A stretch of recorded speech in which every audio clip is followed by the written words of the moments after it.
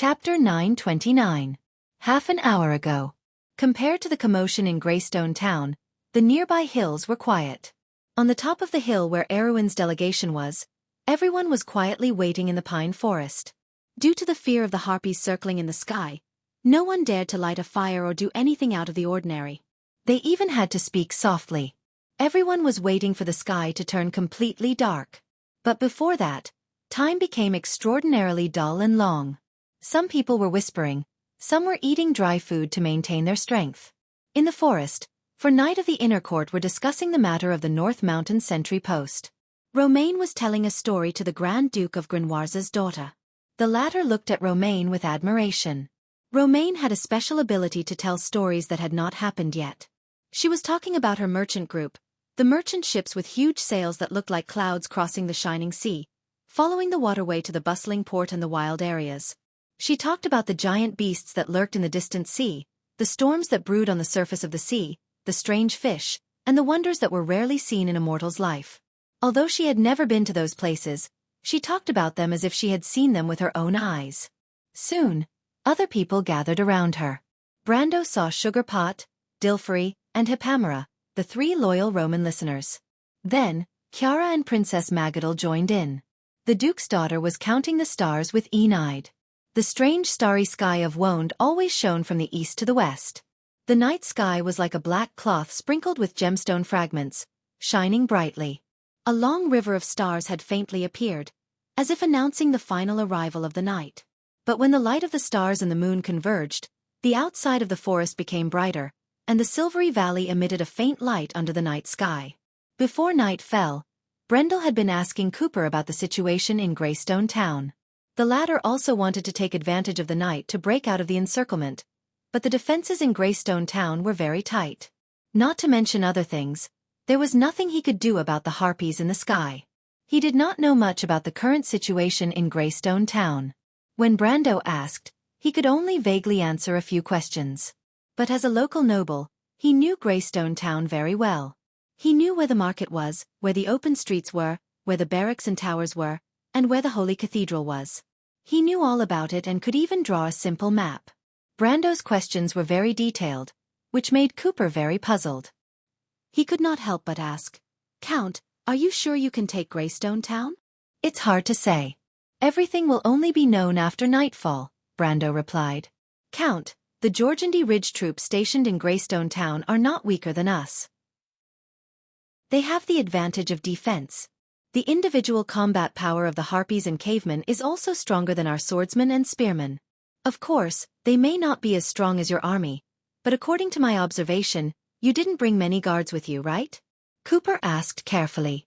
In Aween, especially in the south, the nobles' spearmen were at most equivalent to the first tier of soldiers, and their average standard was even lower than the infantry swordsmen and spearmen of the local legions. But in Kurlutz, the nobles' private soldiers were slightly stronger, and could be compared to the swordsmen of the first and second tier legions in Aween. They belonged to the second tier of soldiers like the subterrane dwellers, but there were differences in strength between the same tier of soldiers. The subterrane dwellers belonged to the upper middle tier of the second tier of soldiers, while the Kurlutz nobles' spearmen and swordsmen could at most be considered as a second tier of soldiers. The human army was slightly better in terms of discipline, but in terms of individual combat power, the difference was too great. The advantage of discipline was often obvious in large legions, but in small-scale battles and ambushes, individual strength could determine the outcome of a battle. Not to mention, there were harpies and razorboars in Jorgendi Ridge, which were true rank 3 creatures. If there were 1 or 2 nest lords or minotaurs in the town, it would be a disaster for the nobles' army. The Shadow cavemen were not considered strong in the underground of Jorgendi Ridge, but at the same scale, they were comparable to the local army of crews. Like the lords that Brando was familiar with in history, such as Trock, King of the Blind Shadek, or Beast Tamer Silica, their armies could fight against the border army of the Kingdom of God. As for existences like Geralt and Medusa, if they went all out, even the frontline army of the Kingdom of God might not be able to deal with them alone. "Knight, what do you think we should do?" Brando asked. "I think we should think of a way to go around them. We have fewer people, and they might not be able to find us if we walk through the hills."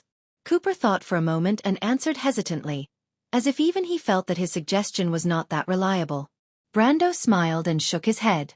It was impossible for 1 or 2 thousand people to march through the hills without being discovered.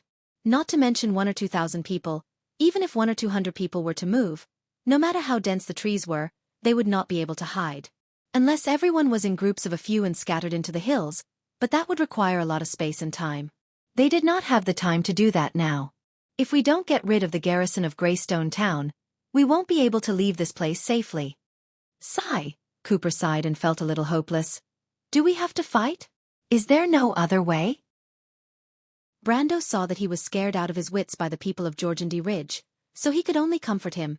Knight Cooper, Greystone Town is not as hard to conquer as you think. Cooper only took it as consolation and nodded, glancing listlessly in the direction of the valley. Haruz walked through the dark forest, as if attracted by the light outside. He held onto the pine trees with his hands and struggled to walk out. Finally, he saw Xianxia at the edge of the forest. Medusa stood on the edge of the bushes, staring at the white rocks exposed under the moonlight. But the little prince saw that at the same level as the rocks were the shadows entrenched in the valley. That place was called Greystone Town, or so his teacher had told him. Geographically, it was the exit of the valley, but he knew that the town was occupied by some special enemies at the moment. Are those your compatriots, Sister Xianxia? He walked up behind Medusa and asked in a low voice. Compatriots? Not really, Xianxia replied, having heard the little prince's voice. Haruz looked at her, puzzled. Xianxia looked back at the little prince with a hint of gentleness in her amber eyes. Little cutie, in the human language, Georgiandy Ridge is actually just a geographical term, not a country or territory. The real Georgiandy Ridge is actually divided into 3 layers: upper, middle, and lower. Each layer is different.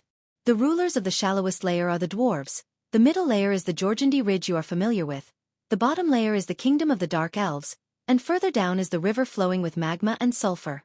In the dark underground world, there are thousands of different ethnic groups.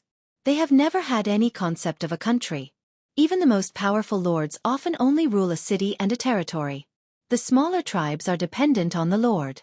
Since the beginning of history, everyone has been fighting for themselves and hostile to each other.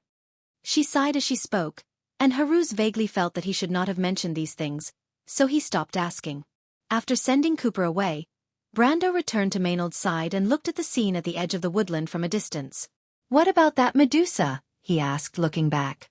Her Royal Highness promised to shelter her. His Royal Highness seems to like her very much, Maynard replied, but she did not look over there, as if she did not care about it at all. No problem. It's not a big problem. Don't forget that she came with the demon. Brando nodded. In the middle and lower levels of Georgiandy Ridge, the natives were feuding with the demon, but there were also a small number of people who had to serve the demon. They were the demon's slaves. With this background, and the fact that she had personally sent the little prince back, it was not without reason that Griffin trusted her so much. There was a moment of silence between the two, looking silently in the direction of the valley. The wind blowing from the hills rubbed the entire pine forest over their heads and rustled. It's getting dark earlier and earlier, Maynard suddenly said. Because it's almost late winter. Maynard glanced at him. The meteor fell near the North Mountain sentry post. There are many witnesses, and most people's testimonies can prove this, but most of them don't believe it's true. They generally think it's a trick of Georgiandy Ridge. The cavemen are looking for it. Brando nodded. Although most people thought that they were going for Earl Alcorn, he already had the answer in his heart. Maynard looked at him quietly with eyes as quiet as an orchid. Could it be that thing? We'll know soon enough. So confident? That night doubted that you could take this place. Maynard thought of Cooper's face and could not help but curl her lips. Unfortunately, Brando did not notice. He smiled after hearing it. Don't you know what's going on? Although there are many famous generals in this era, we also have our own means. You want to say players? Brando did not want to answer this question rashly. He had been thinking about all this for the past few days. Was history tending to happen or changing? If it was the latter, what was the opportunity? The night was getting darker and darker. It was obviously unrealistic to approach Greystone Town under the watchful eyes of the harpies before the sky turned completely dark. The eyesight of these monsters was comparable to their distant relatives on the surface. In fact, not to mention the valley, as long as one walked out of the dense canopy, there was a possibility that they would be targeted by them. As a reconnaissance unit among the flying units, the Harpies were also ranked among the top in Wound. In terms of reconnaissance ability, even the gargoyles of Buga were slightly inferior to them. However, they were very fragile. They were used to jumping between underground rock formations, and their short wings were very weak in the air. This made them very weak in the air, which made them very weak in the air. However, it was also wishful thinking to get close to Greystone Town after nightfall. Harpies were creatures of the dark. In fact, their eyesight at night was better than during the day. This was because they had slight light blindness, which made it difficult for them to adapt to the daylight of the surface world. According to the Shire, the only way to quietly get close to Greystone Town was for everyone to learn invisibility. If they could find so many wizards to cast spells for more than 1,000 people hidden in the forest, it seemed that the only way was to attack. However, the players were especially good at this kind of small-scale unconventional battle, so Brando and Maynard's choice was usually not that troublesome. When the hour hand on Sir Cooper's silver pocket watch passed the 12 mark, it seemed that there was a breeze in the forest. A small group of gargoyles was taking off from the forest at the top of the mountain. However, looking from above the forest, only the dark canopy could be seen shaking slightly, and the branches seemed to be slightly lowered by the descending airflow. A total of 7 or 8 invisible air waves swept across the canopy and then disappeared. Under the canopy, the wizards in robes were watching the gargoyles that were enchanted with invisibility take off. Beside them, there was a second group of gargoyles waiting to take off. These gargoyles were like statues in the forest when they were not activated, and their folded wings were almost taller than the treetops. These were the backups of the first group of gargoyles. If possible, everyone present sincerely hoped that they could succeed in one go and not use these backups. Under the cover of the night, it seemed that Martha was on their side, and the plan went far more smoothly than expected. 8 invisible gargoyles rose into the night sky and began to climb. They quickly flew into the clouds and arrived above the Harpies in the sky above Greystone Town. The moonlight poured over the clouds, and looking down through the veil-like gaps of the clouds, one could clearly see 4 black dots that were flying in circles. The Harpies did not have the slightest premonition of the approaching danger. They were circling in the air in pairs, using their sharp eyes to observe the vast land. In their vision, the mountains and hills gathered under the starlight and moonlight were like miniature sandboxes. The hills were shrouded in a silver mist, and it seemed quiet. At this moment, the 8 gargoyles had already locked on to their targets. After they climbed to the highest point, they began to make the final turn and then swooped down. Gargoyles, like the griffins, were heavy flying units, and their wingspans were far wider and stronger than the griffins. This meant that they had the strongest climbing and diving ability among creatures of the same level. In the game, the gargoyles were the Tier 3 troop class closest to the Tier 4 troop class, the griffins were the Tier 4 troop class, and the harpies were the Tier 4 troop class closest to the Tier 3 troop class. The balance of the 3 flying creatures was almost the same, but in terms of scouting ability, the gargoyles were no match for the harpies, and in terms of fighting, the gargoyles were no match for the ferocious griffins. However, in terms of climbing and diving speed, the Buga gargoyles deserved to be called number 1. Needless to say, the gargoyles that swooped down from the clouds were still invisible, and the 4 harpies did not know that disaster was coming from the sky. They only reacted in a panic when the sharp whistling sound reached their ears. But it was a pity. It was too late. The precision of the construct allowed the 8 gargoyles to enter the attack range at the same time, and when they showed their intention to attack, the harpies did not have any reaction at all. They struggled futilely in mid-air, and then the cold claws pierced through their fragile sternum. The 8 gargoyles were almost arranged in a sequence of attack, one in front and one behind, to prevent any fish from escaping, but it turned out that this was just an unnecessary move. The gargoyles swept past, and a rain of feathers fell in mid-air. It was a pity that they were too high above the ground, and the feathers fluttered in the air. By the time they landed, they had already drifted to God knows where. In the dark night, no one noticed that the battle in the sky had ended before it even began. The people waiting anxiously on the ground received the message from the gargoyles at the same time. Rogers could not help but excitedly high-five his companions, and the wizards in the forest also high-fived one after another to congratulate him. But at the same time, on the other side of the hill, groups of elves wearing feathered cloaks, wearing clothes that were different from humans, and holding long staffs walked out of the forest. Their faces were painted with various patterns, and they looked like barbarians in the mountains, but their pointed ears exposed their identity. Tree elven druids. A small group of tree elves had already joined Brando's mage legion during the Autumn Twilight War in Erewhon. After the war, more and more tree elves came out of the Black Forest and settled in his territory. This was originally part of the agreement between him and the Druids in the Loop of Trade Winds, and with the departure of the Mage Legion with Erewhon's envoy, these tree elves also came to Cruz's land. They faced the night wind and chanted ancient spells, and then one by one, they turned into birds or ravens and flew out of the forest in flocks, flying down the valley in the direction of Greystone Town. Migratory birds often migrated in the areas near the Sea of the Empire, and even in the inland areas, it was not rare to see a flock of ravens wandering on the hills. However, the Druids still chose to scatter and enter the town safely. After losing the eyes in the sky, the army of Georgandy Ridge could not notice these scattered flocks of birds. The Druids flew into the city and landed in the dark places, dead ends, deep alleys, or secluded courtyards. Then, they turned back into human form in a cloud of green light. A few Druids in a group took out blue stones from their pockets and placed them on the ground according to a certain pattern, forming large and small magic circles. Next, they began to infuse magic into these stones. Green beams of light extended between the stones like snakes. When each stone was connected together, the space above the magic circle began to vibrate. From the center of the circle, a shining silver line appeared.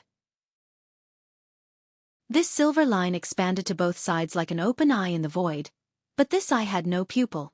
There was only a strange space shining with blue and white light inside. At this moment, far away in the hills, more than a dozen light gates opened, appearing in front of the White Lion Guards and the Kurlut's noble private soldiers who were ready to go. Everyone was stunned by the scene in front of them. The Buga's teleportation circle. Rogers exclaimed. He looked at Brando with a complicated expression. The craftsman wizards are supporting you. Brendel smiled and said, Sir Knight, if you speak any louder and Sir Cooper hears you, he might start to suspect your identities. Roger's expression changed, and he thought that it was more important for him to hide his identity as an internal knight, so he carefully closed his mouth. Chapter 9:30. We'll split into 3 groups. Rogers, you and Earl Jean will seize the west gate of Greystone Town and ensure that we have a way out. I'll let the Shire go with you to deal with the high-level creatures in Georgandy Ridge's army. Brando looked at the 4 knights of the internal court and deliberately emphasized the words, Earl Jean. In fact, everyone present understood that Brando was handing over the command of Earl Jean's private army to the 4 internal court knights.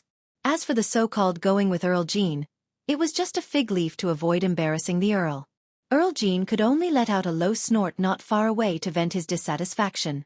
He had no choice but to lower his head when he was under someone else's roof. Moreover, to be honest, this arrangement was quite to his liking. At least, it was much better than having his army stolen by the other party. Of course, in terms of attitude, he would definitely not be nice to Brando. In response to Brando's order, Rogers nodded silently. He knew that the young archmage was not only here to help them, but also to monitor them. The Earl would not be completely at ease leaving the army to Cruz's people. Brendel saw that Rogers had no objections and nodded in satisfaction. He trusted the Queen's inner court knights. Rogers was an upright person and did not have the bad habits of a noble. He continued, Med Isa. But suddenly he saw the merchant girl jumping and waving at him with all her might. He could not help but sigh.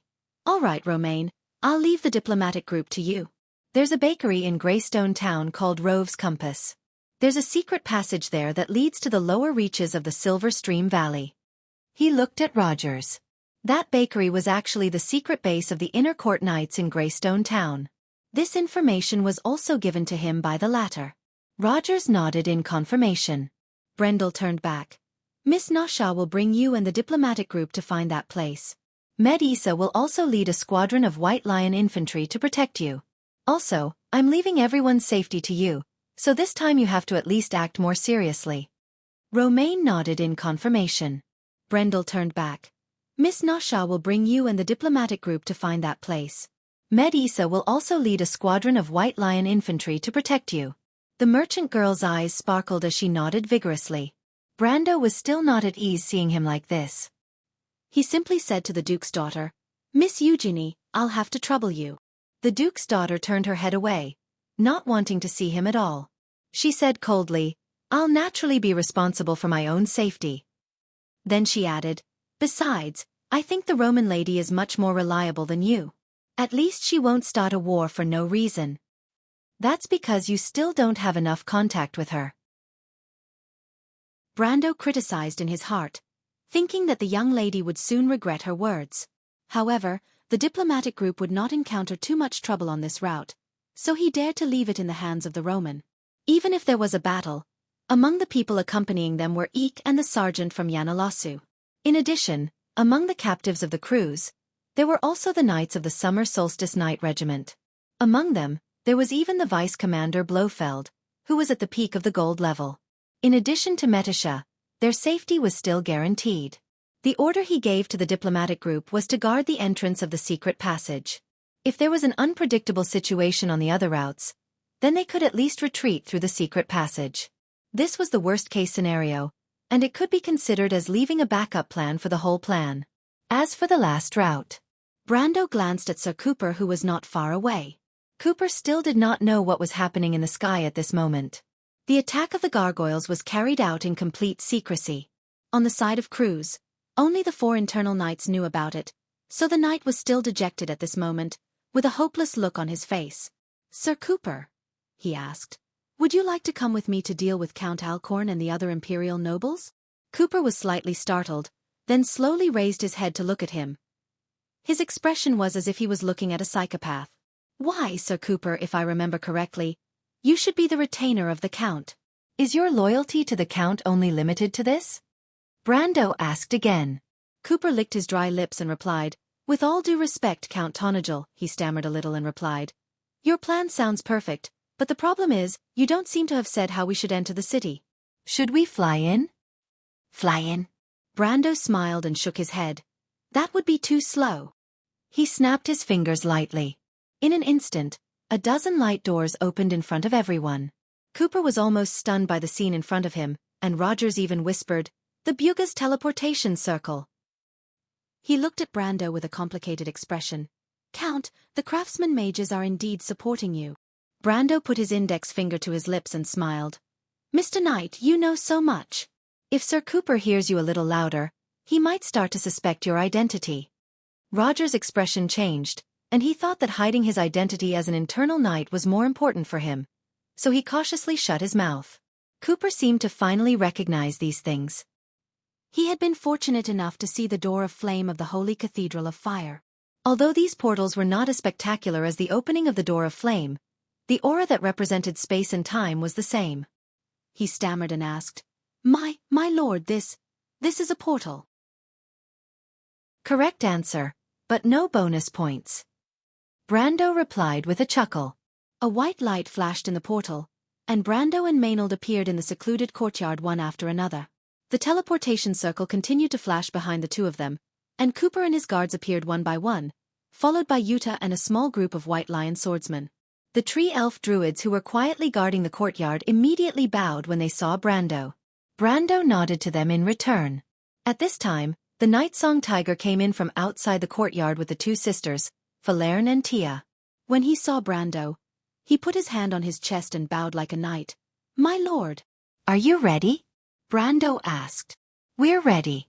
We've captured a group of subterranean dwellers. Just as our lord said, their loyalty is built purely on the mentality of relying on the strong. They don't have any sense of honor. When we interrogated them, they spilled the beans. The Night Song Tiger answered very easily. The level of the White City Vanguard card was based on the level of the Fran Knight. Now that Metisha had the strength of an elemental awakener, and they were almost at the level of a lower gold, a few subterranean dwellers were a piece of cake for them. Do any of you know Jorgendegang? Brando originally thought that he could show off the Jorgendegang language that he inherited from Sophie, but he did not expect that someone in the Night Song Tigers group would know this obscure language.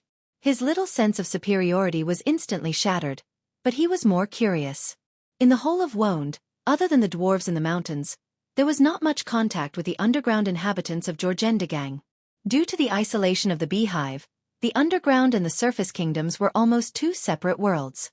Furthermore, the Jorgendegang language was derived from the ancient Dwarven language, which was very different from the Cruz language that originated from the Myrna language.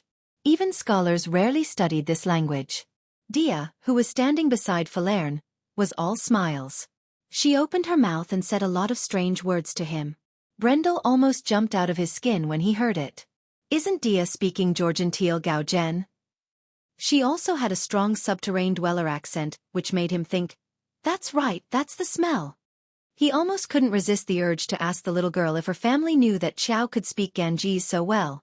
However, when he looked at the stern-faced Falerne beside him, he couldn't bring himself to ask. Most likely they knew. Secondly, he wanted to make fun of Dia. If Falerne lost her temper later, he wouldn't be able to handle it. In the end, Brando could only ask in surprise, Tia, when did you learn Jorgendagang language? Tajiv taught me, the wild elf answered proudly. Isn't that awesome, Brother Brando? Very good. Brendel was not stingy with his praise, causing the latter to chuckle. After chatting for a while, Brando asked the Night Song Tiger, what did they say? I've told you everything I can. As you've guessed, the Lord of the Shader Dwellers is Tmu. He lives in the north of here. These blind people don't know the way, so I've deduced from their descriptions. There are some other places to refer to. The street is very wide, and there's a square with a fountain in the middle. Tmu is stationed there. The Night Song Tiger pondered for a moment, as if he was organizing his words, then answered cautiously. Brando looked at Cooper, who had yet to recover from the teleportation. It was not until Brando patted him on the shoulder that the Night Song Tiger asked, what's wrong? The Night Song Tiger had no choice but to repeat it again. This time, Cooper finally understood. I know that place. It's called St. Xianxia Square. There's an inn called the Silver Bell there. I once stopped there when I passed by Greystone Town. It seems that it's the central area of the city. Brando said, our subterranean dwellers are quite good at picking places. Cooper was a little surprised. Isn't this your first time in the Empire, Count? Brando smiled. The central area of the city is surrounded by the most prosperous areas of the city. Why would my lord stay in a secluded alley? Cooper was enlightened. Since you know that place, I'll have to trouble you to lead the way. Brando looked at the dark sky and reminded the Night Song Tiger. The harpies would change shifts every hour or two, which meant that the residents of Georgendy Ridge would sooner or later discover that they were under attack. Although there was still plenty of time, it was not the time for idle chatter. Cooper was a little hesitant. He looked left and right and found that other than the druids in the courtyard, Brando's entourage was only the small group behind him and the Night Song Tiger. Although he thought that Tia and Falerne were at most maids and there might be a few more outside the door, it was still a little too little. He could not help but show a bitter expression. With all due respect, Count Brando, isn't it a little too rash for us to ambush the Lord of Georgendy Ridge with just a few people? Is it still a surprise attack when there are so many of us? The Night Song Tiger replied with some disdain. Brando was not surprised by the nature of these nobles. He comforted the Night Song Tiger. Sir, do you think I'll bring you along with me to die? Cooper thought for a while and felt that it was more likely that Brando would send him to his death, and there was no reason for him to die with him. He also remembered that the Count of Erewhon had a good reputation. Before this, he had personally asked his comrades who were captured by Brando. Although all of them, including Count Jean, wished that the country bumpkin from Erewhon would meet with misfortune, they did not deny that Brando treated them well. At least in this aspect, he still had the demeanor of a noble. Thinking of this, Sir Cooper felt that he had grasped onto a life-saving straw, or rather, a calming pill.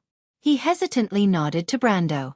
Although St. Xianxia Square was located in the most prosperous area in the center of Greystone Town, it did not refer to the geometrical center of the town. After 2 or 3 expansions, the town had long exceeded the boundaries of the city walls. In the hinterland of the empire where the fires of war had not been burned all year round, such a situation was very common.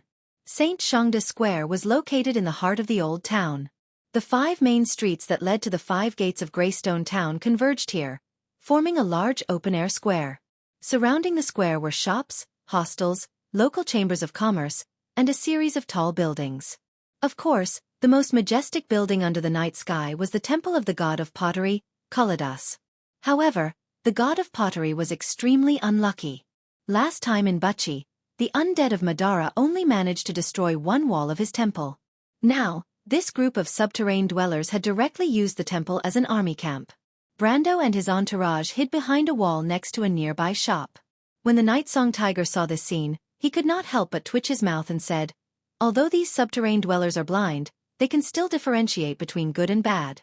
They actually used the temple as a place for them to eat, drink, and defecate." Although this was the era of mortals, and the gods had left Wone for thousands of years, and the Dark Dragon and the Four Sages had established a new order on the earth, the people of Martha had never forgotten the gods' favor in the ancient times. Many people still believed that the gods would one day return to Wone. The monks of the Holy Cathedral of Fire were devout believers of Martha, and did not intend to stop this saying. Moreover, the divine spells of the priests had never failed, which proved that the protectors of order were still responding to the call of their people. This saying was very popular in the countryside, especially in the south of Cruz and Erewhon. Poor Sir Cooper was such a devout believer, and when he heard the Night Song Tiger's blasphemous words, his face turned pale. However, he did not dare to say that the Night Song Tiger was wrong, because even in his opinion, these damned subterranean dwellers had gone too far. There was a fountain in the middle of St. Xianxia Square, and the statue in the fountain was said to be a full-body portrait of the local founder, Mr. Xianxia. Unfortunately, the statue had fallen from its pedestal and was smashed into pieces. There were 2 razor boars next to the statue, drinking from the fountain. Not far from them, their tamers, more than 10 purple-colored long-maned subterranean dwellers, were either standing or sitting on the marble steps of the Holy Cathedral. They were communicating in a language that most of the people present did not understand. How vulgar! Even Brando could not help but shake his head. The subterranean dwellers were not civilized, and they only believed in the mysterious spirits of the dark caves. It was unrealistic to expect them to maintain basic respect for Cruz's history and culture. He pointed to the rooftops of the nearby buildings and said, "Tia, Falern, you two take care of these noisy things." He was referring to the harpies on the rooftops. There were a total of 7 harpies monitoring the entire square from the top of the Chamber of Commerce and the Noble Assembly. They were especially alert in the dark, constantly leaping up and down, attacking each other and making shrill noises. It was very annoying. "No problem," Falern replied, and Tia nodded firmly. Brando then pointed to the subterranean dwellers at the entrance of the Holy Cathedral and said, "Yuta, I'll leave these to you. There's a total of 18 rats. Don't let them make a sound." The White Lion Guards that accompanied the diplomatic party were basically the best of the best. The 10 chosen for this raid were the best of the best, and each of them was at least a mid-silver. They could even put up a fight against a razor boar. Brando was not worried at all that they could not deal with a group of subterranean dwellers. Yuta hesitated for a moment. She brushed her flame-like hair away from her forehead, but she still nodded. "There are 2 razor boars left. I'll take care of one and leave the other to your guard captain. These things don't have much intelligence. Just don't let them make too much noise," Brando said as he looked at Cooper's guard captain. "Mr. Walton, what do you think?" Walton, a swordsman who made his name in Ludwig, had a pair of thick eyebrows. He looked at Brando suspiciously, as if he was doubting the strength of this young man. But in the end, he still nodded. "Maynard, stay here with the druids to deal with any unexpected situations," Brando said. "Yes," the knight replied calmly. Chapter 931. Stars twinkled in the night sky. Brando stared at the ceiling of the Chamber of Commerce and the Chamber of Commerce for several minutes. He waited for the harpies to land for the 3rd time before he finally gave the order, "Let's do it." Light flashed between Falern's fingers, and 4 harpies 100 meters away from her were pierced by dark blue arrows. The arrows pierced through their hearts, and they immediately turned into ice sculptures with a cracking sound. Battle wizards could draw spells from the Circle of Curses, and their casting speed was extremely fast. However, elven messengers were slower by half a beat. Tia's reaction was even slower. She tried her best to finish reciting every single word of the spell. She pushed her hands forward, and everyone saw an invisible ripple sweep across the sky above the plaza. It swept across the bodies of the fleeing harpies. In an instant, they were torn to pieces, turning into a rain of blood that fell from the sky. Tia didn't expect her spell to have such a great effect. She couldn't help but stick her tongue out at Brando apologetically. "A gas storm blade," Brando muttered to himself. "Is it really necessary to use a Circle 7 spell against 3 harpies?" At this time, the subterranean dwellers in the square were alarmed. Although they couldn't see, they could hear the commotion. The subterranean dwellers at the entrance of the holy temple panicked and grabbed their weapons. Suddenly, a wave of crossbow bolts flew out from the darkness, and the pitiful creatures fell to the ground as if they had hit an invisible wall. The remaining 3 or 4 subterranean dwellers didn't even have time to react before the White Lion Guards pierced through their hearts with swords. The next unlucky ones were the patrol team. Yuta personally intercepted them. The female mercenary leader's flame-like hair was like an eye-catching flag in the dark night. It danced up and down with her movements, and the crimson fire raven's tongue shone brightly. When Brando saw the sword, he was stunned for a moment. Only then did he remember that he had given the sword to the mercenary leader. The fire raven's tongue seemed to have been given life in Yuta's hands. She raised her hand and turned the sword into a flaming whip. The golden-red whip swept across a distance of 34 meters, wrapping around 4 or 5 fleeing subterranean dwellers and turning them into ashes. The rest of the subterranean dwellers were unable to resist the White Lion Guards. One by one, they fell to the ground and were slaughtered. Cooper looked at the sword in Yuta's hand and then looked at the beautiful figure of the female mercenary leader. He couldn't help but look back at Brando enviously, thinking that the young man was really lucky. At this moment, there were only 2 razor boars left in the square. These beasts that came from the underworld were extremely huge, almost as big as a cow. They had 4 pairs of fangs that were arranged side by side. Each pair was more than half a meter long, just like a sharp, snow-white scimitar. That was how the name razor boars came about. After the Chadre cavemen domesticated them, they put on metal masks and eye masks, further reducing their weaknesses. Hence, they became the beasts that lived up to their name. These creatures had a violent temperament and were famous killers in the underworld. However, their brains seemed to be burned by the constant anger, and their intelligence was extremely low. Wild razor boars attacked all enemies that entered their territory, and sometimes even their mates. Even after they were domesticated, their only target was their tamer. When all the subterranean dwellers in the square were killed, the 2 razor boars came to their senses. Naturally, their first choice was not to howl loudly to call for their companions. Instead, they immediately buried their heads and charged at the humans who appeared in their sight. Walton and Brando stood in front of the 2 razor boars, one on the left and the other on the right. Walton had been famous in Ludwig for a long time. Other than his swordsmanship, his strength was also at the peak of the gold tier. However, he didn't dare to be too careless in the face of these crazy boars. When the razor boar charged at him, he dodged to the side and used crews to slash at the big guy's hooves. The razor boar's hooves were cut off, and its head slammed into the ground. It opened its mouth and wanted to scream, but before the sharp air could rush out of its throat, Walton's sword pierced its throat and sealed it in its stomach. The tragic sound of the slaughtered boar eventually turned into the sound of the air, hitting the broken trachea, and dirty blood gushed out. Walton looked at the dead razor boar lying on the ground and couldn't help but nod in satisfaction. He was obviously very satisfied with the way he handled the situation. To be able to end the battle so cleanly, it meant that his understanding of swordsmanship had improved by another step. However, he was a little surprised that the young count hadn't made a move yet. Logically speaking, no matter who won or lost, there should be some movement. Even if Walton handled the situation so cleanly, the razor boar still made a loud noise when it hit the ground. Of course, Walton didn't think that Brando could be stronger than him. He had followed Cooper for a long time, and although he hadn't heard much about the Count's strength, he had heard about his impulsiveness and arrogance. When Brando attacked the Black Sword Fortress, the Empire only said that the Count had a genuine archmage by his side. Walton didn't believe that Brando was a swordsman in his early 20s. But when he turned around, he saw a scene that left him dumbfounded.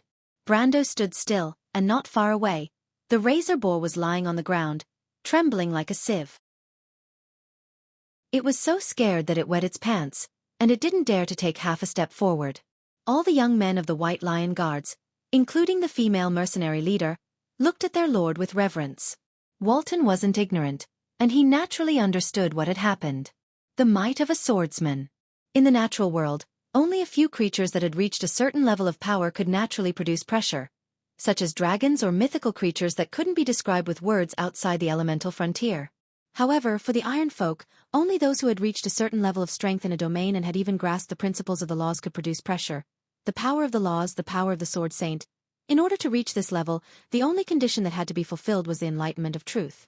Brando did indeed feel the existence of the laws of nature at that moment, and even he didn't know what had happened. The moment he pulled out his sword and pointed it at the razor boar, a mysterious knowledge responded from the Halran Gaia. At that moment, he seemed to understand the meaning of mountains and rivers, and the meaning of eternity. But this was just a story that happened in an instant. It was as if he had truly stepped into the realm of the elemental enlightenment for a moment, but in an instant, he had returned to the peak state of elemental activation. But in just a moment of the elemental enlightenment, the pressure naturally exuded from his body was enough to frighten the razor boar, which lacked intelligence. Brando had a faint premonition in his heart. He withdrew his sword, looked at the razor boar lying on the ground, and said to the others, "Don't worry about this thing, it won't be able to react for a while. Quickly attack the temple." As he said this, he raised his head and silently glanced at the dark night sky. Unknowingly, dark clouds had covered the starlight. Perhaps it was because of the blessing of the god of pottery, Kalidas, or some other reason, the battle to enter the temple was very smooth. The troglodytes stationed in the temple didn't expect the changes outside at all.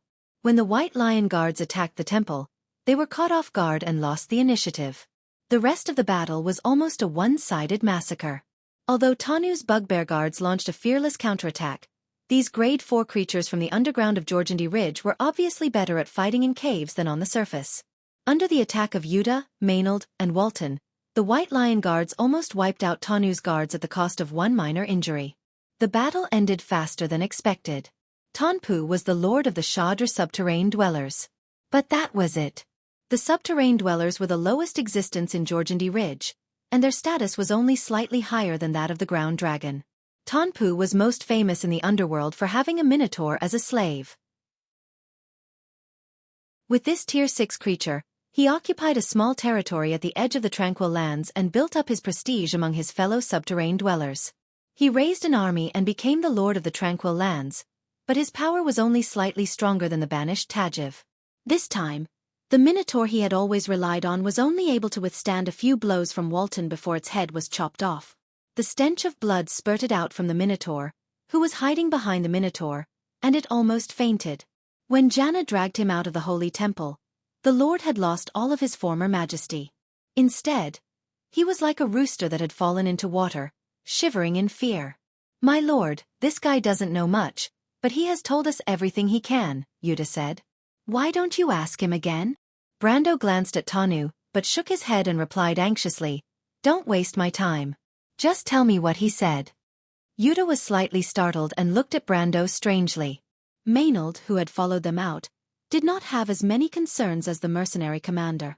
She also noticed something unusual in Brando's tone and asked, "What happened?" Brendel shook his head gently. He vaguely felt that the sword from before was a little unusual. The feeling that came from the ground was definitely not his own understanding of the laws, but some kind of connection. He just happened to feel this connection at the right time. He remembered the legend of Jorgendi Ridge. Before the Great Schism, the people of the underworld did indeed believe in the same god as the Lion Men of Toquinen.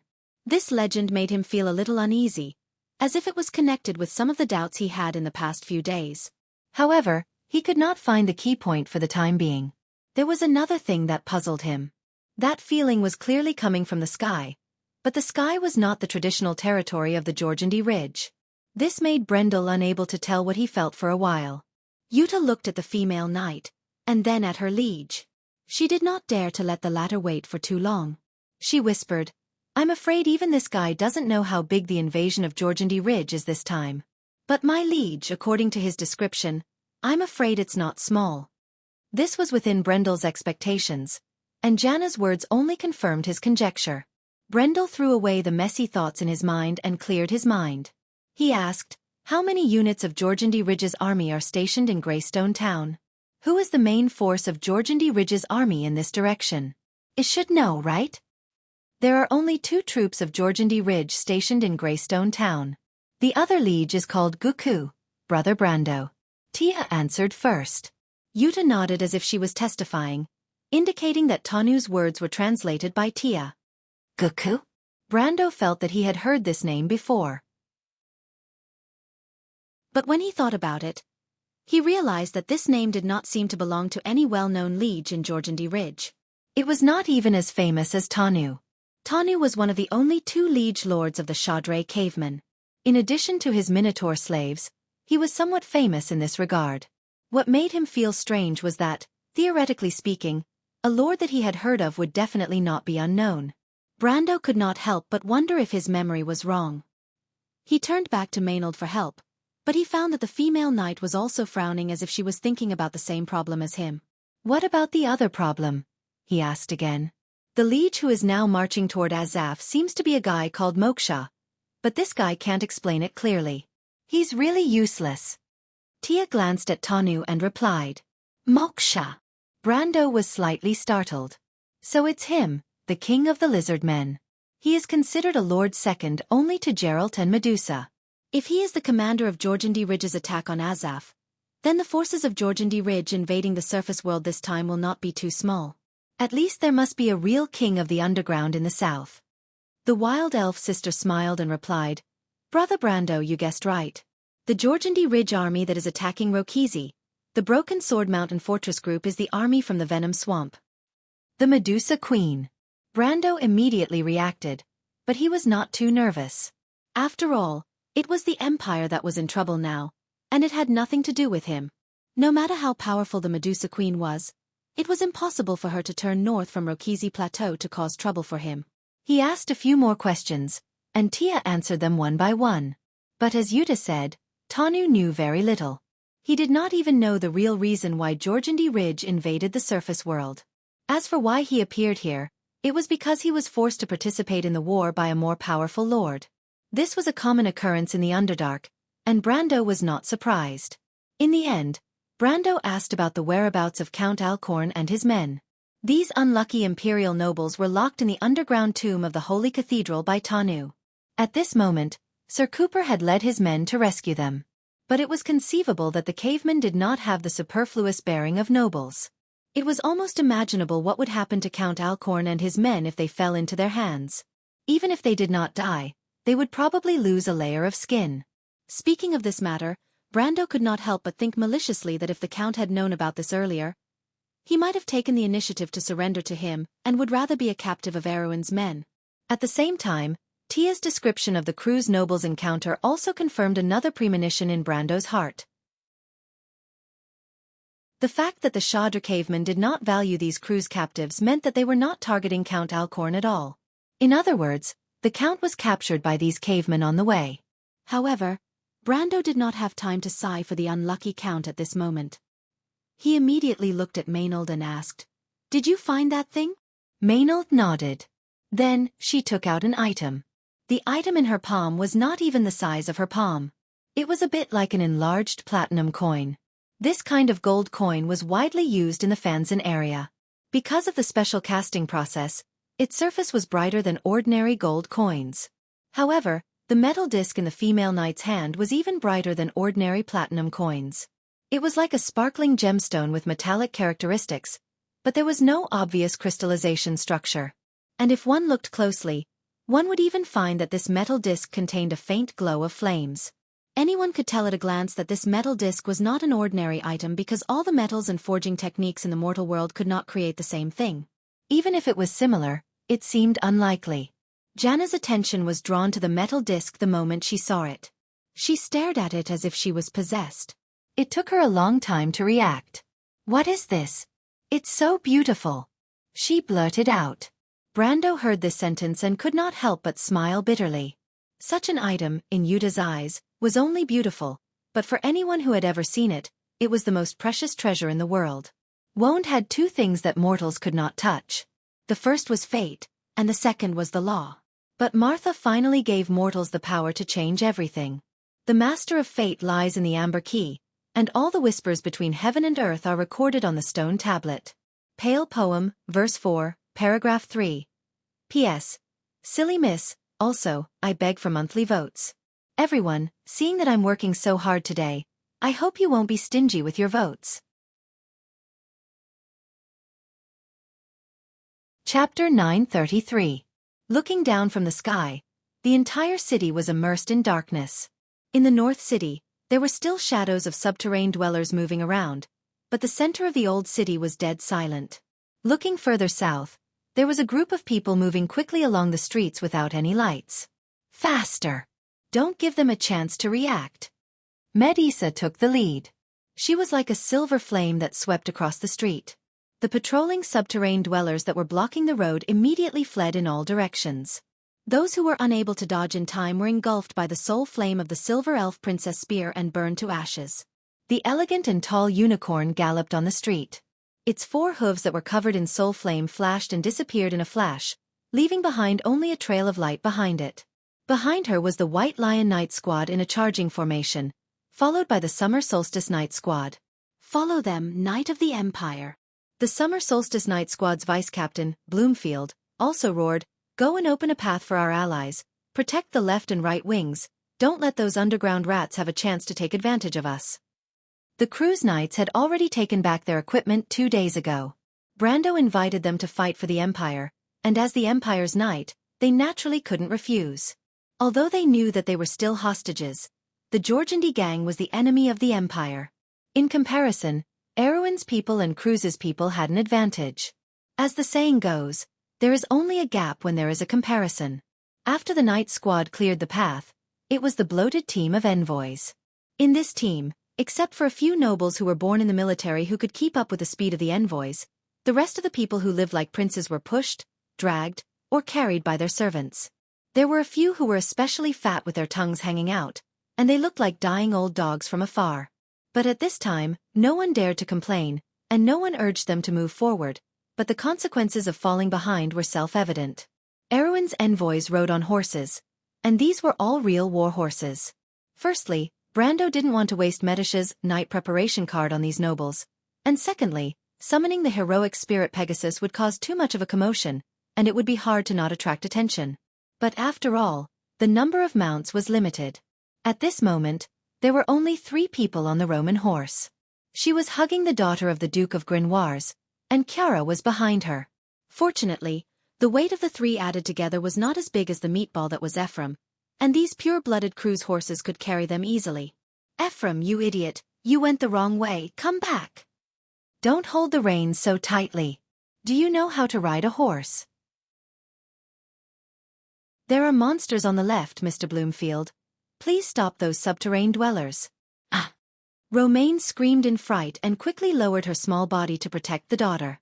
At the same time, she dodged the spear thrown by the subterranean dwellers and asked loudly, "Chiara, are you all right?" "I'm fine, Miss Roman." The representative of House Cipher, the eldest son's sister, was so scared that her face turned pale. The spear almost flew past her nose, but she let out a soft sigh and calmed down immediately. There was only excitement left in her light blue eyes. "Miss Roman, there's a subterranean dweller over there. Quick, let's go take a look." The book said that when these monsters are alive, their skin can change color according to the environment, just like a chameleon, but I've never seen one before. "Okay." Roman replied with great interest when he heard this. No. The only normal person among the 3, the daughter of Grenoires Judith, was so scared that she cried out, "Sister Roman, Sister Chiara, let's run, woo-woo." Romaine was in a dilemma. On one hand, Chiara's words made her curious, and on the other hand, Judith's tears made her flustered. She thought for a moment, and finally came up with a perfect answer. "Princess Magadal, Eugenie, come and help me." The Duke's daughter was sitting behind Marjorie. When she saw this scene, how could she not know that the young lady had suddenly come up with a strange idea? She snorted coldly and said, "Please conduct yourself with dignity, Miss Roman. Have you forgotten the commander's words?" As for Princess Magadal, the latter smiled at her and shook her head. Ah! The Roman seemed to have just remembered Brando's instructions, and immediately showed a dejected expression. Chiara, on the other hand, had a displeased look on her face. "That hateful fellow. Then let's just say that he owes us 2 live subterranean dwellers, 1 for each of us. The Count's debt is quite bizarre." Eek couldn't help but say to Marjorie when he heard this. The officer from Janalesu nodded in agreement. Although the diplomatic party was noisy, Romaine had the demeanor of a leader of a merchant party. She managed to keep the bloated group in order. At least under her reminder, no one was left behind, and there were no accidents. Of course, the only thing that troubled the vice-commander of the Shia Solstice Knight Regiment, Bloomfield, was that the young lady's orders would be better. She wouldn't mix in the slang of merchants in 2 or 3 sentences. How could a knight like him understand such things? The group moved forward, getting closer and closer to their destination. Finally, after turning the last corner, the conspicuous sign of Romaine's compass with 4 arrows appeared in everyone's eyes. "We're here." The knight Nasha couldn't help but cheer. Medisha immediately raised her left hand and stopped everyone. "Squads 1 to 8, spread out and find cover." Commander Bloomfield, get your men to find cover. Miss Roman, get the diplomatic party to hide in the house. What's wrong? Nasha was slightly taken aback and looked at the fairy princess in confusion. She didn't understand the meaning of her order. Bloomfield also looked over with a puzzled expression. Only the Roman looked at Metisha and immediately ordered the nobles behind her. "Quick, quick, hide in the house." In fact, the nobles at the back hadn't turned the corner and didn't know what was happening in front of them. But they were already used to the strange orders of the merchant lady. No matter how ridiculous these orders sounded, they were always useful. For example, she ordered the party to stop for no reason and avoid the ambush of the subterranean dwellers. Or she said that they were going to the left to go to the right to avoid the subterranean dwellers. It was as if there was a halo of miraculous luck that enveloped this young lady. They were already used to it. Now that the Roman gave the order, the nobles rushed into the buildings on both sides as if it was a conditioned reflex. They were so uniform that it was as if they had been rehearsed many times. It was shocking. Fortunately, the owners of these houses had fled Greystone Town before the war, so there weren't any unnecessary disputes. Bloomfield saw this scene and felt a little apprehensive. But the commander of the Solstice Knights also expressed his admiration for the Roman lady's halo. Even though he was skeptical, he still ordered his subordinates to find cover. Everyone hid in the shadows on both sides of the street. Moments later, Metisha suddenly looked up at the night sky. Following her gaze, Bloomfield and Nasha also looked up. The nobles hiding in the houses also looked up at the narrow sky above the street. Anslova's clear night sky was filled with twinkling stars. A few sparse clouds floated in the distance. The proud moon gradually disappeared into the clouds, casting a shadow on the ground. The surroundings seemed to have become unusually quiet. "What is that sound?" Internal Court Knight Nasha suddenly asked uneasily, "Did I hear wrong?" Bloomfield, the vice-commander of the Solstice Knights, shook his head. He also heard it. The sound of the wind below the clouds. In Anzaruta's winter, there was a land and sea breeze that blew from the floating cloud hill to the supreme inland sea. When the wind swept through the pine forest in the vast wilderness of Anslova, it would make the sound of pines rustling. This sound echoed in the silent night like a poem and a song. But at this moment, this long poem between heaven and earth seemed to be recited by another voice.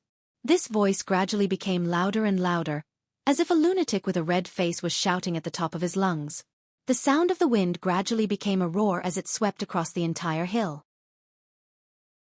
The nobles and knights who were hiding on both sides of the street were dumbfounded as they watched the airflow in the night sky become visible to the naked eye in an instant.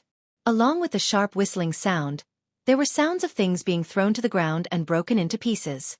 When these sounds gathered together, it was like the omen before the end of the world. It was bewitching. In an instant, Metisha narrowed her eyes. Everyone who raised their heads to look at the sky like her saw a huge shadow pass through the clouds like a fish. It swept across the sky above Greystone Town, and what followed was an unparalleled power that pressed down from the sky. A clang. The metal disc in Maynard's hand that shimmered under the moonlight, a treasure whose value could not be estimated with the eyes of mortals, suddenly fell from her hand and landed on the ground. Brando looked at the female knight strangely. With Maynard's strength, it was impossible for her to not be able to hold something steady. Moreover, he knew very well how much she understood the value of this metal disc. There was no way she would be careless and lose it. Maynard frowned and looked at the disc on the ground. She did not bend down to pick it up. Instead, she looked at the metal disc with a puzzled expression. It was trembling slightly on the marble steps, making a buzzing sound as if an invisible hand was controlling it to dance. 5 pairs of eyes met on the metal disc, but after a while, they looked up again. Brando was the first to see the clouds moving faster under the night sky.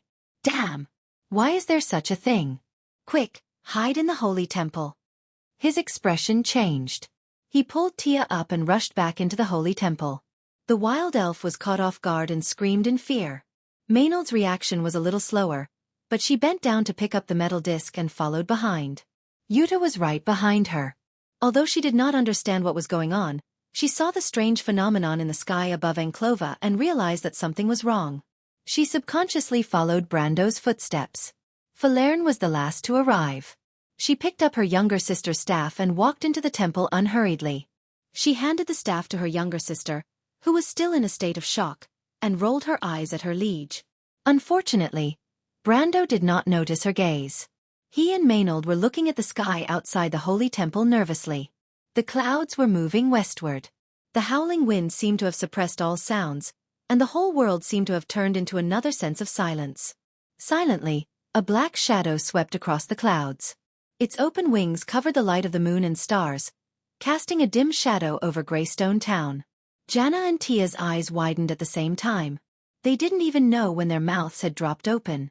Right after the first black shadow, a second black shadow appeared. The two black shadows, one in front and one behind, slowly traversed half the night sky.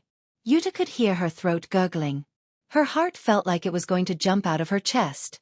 For a moment, she could feel her blood rushing in reverse. It was as if every strand of her hair was standing on end. Tia also grabbed her brother's hand tightly. She did not even realize it herself. She stared at the sky, her emerald green eyes sparkling. There was a legend in Woned. It said that if someone saw the shadow of a dragon under the clouds, then it meant that not long after, a child with the dragon's favor would be born. That was the origin of the bloodline talent, the shadow of the dragon. However, since the Golden Age passed, there were very few people who saw a real dragon on the earth. A full-grown dragon. This was not a dragon like Alaz, Pharrell, or Sheeta who came out to train. It was a real dragon, the most terrifying and elegant creature of this era. A real full-grown dragon. When they spread their wings, it was like a floating shadow. It was as if they could block the light of the sun, the moon, the stars, and everything else. When they soared in the clouds, they were like fish swimming in the sky. The sky was their ocean. They were the masters of the sky. Dragon. It took the female mercenary leader a while to utter the word. It's a black dragon. Maynard added. I know these two dragons. Brando said. His face was gloomy. Modesty and Malthus. Who are they, Brother Brando? Tia asked, still a little scared. Sinful dragons. The banished black dragons. They are one of the 5 lords of Georgandy Ridge. They are here too. The ashes at Bear Lake. Maynard suddenly remembered and reminded him in a low voice. It's the Ridge Drake. Brando shook his head. It's a pity that I've never seen this top creature of Georgandy Ridge. Otherwise, I would have recognized it. They are here for this thing? Yuta asked as she stared at the metal disc in Maynard's hand. Her face was still a little pale, as if she could not breathe properly. The deterrence from the dragon was almost tangible. If she was not beside Brando just now, she would have screamed in fear. But after calming down a little, she immediately thought of the thing that they just got from Tanpu. Brando shook his head. I'm afraid not. This is probably a coincidence. That thing. He looked at Maynard and saw the same meaning in her eyes. He changed his words. Tanpu should have thought of it on the spur of the moment. No. He shook his head again. Its level is not high enough. It should be the idea of the Lizard King. But they have not realized the value of this thing. Otherwise, they would not have kept it so casually and let us get it. He took a deep breath and said, But you are right, Yuta. They will not come to the surface world easily. These 2 big guys must be up to something. My lord? Brando smiled bitterly. Fortunately, he was vigilant before and threw the Halran Gaia into Amon's dimensional cave. Now he could finally confirm where the inexplicable connection came from. At the same time, he probably understood one thing. The real purpose of Georgandy Ridge. The shadow of the dragon was moving away. Metisha sighed softly. Behind her, almost all the nobles of Cruz were paralyzed on the ground. Chiara's face was pale and she was out of breath. There were even people who screamed. Fortunately, the merchant lady was quick to cast a silent spell and save the diplomatic group. But the most miserable of all were Avram and the Duke's daughter, Judith. They fainted and lost consciousness. What? What is that? Eugenie could almost hear the sound of his teeth chattering. Dragon. It's a dragon. Chiara took small breaths. Her light blue eyes seemed to be gradually regaining their luster. She was scared to death, but she was also excited to death. "That's a real dragon." "Shut up," Metisha ordered sternly. "Don't make a sound." The silver elf princess's stern expression even scared the Roman. The latter had never seen her like this. Metisha sighed and whispered, "If you don't want to die, don't talk. You don't know how terrible a real dragon is." In any case, her words had the right effect. The summer knight and the soldiers of the White Lion Guards who could still speak also obediently shut their mouths. But just as the silence spread, an abrupt voice suddenly rang out in the silent night. "Don't lose it!" The voice came from afar, followed by a second exasperated shout. "Damn it, close your eyes. P.S. Did you see enough yesterday? If you still want more, buy more tickets." Chapter 934. The twinkling tree was a precious tree in the south of Saint Tassol. Its seed was rich in light element magic, and after being processed by a special method, as long as it was shaken, it would burst out a dazzling light like the sun, temporarily blinding people. The young man called F behind Delphian watched as the little elf threw the round object at him. He quickly closed his eyes and screamed to the others, "Quickly close your eyes." The twinkling tree seed drew a beautiful arc and fell at the feet of the Prime Minister's daughter, rolling forward. The others didn't have time to react, and their eyes were still fixed on the round object. They saw it hit the wall and stopped. A crack appeared in the wall, and a pure white light shot out from it. It was at this time that a figure flashed in the corridor. A woman's slender hand reached out to the twinkling tree seed and grabbed it in the palm of her hand. This hand seemed to have some kind of invisible magic that could bind the surging light together. The bursting light seemed to have hit an invisible barrier and was reflected back. The dazzling light flashed slightly, and then became gentle. All the light seemed to have gathered into a warm ball of light, and was firmly controlled by this hand within a very small range. Everyone stared at the scene with their mouths agape. F was the only one who closed his eyes. He didn't hear any sound for a long time, so he couldn't help but open half of his eyes. He saw this strange scene. A woman with silver hair, wearing a white robe and holding a ball of light in her hand, was standing in the middle of the corridor. The ball of light floated in the air, and the light above reflected the cold expression on this woman's face. She was very tall, even taller than many human males. Her pair of eyes seemed to be made of pure silver, shining brightly. The light of the ball of light was slowly dissipating in her hand. Before returning to darkness, this woman turned her head and fiercely glared at the little elf. The little elf was not afraid of anything, but this glare made her heart beat like a drum. She was full of grievances, and in the end, she pouted her little mouth with tears in her eyes. "If you don't want to die, quickly leave this place." The woman in the white robe coldly looked around at everyone and opened her mouth. Her voice was somewhat hoarse and deep. "Who are you?" Delphian asked cautiously. "May I ask what is the meaning of this?" The sudden appearance of this woman shocked everyone present.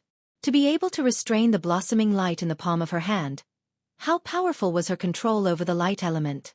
If the previous scene was an illusion, then at this moment, the ball of light in her palm was transforming into specks of light that dissipated into the darkness. Just this ability alone was enough to make everyone present unable to resist. The white-robed woman glanced at the ceiling and shook her head anxiously. She seemed to be suppressing something as she said, "Idiots, leave quickly. I don't have time to explain it to you." Delphian still wanted to say something, but she suddenly felt as if her heart had been pricked by a needle, causing her to involuntarily take a step back. She raised her head and looked at the woman in front of her in surprise. A sense of helplessness and fear rose in everyone's hearts at that moment. The two bodyguards of the Prime Minister's daughter fell to the ground with a thump and shouted, "Madam, are you going to kill us?" But at this time, the only one who was not affected, Xianxia suddenly flew up and grabbed the cloak by the back of the elf's neck and pulled her back with all her might. At the same time she screamed, "Little elf, run! She's a dragon!" Everyone could see that the woman's eyes gradually turned into a flowing mercury-like color, and slender silver scales gradually appeared on her forehead. Dong! The wooden house seemed to have been hit by a violent gust of wind, and suddenly, the whole house shook. Outside of Rove's compass, the envoys hiding on both sides of the street could see even more clearly. A huge monster was descending from the sky, flapping its shadowy wings. Every time it flapped its wings, The wind was like a storm, sweeping across the sky above Greystone Town. The temperature rose steadily, and the turbulence formed by the air carried scattered sparks. Once the sparks landed on the roof, they would rise into a raging inferno. Everyone felt as if a distant scream rose in their hearts. This scream came from the distant darkness, piercing straight into the depths of their souls. Everyone's hearts contracted due to excessive nervousness, and blood flowed from all parts of their bodies. Their vision gradually turned pitch black from all sides to the center. They opened their mouths wide like fish out of water, and the weaker ones directly fainted. Xianxia only pressed on her chest, and a flush of color surged on her pale face. She stared at this scene closely, as if afraid that she would miss a single detail. It was a huge dragon descending from the clouds. It flapped its wings and hovered above Greystone Town. Its pitch-black eyes were like a pair of dull graphite balls, looking down at the world with indifference. It coldly stared at the city, but it gave people the illusion that this pair of terrifying eyes was looking down at them from above. This huge monster was almost half the size of the town, and the flowing flames under its wings were like a cloud of fire. The turbulence carried specks of golden light, and after the fragmented light descended, the entire area was plunged into a sea of fire. The streets were burning, creaking and groaning. "Metisha, are we going to die? Metisha, Metisha, is it coming to eat us? Metisha, will Brando come to save us? Will Brando be eaten too? Forget it, the Roman doesn't need Brando to save us. Brando, run! Run as far as you can." Romaine was scared out of her wits, and Metisha bit her lower lip as she stared at this scene.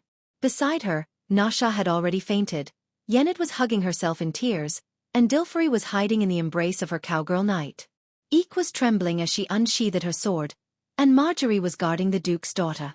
Out of everyone, only the nun Princess Magadal was unaffected, and even she felt that it was a little strange.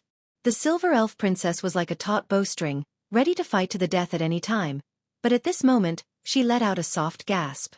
Another aura was rising from Rove's compass. It was weak at first, like a candle in the wind, but it grew rapidly, and in an instant, it was able to match the aura descending from the sky. From bottom to top, it actually pushed back the aura of the black dragon that occupied the sky. "I didn't expect you to be hiding here, Mithril." In mid-air, a thunderous voice rumbled, with contempt and a hint of mockery, like a cat playing with a mouse. "Obsidian." An angry voice resounded throughout Greystone Town. The source of the voice came from Rove's compass, the small wooden house that was drifting in the wind. The wooden house seemed to be under an unimaginable pressure, and it was creaking.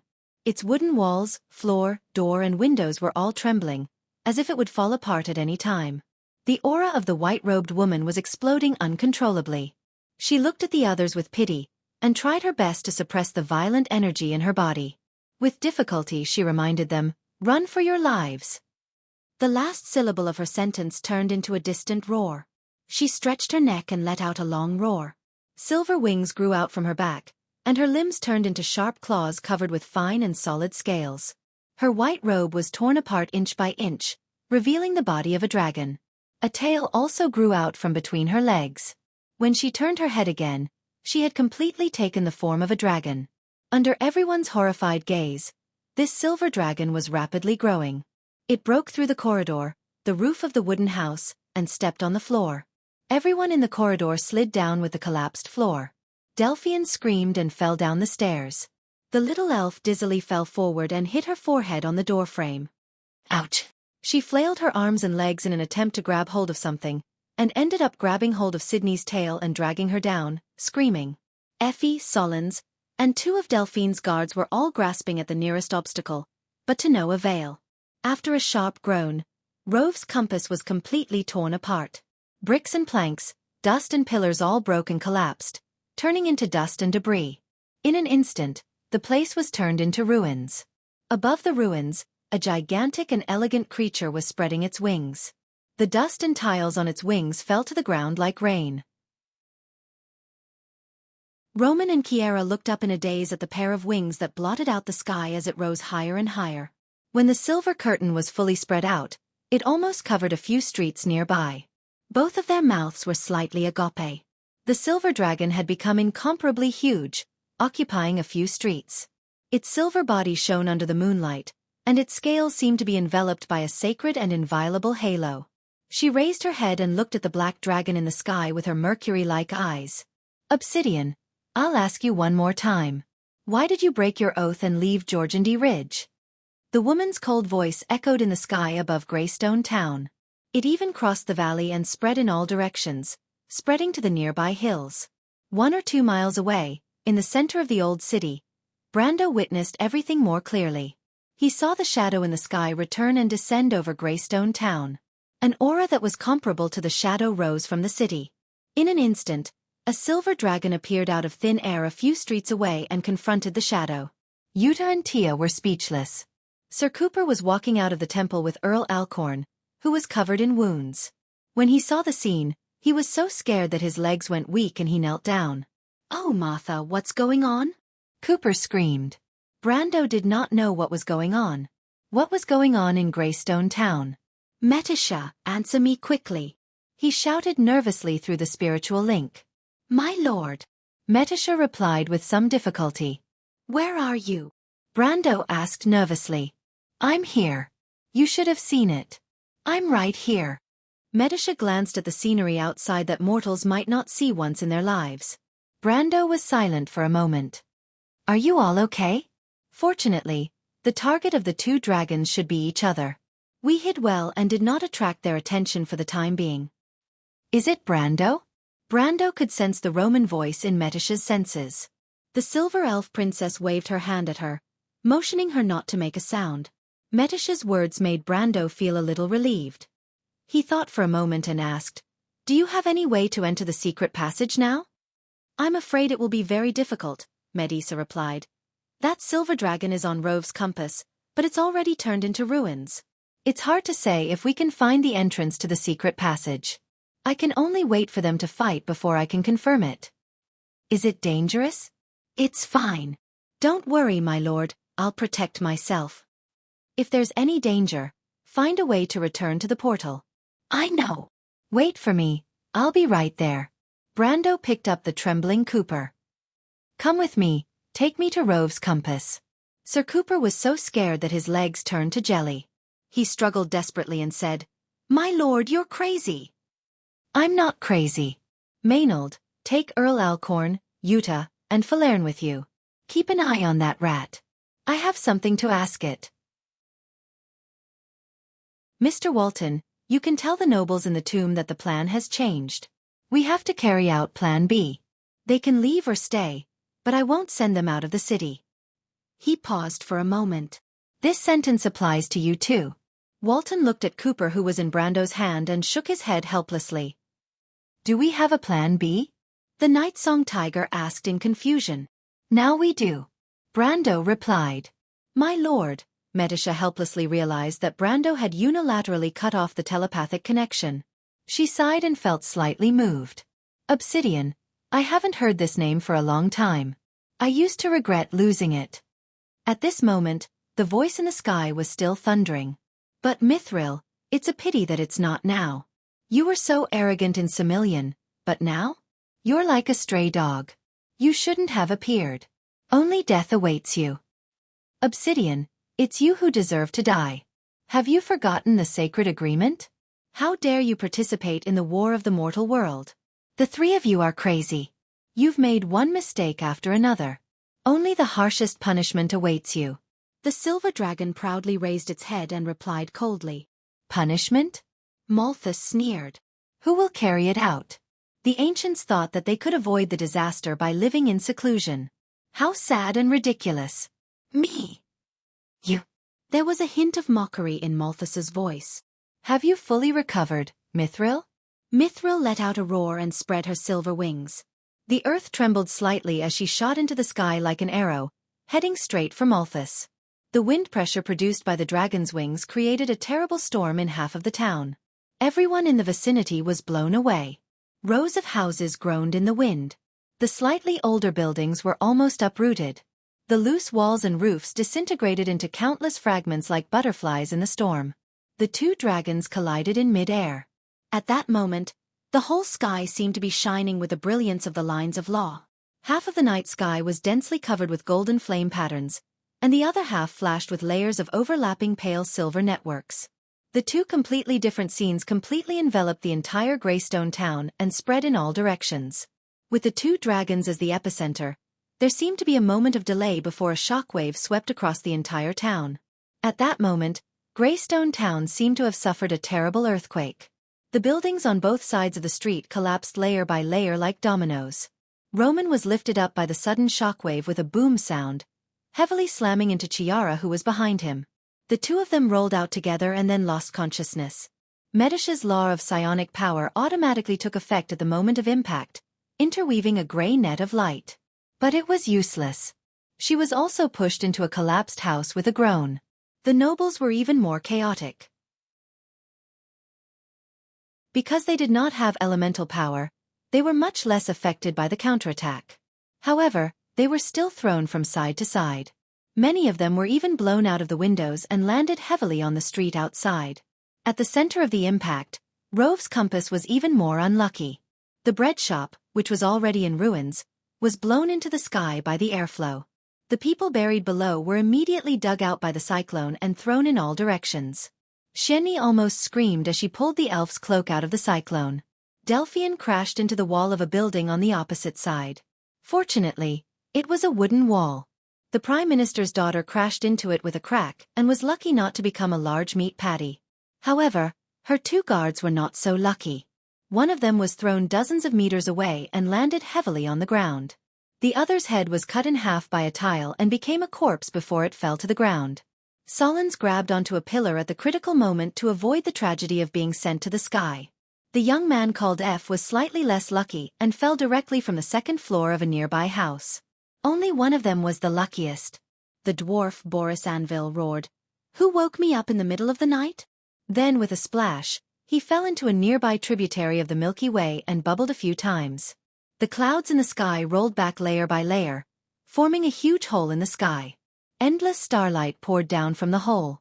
The whole city was covered in snow silver. P.S. Continue to ask for monthly votes. It's almost the end of the month. You know. Chapter 935. The two dragons were fighting in the sky above Greystone town. The shockwaves from the clash of the laws had destroyed more than half of the town in an instant. Several streets were engulfed in flames, and the fire spread further and further with the help of the wind. More buildings had collapsed, and the streets were filled with cracks like broken waves. It was as if the town had experienced a terrible earthquake. It took Sunil a lot of effort to drag the elf out of the center of the battle. Suddenly, a spear-like object flew towards her. Sunil let out a scream and hurriedly let go of the elf. The spear flew between the two of them, and the elf was thrown to the ground. Sunil let out a cry of pain and finally woke up in a daze. Maltha spat fire in the air. The fireball hit Mithril's wings and exploded into sparks. The silver dragon roared in pain and rolled for nearly 100 meters before regaining her balance. Another fireball brushed past her tail and hit a wooden house near the center of the battle. The scorching air and the shockwave of the explosion blew the elf, who had just gotten up from the ground, a few somersaults. She flew across the ruins of a house and was finally stopped by something stuck in the ground. The elf covered her red forehead with tears in her eyes as she got up from the ground. She opened her mouth slightly and found that the thing that stopped her was a silver spear stuck in the ground. The spear didn't look like an ornament in a noble house. Even after such a violent explosion, it didn't leave a single scratch on it. The spear was shining with a silver light. From top to bottom, the spear was engraved with scenes from heaven to hell. Clouds and light, holy and beautiful, naked angels, ugly demons and original sins, and the flames of hell. On the shaft of the spear was a pair of angel wings made of mithril. The spear was stuck in the ground upside down. The blade was flat and 4 fingers wide, like a sharp sword.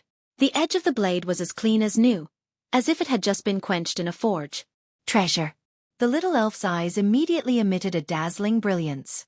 For a moment, she even forgot about the danger above her head. She quickly stretched out her hands to pull the spear out of the stone slab. Unfortunately, her small body was not even 2/3 the height of the spear. Even after using all her strength, she could not move it at all. But at this time, a crystal-like icicle shot from the top of her head and hit her wide cloak. The impact of the icicle directly pulled the little elf up from the ground with a scream. Together with her spear, she was directly dragged out and nailed to a nearby wooden stake. Damn thief! The young man next to the Prime Minister's daughter appeared from the second floor of a nearby building, his body covered in injuries. He bared his fangs and brandished his claws at the little elf. You are the thief! The little elf was very angry and immediately retorted, The little elf is Nightingale.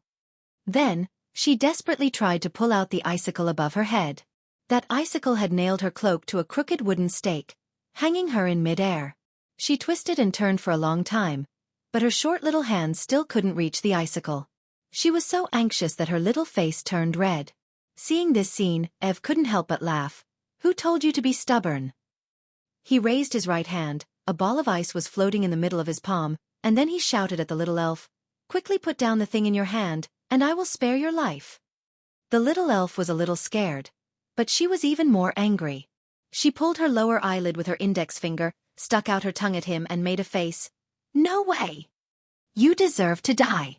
Ev shouted, flustered and exasperated. He reached out his hand and was about to cast a spell. Xianxia, don't wait, quickly catch him. The little elf hurriedly shouted.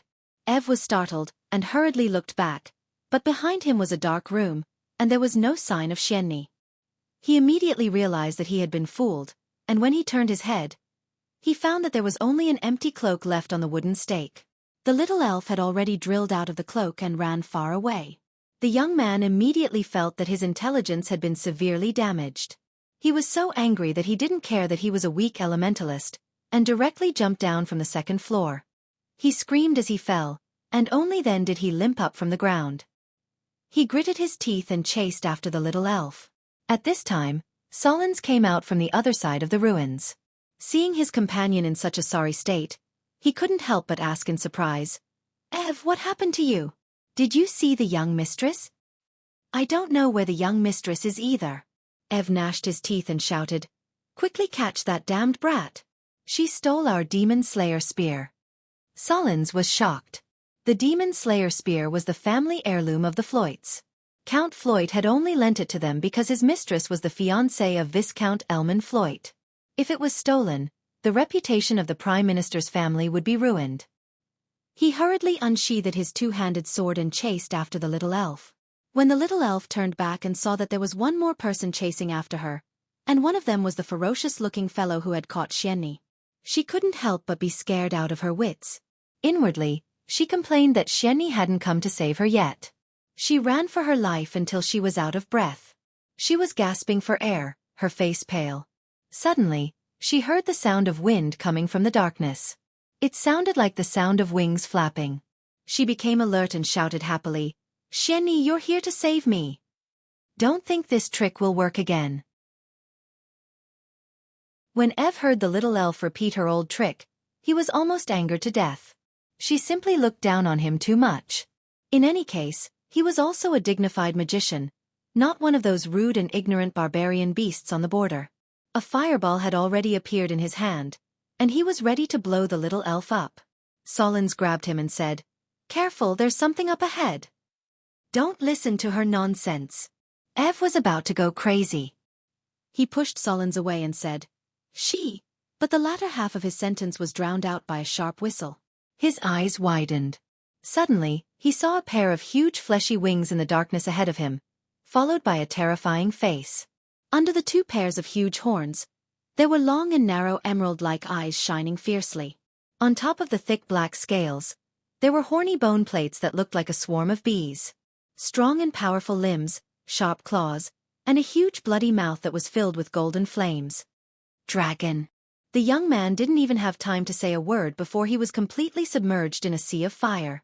Solons watched as his companion's skin peeled off in front of him, revealing burning muscles, bones, and internal organs. Then the blood evaporated and turned into ashes. He was stunned for a moment.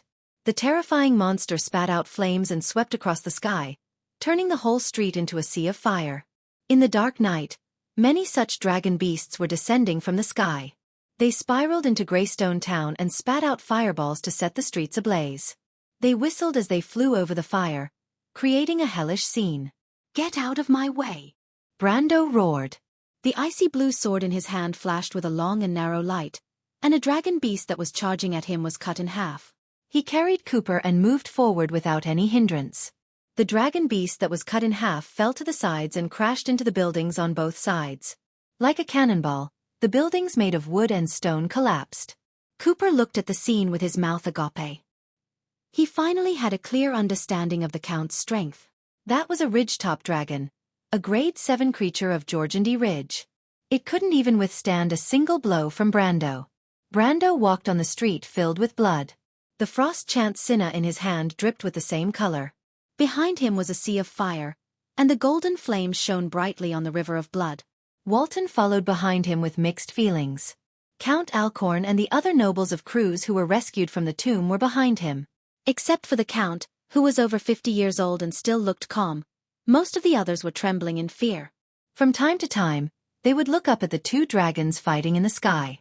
From time to time, there would be flaming harpies falling from above, leaving long flaming trails behind them. Sometimes, there would be screaming cavemen fleeing in all directions. But no one cared. Everyone thought they were crazy, but no one dared to fall half a step behind. How far is it? You can see it when you turn the corner. Someone among the nobles suddenly screamed. Brando looked up and saw the silver dragon falling from the sky. Metisha pushed away the collapsed wall with a crash. She coughed loudly and shouted in the smoke, "Miss Roman, Your Highness, are you okay?" After a moment, a weak voice replied, "I'm fine, Sister Metisha." Two figures walked out from behind the smoke, one tall and one short. The tall one was Medusa Lysimeka. She had a bloody wound on her arm, while the little prince was unharmed. "Where's the Roman?" "I didn't see her." "Where's Miss Chiara?" "Princess Magadal." "I'm fine."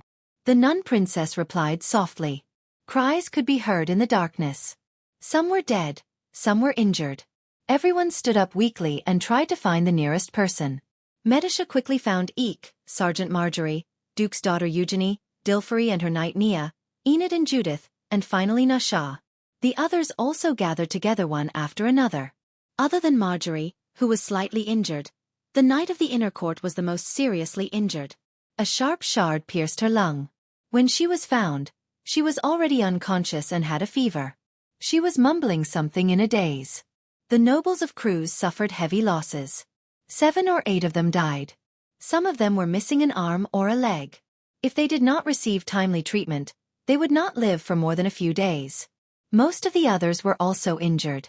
Most of them were depressed, and many even fell into despair. After counting the number of people, Metisha found that Roman and Chiara could not be found. The latter was fine, but the former was the fiancé of the Lord and one of her few human friends. She panicked and ordered everyone to spread out to find the whereabouts of the merchant lady and the king's eldest son's sister. But in the end, they got a clue from the sobbing daughter of the Grinoires family. Before the explosion, Sister Roman and Sister Chiara were in front of me." The little girl replied softly, sobbing. Following that, the others began to recall the scene one after another. Bloomfield, the deputy commander of the Solstice Knights, found the place where Roman and Chiara were last seen according to everyone's description. They dug up the rubble and found a dark hole below. "This is a secret passage." Blomfield was stunned for a moment before he reacted. "Are Sister Roman and the others down there?" The little prince asked worriedly. "It's sealed down there." Medusa's prismatic vertical pupils shone in the darkness. She only glanced at the secret passage and replied indifferently. Metisha did not speak.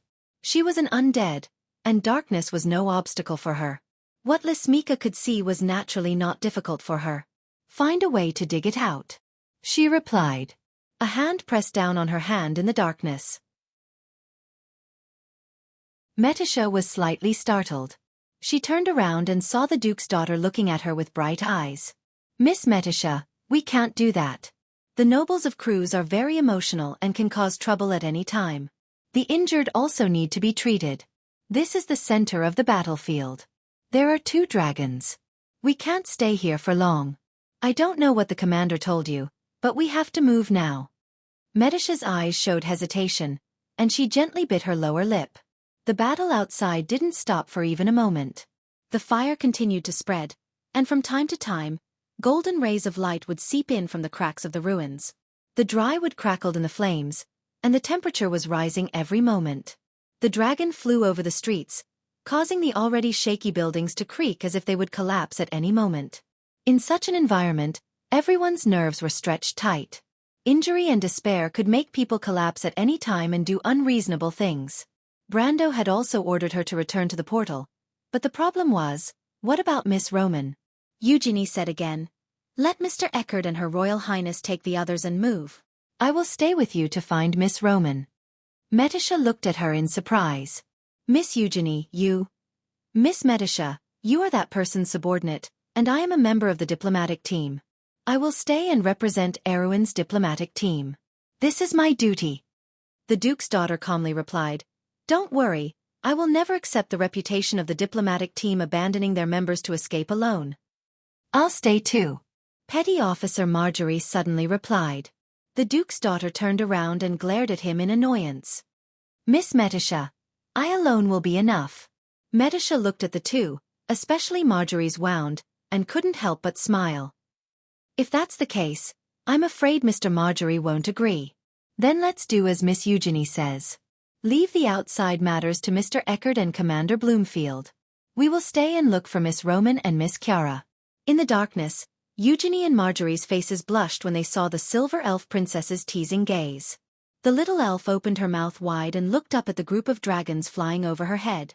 After the dragons flew past and turned Effie into ashes, they circled around in the air and then slowly landed in front of her. They flapped their wings twice and landed heavily on the ground. They stared at this little dot with ominous glints in their eyes.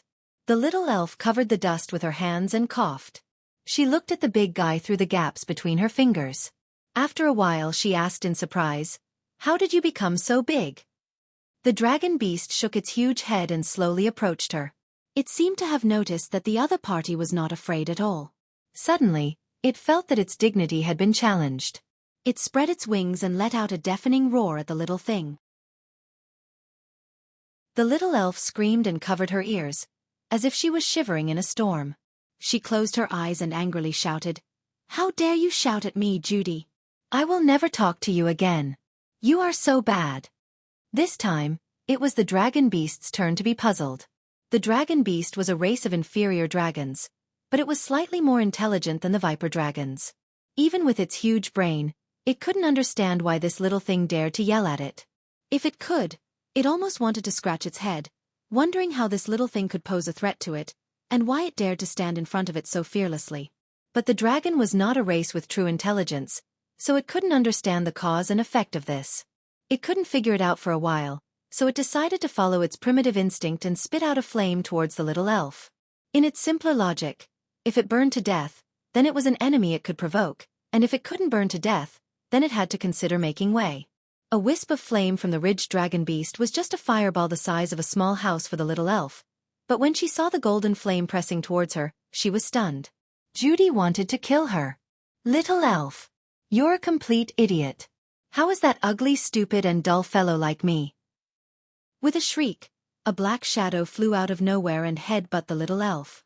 Then, the two of them rolled into a ball and rolled out of the range of the fireball. With a loud bang, the fireball hit the ground and exploded. Scorching hot air swept across the street, and the two guys rolling together were sent flying several meters away by the shockwave. Only then did they come to a stop amidst a series of screams. The little elf tearfully hugged the thing that hit her and said happily, "Judy, I knew you wouldn't kill me. You are so good. Get out of here, you naughty brat." Judy angrily swept her tail across the little elf's face. P.S. Friends who have been following Amber for a long time, there are only 2 days left until I achieve my record of 3 months of continuous updates. Your encouragement is my motivation for writing. The more votes the better.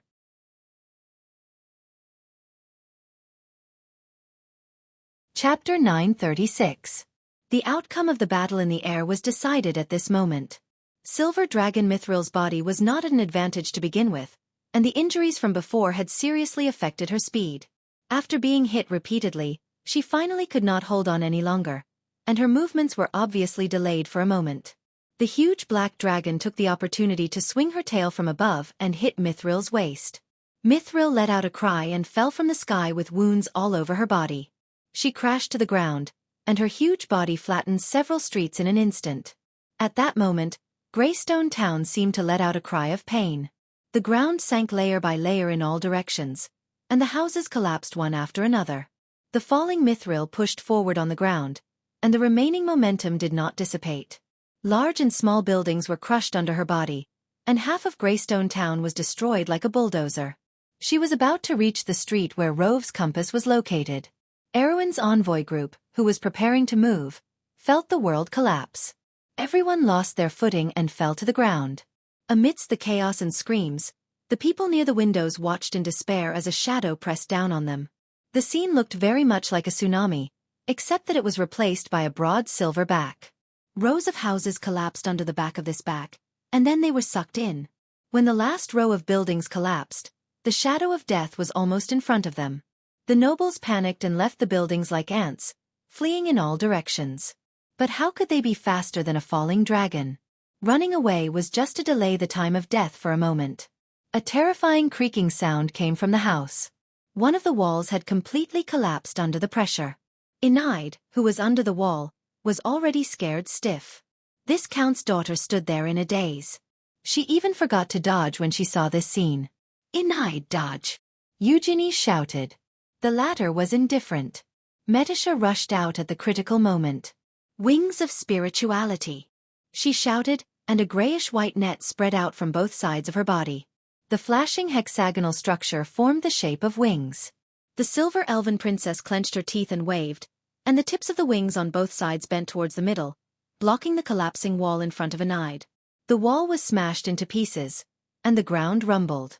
In an instant, Mithril's back broke through the wall and collided with Metisha's wings. Metisha let out a whimper. She had indirectly blocked the power of the black dragon Malthus, which came from the full power of the sage. Even though much of it had dissipated, it was still not something her law could withstand. The moment the wings supported Mithril's body, the hexagonal structure immediately began to bend into form, and then revealed white cracks. The fire of the soul. Arg! Enaid seemed to have just woken up. "Metisha!" The count's daughter shouted in panic. At this time, a second person finally rushed out. It was Eek. "Miss Metisha, let me help you."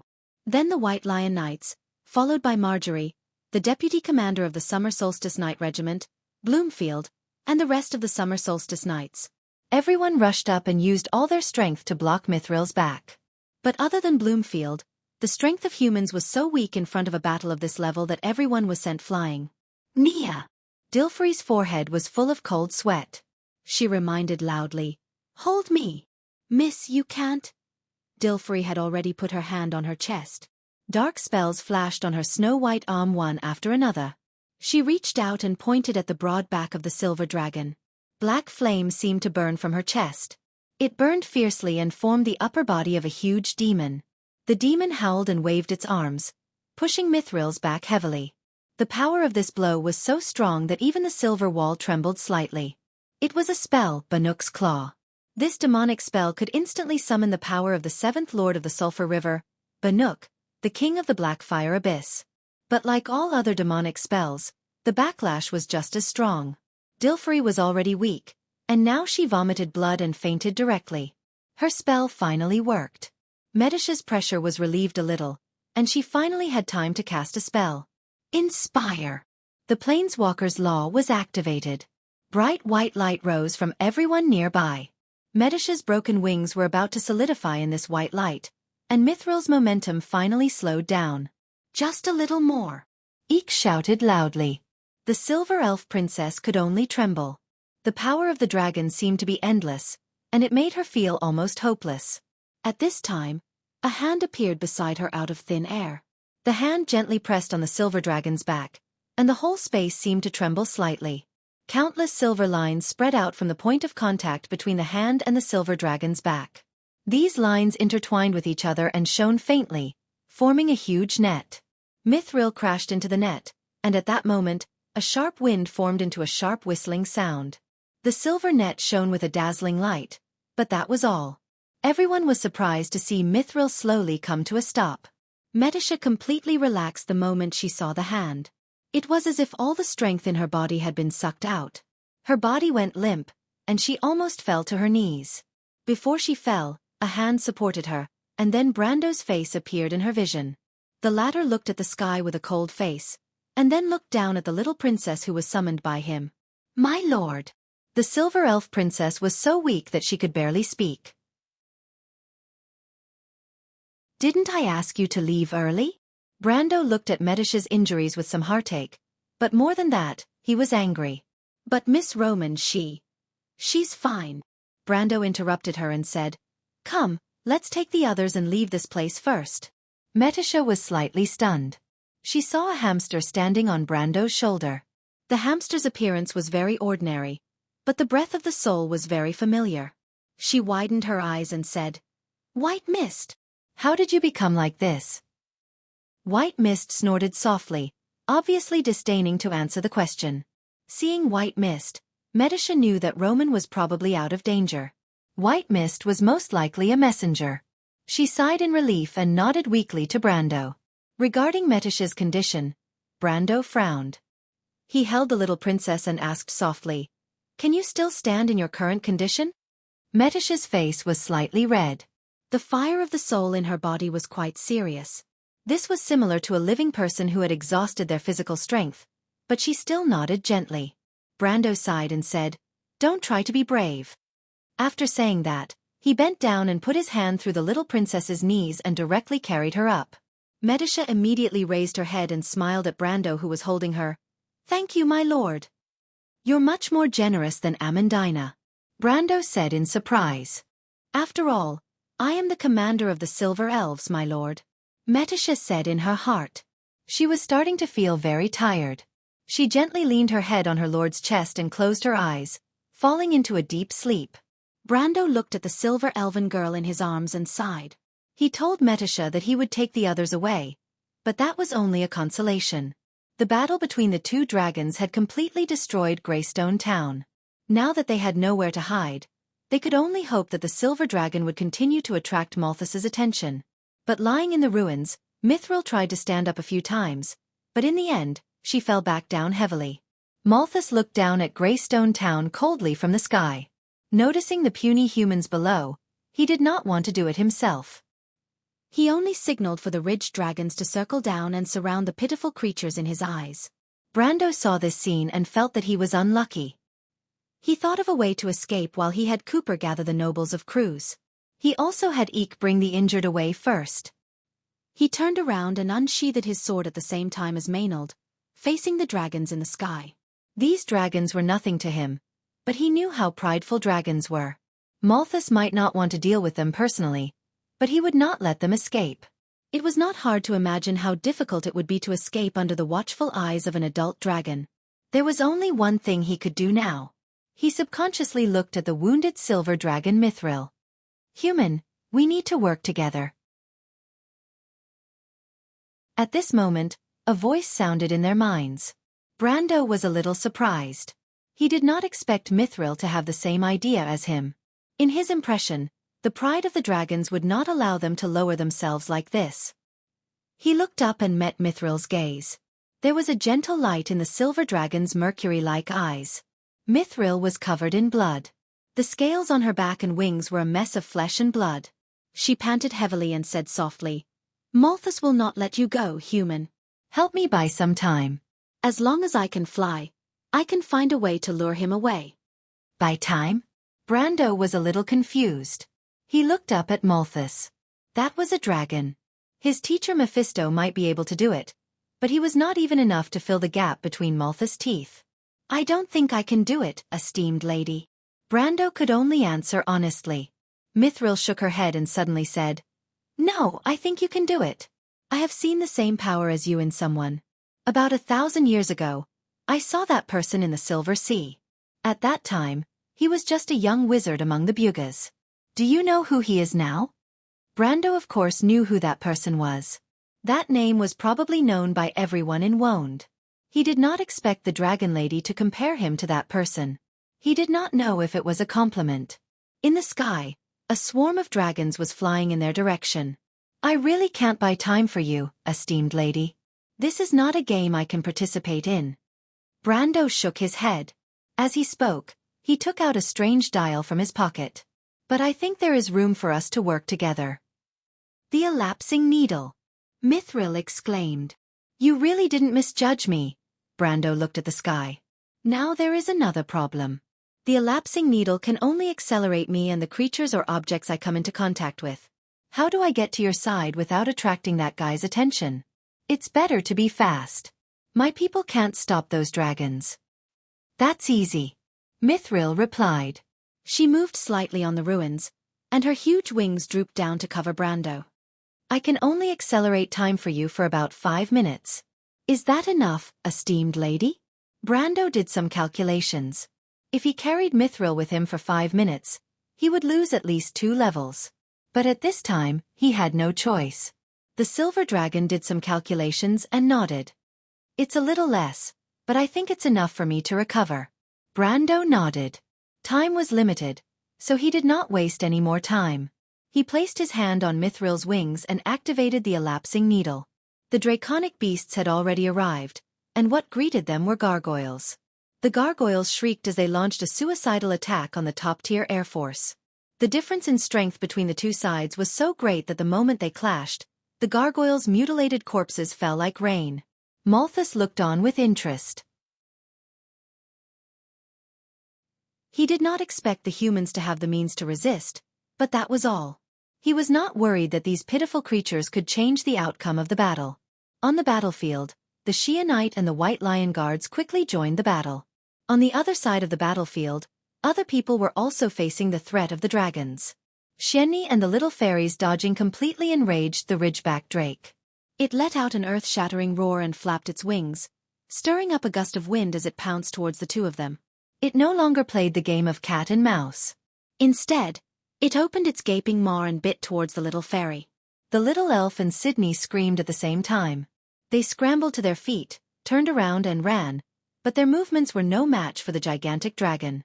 The dragon roared angrily, and the pungent breath from its mouth blew the two of them off balance. The little elf was so scared that she started crying. Her legs gave way, and she tripped over herself. She turned around and saw the rows of white teeth in the dragon's mouth. She screamed and closed her eyes, and raised her small hands to protect herself. Mom, there's a monster that wants to eat me. The elf screamed. Suddenly, she felt a slight heat in her palms, as if there was a powerful force coming from the front. The counterforce blew her off the ground and sent her flying for more than 10 meters before she fell face first on the ground. The elf looked up, dumbfounded. Her face was covered in dirt and mud. Her forehead was red, and she even had a nosebleed. But her eyes were wide open as she looked in front of her. There, a headless dragon was on the verge of collapse. Its neck seemed to have been cut off by something, leaving only a charred hole. Rotten flesh, bones, and broken organs could be seen in the hole. Dirty blood spurted out like lava, covering the entire street. The headless dragon staggered forward a few steps before it fell heavily to the ground. The sound of the dragon beast falling to the ground was so loud that the little elf trembled on the ground. The elf stared blankly at the dragon's body, then at her own hands. Finally, her eyes fell on the spear that she had been holding tightly. Her mouth was wide open, and she couldn't close it. At this time, Xianxia finally flapped her wings and flew back to the former side. She was obviously scared out of her wits. She had only seen a flash of white light, and then the behemoth had been beheaded. She didn't know what had happened, so she shouted, "What happened? What was that? Damn elf! Did you steal the bow of the world again?" No.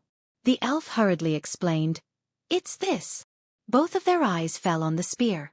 The silver spear was slightly different from before. The top part of the pattern on the spear was shining and had turned into a conspicuous golden color. "What's this?" Sydney asked. "I don't know." The elf shook her head blankly, but a bad guy said that it belonged to them. "Bad guy? Those bad guys who came to catch you," the elf said indignantly. "I see." Sydney suddenly realized. She spread her wings and flew around the elf's head. She answered excitedly, "This is the Demon Slayer spear they were talking about." Demon Slayer spear? The elf had never heard of this name before. "I've read about it in the legends of the Cruise people. This is the spear of the legendary knight Sir Floyd. He used this spear to fight in hell. The spear was stained with the blood of demons. This spear is a genuine subdivine weapon. Sydney said enviously, "You're so lucky, little elf. How did you manage to use it?" "I don't know. I was so scared at that time, just like this." Before she could finish her words, the spear in her hand suddenly trembled. A thin white line extended from the tip of the spear and pointed to the street in front of them. The two looked up at the same time. P.S. Looking for monthly votes.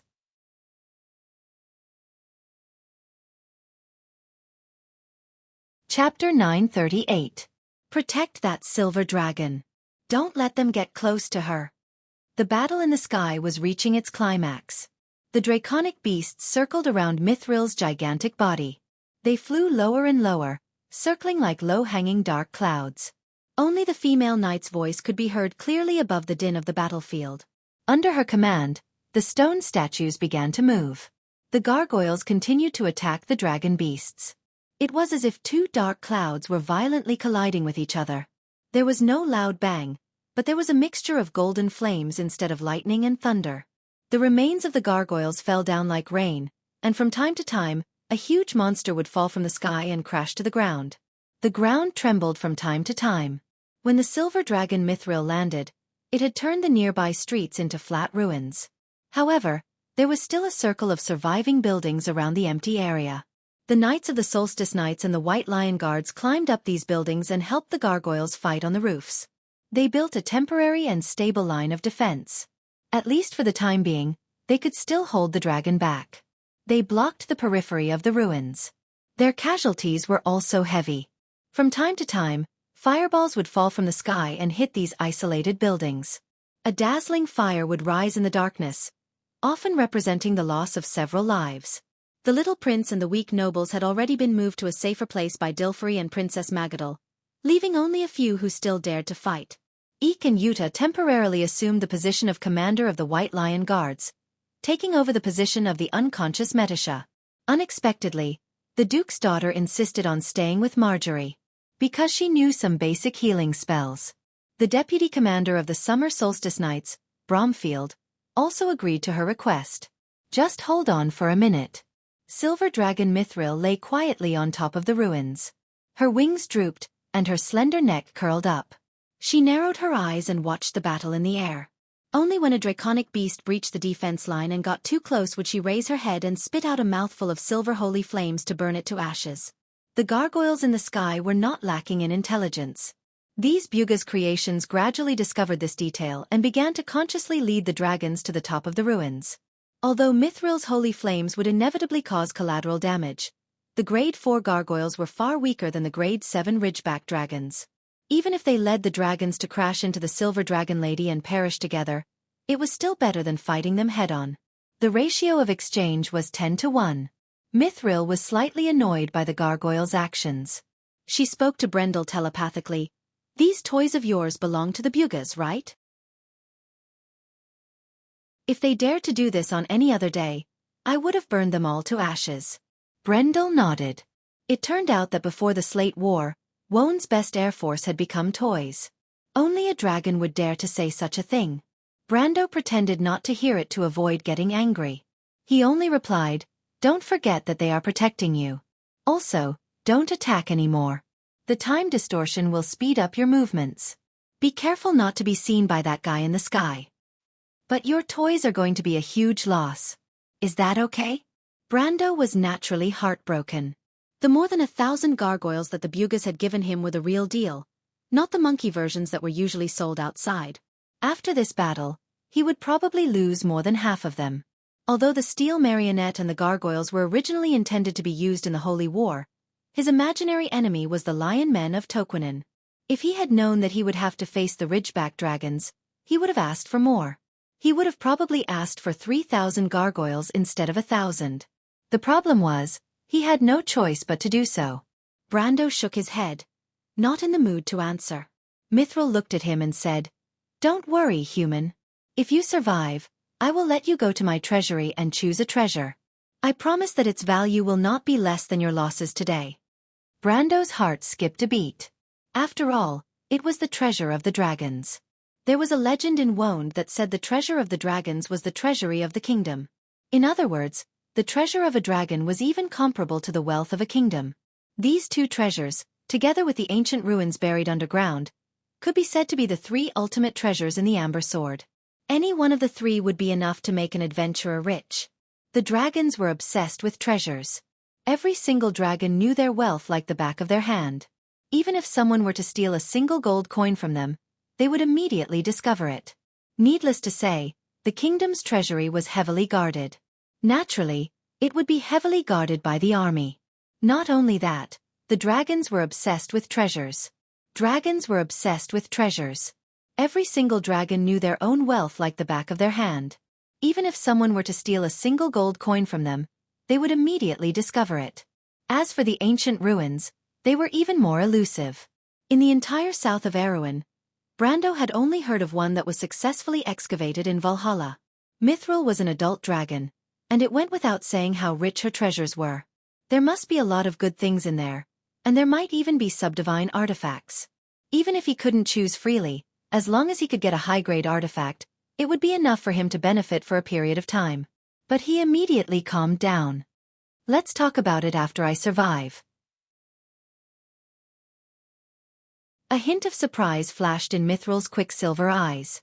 The elapsed needle was slowly turning, and it was only a third of the way through. The maximum acceleration rate of the subdivine artifact was 10 times, but that was for Brando. The laws of nature were different at different levels. If Brando wanted to accelerate an existence like Mithril for 5 minutes, it would take him at least 1 minute. On the battlefield where every second mattered, it would be an extremely long time. More than once, he wished he had the traceback plate. Because the traceback plate could rewind to 10 minutes ago, and it would take effect instantly. It didn't cost any EXP. 10 minutes ago, Mithril was still alive and could fight the black dragon Malthus head-on. It would be easy to lure the black dragon away. But that was just a thought. 40 seconds left. Cooper listened to the screams and roars in the sky outside with some trepidation. The flashes of the explosions lit up the night sky from time to time. The ground trembled slightly in the roar, and dust rustled from the ceiling. He stared straight at the dancing pebbles on the floor, thinking that this night might be the end of the world. Everyone could face a catastrophe at any time. But after all, he was on horseback. A noble's performance was much better than those pretty boys who were trembling in fear. Not to mention that the little Prince of Aween was sitting not far away from him. Although his face was pale, at least he was calm enough. This made it even more difficult for him to swallow his pride and act too unbearably, not to mention that there were two beautiful ladies beside the little prince. He knew Countess Yenbao and Nun Princess Magadal. Dilfrey had just recovered from the backlash of the spell, and her face was very pale. She leaned weakly on Princess Magadal, and not far away, Earl Alcorn sat opposite her with a gloomy face. No one knew what he was thinking. As the former's retainer, Cooper didn't dare to be unlucky. He could only hope that the Earl from Tonagel could continue to create miracles. A miracle, just like the one that taught the Cruise's Border Legion a lesson, drove the damn black dragon away. A panicked guy ran out from the next room. Cooper knew this person. He was a small noble near the border of the Four-Leaf Clover Plains. He was Earl Jean's subordinate. He was white and fat, and there were no calluses on his hands. At first glance, he looked like a new noble who climbed up the ranks by relying on connections. And the fact was, this person was able to gain Jean's favor because he had an outstanding sister. The man rolled and crawled in front of Cooper and Earl Alcorn, and shouted as if he had seen a ghost. "Not good, someone ran away, someone died." "What do you mean?" Cooper was stunned. It was normal for someone to die at this time. In the situation outside, it would be strange if there were no deaths. However, it was obviously not that simple. The fat man couldn't even explain clearly with gestures, so he had to take the others to the scene. Finally, Cooper understood what had happened. Someone among the nobles ran away and killed another Cruise noble before he left. The unlucky guy had a long wound on his chest, as if he was killed in the pulling. His head was tilted to one side, and his face was sallow. It was obvious that he had been dead for a long time. It was likely that he had died before the battle. It was not surprising that someone ran away, but it was a little strange that someone killed someone before running away. It was puzzling. Cooper instinctively felt that something was wrong. He was about to order someone to investigate, But it was at this time that the crew's nobles outside screamed, "That guy is there! Murderer!" Cooper's heart tightened, and he hurried out of the house. In an instant, he saw a man not far away climbing to the roof of a nearby building. The man was wearing a viscount's black gown, and his collar and cuffs were stained with blood. He held a sharp knife and quickly climbed to the roof on his hands and feet, and then opened his arms in the air. Cooper looked at the guy with some confusion, because he remembered this person. In fact, there were a lot of crew's nobles who accompanied Brando. In addition to a few people such as Sir Moore, there were also many knights and knights from other places. There were many knights and gentry from the countryside. These people responded to the Lord's call and brought their own retainers and attendants to participate in the operation to intercept Count Trentheim. Because there were so many people involved and almost all of Anzaruta, not everyone among the nobles knew each other. Cooper remembered that this man was one of the people he rescued from the tomb. At that time, this guy was following them silently. Although they did not know each other, Cooper saw that he was wearing a viscount's costume and thought that he was a local noble. He did not expect that the latter would do such a thing. He watched as the man climbed up the rooftop with his arms wide open. He still didn't know what the man wanted to do. At this time, the rooftop was obviously the most dangerous place in the entire battlefield. Could it be that the man killed someone and ran out just to be a target? This was obviously not logical. "Lord Malthus!" The man on the roof shouted at this time, "I'm the person who will take care of this, get me out of here." The sudden shout seemed insignificant in the midst of the chaotic battlefield, but Malthus still noticed it. The senses of the dragons were so sharp. In fact, in the whole of Greystone Town, even deep underground and in the nearby hills, Malthus could not sense anything except for the area around Mithril, which he could not sense. Even the softest whispers could not escape the giant dragon's ears. The only difference was whether the dragon was willing to pay attention to it.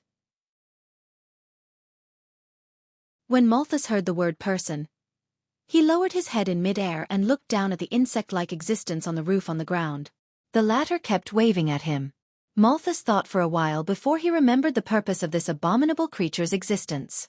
He snorted softly. When he saw the intimidating shadow in mid-air looking down in his direction, Willard Wallen was overjoyed. Willard Wallen was his name on the surface, but his real name was Ferguson, and he also had a code name, Knight. He was the human who had always been with Tonto. No, it was not the case. Contrary to what the Grand Chancellor's daughter and the others had guessed, he was neither the Count of Trentheim nor Tempu's aide.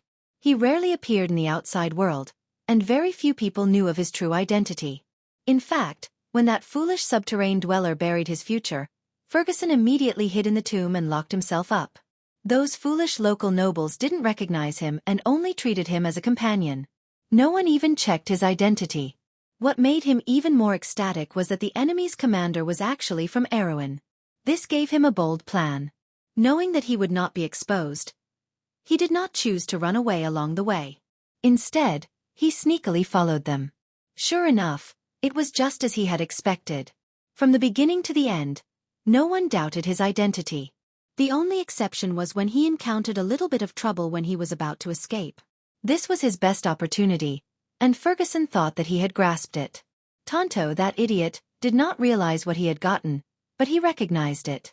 That stupid caveman treated such a treasure like scrap metal. He deserved to be humiliated. He did not intend to mention it. He wanted to wake up that stupid guy from the underground. He wanted to pass that thing to someone else, but he could not care so much now. Saving his life was more important.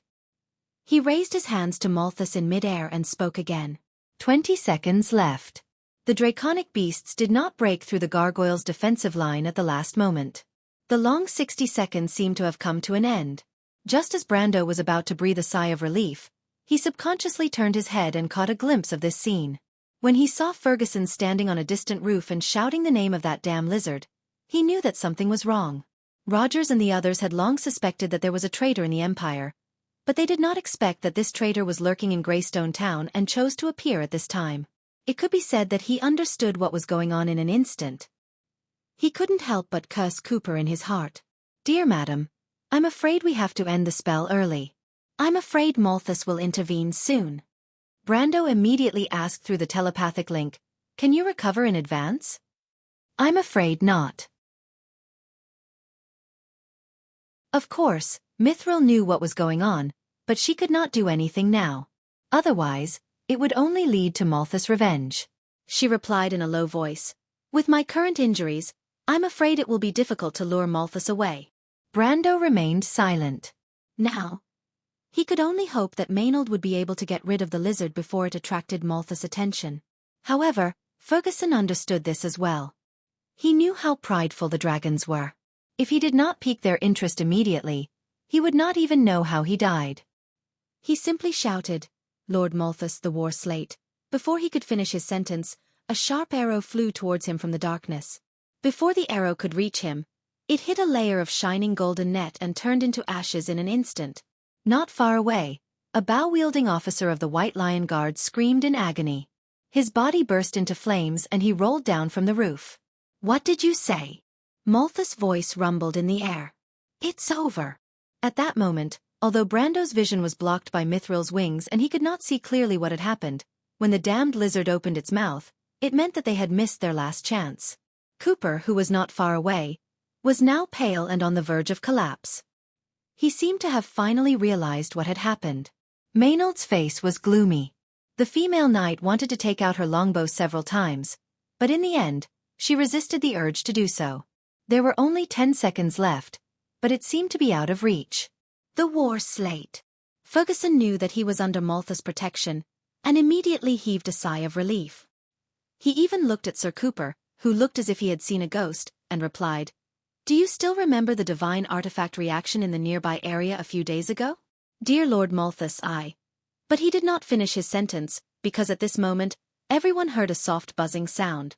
In the void, a straight silver line shot out of nowhere, piercing through the smoke and dust on the battlefield.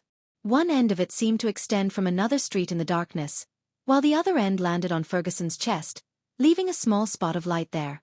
The latter was slightly stunned and looked at this scene in confusion. What was this? This was probably the same question in everyone's mind at that moment.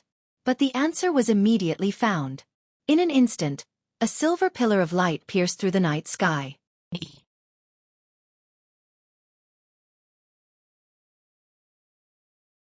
Chapter 940. After the beam of light, Ferguson was nowhere to be seen. There was only a 10-meter-wide hole in the roof of the building where he had been standing. The dust on the battlefield seemed to have been dispersed by the beam of light, revealing the elf sitting on the other side of the street. She held a silver spear in her hands, and Jude was lying on top of her head. The two of them waved their hands and shouted in panic, "No, it's not the elf's fault. He shot it himself." Demon Slayer Spear. Cooper shouted when he saw the spear in the elf's hand. "You're from the house of Freud. How dare you?" Malthus growled in a low voice. Although he did not care about the life and death of an ant, the fact that someone dared to make a move right under his nose was a blatant insult to the dignity of a dragon. In an instant, countless golden vortexes appeared in the dark night sky.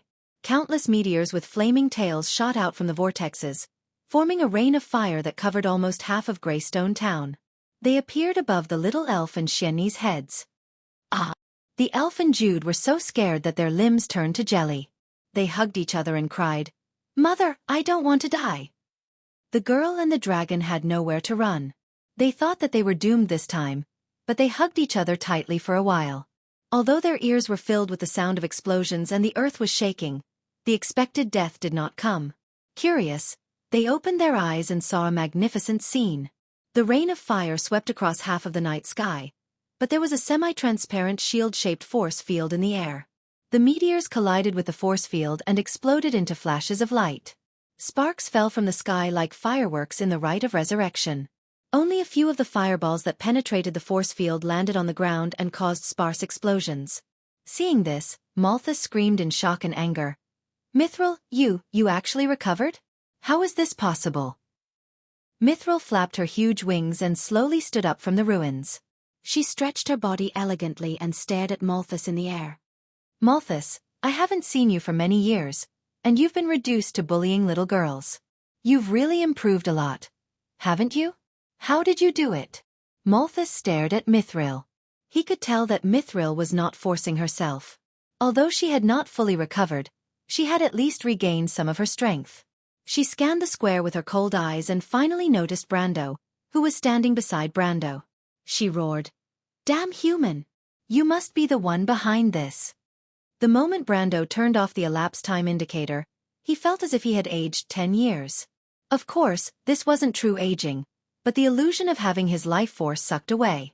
His face was terrifyingly pale, and he could barely stand. He immediately checked his status. The Frost Soil Guard, which had consumed the most EXP, had dropped by 2 levels. Its strength had dropped from the peak of elemental activation to the upper levels. At this time, Malthus's aura descended from the sky onto him. Every hair on Brando's body stood on end. He looked up and saw a pair of obsidian-like eyes. What a pair of eyes! They were emotionless, cold, and dull, but at the same time, murderous. The aura of a dragon was so terrifying that it could almost make an ordinary person collapse. However, the one it encountered was Brando. Brando was already angry, and he subconsciously activated Frenzy.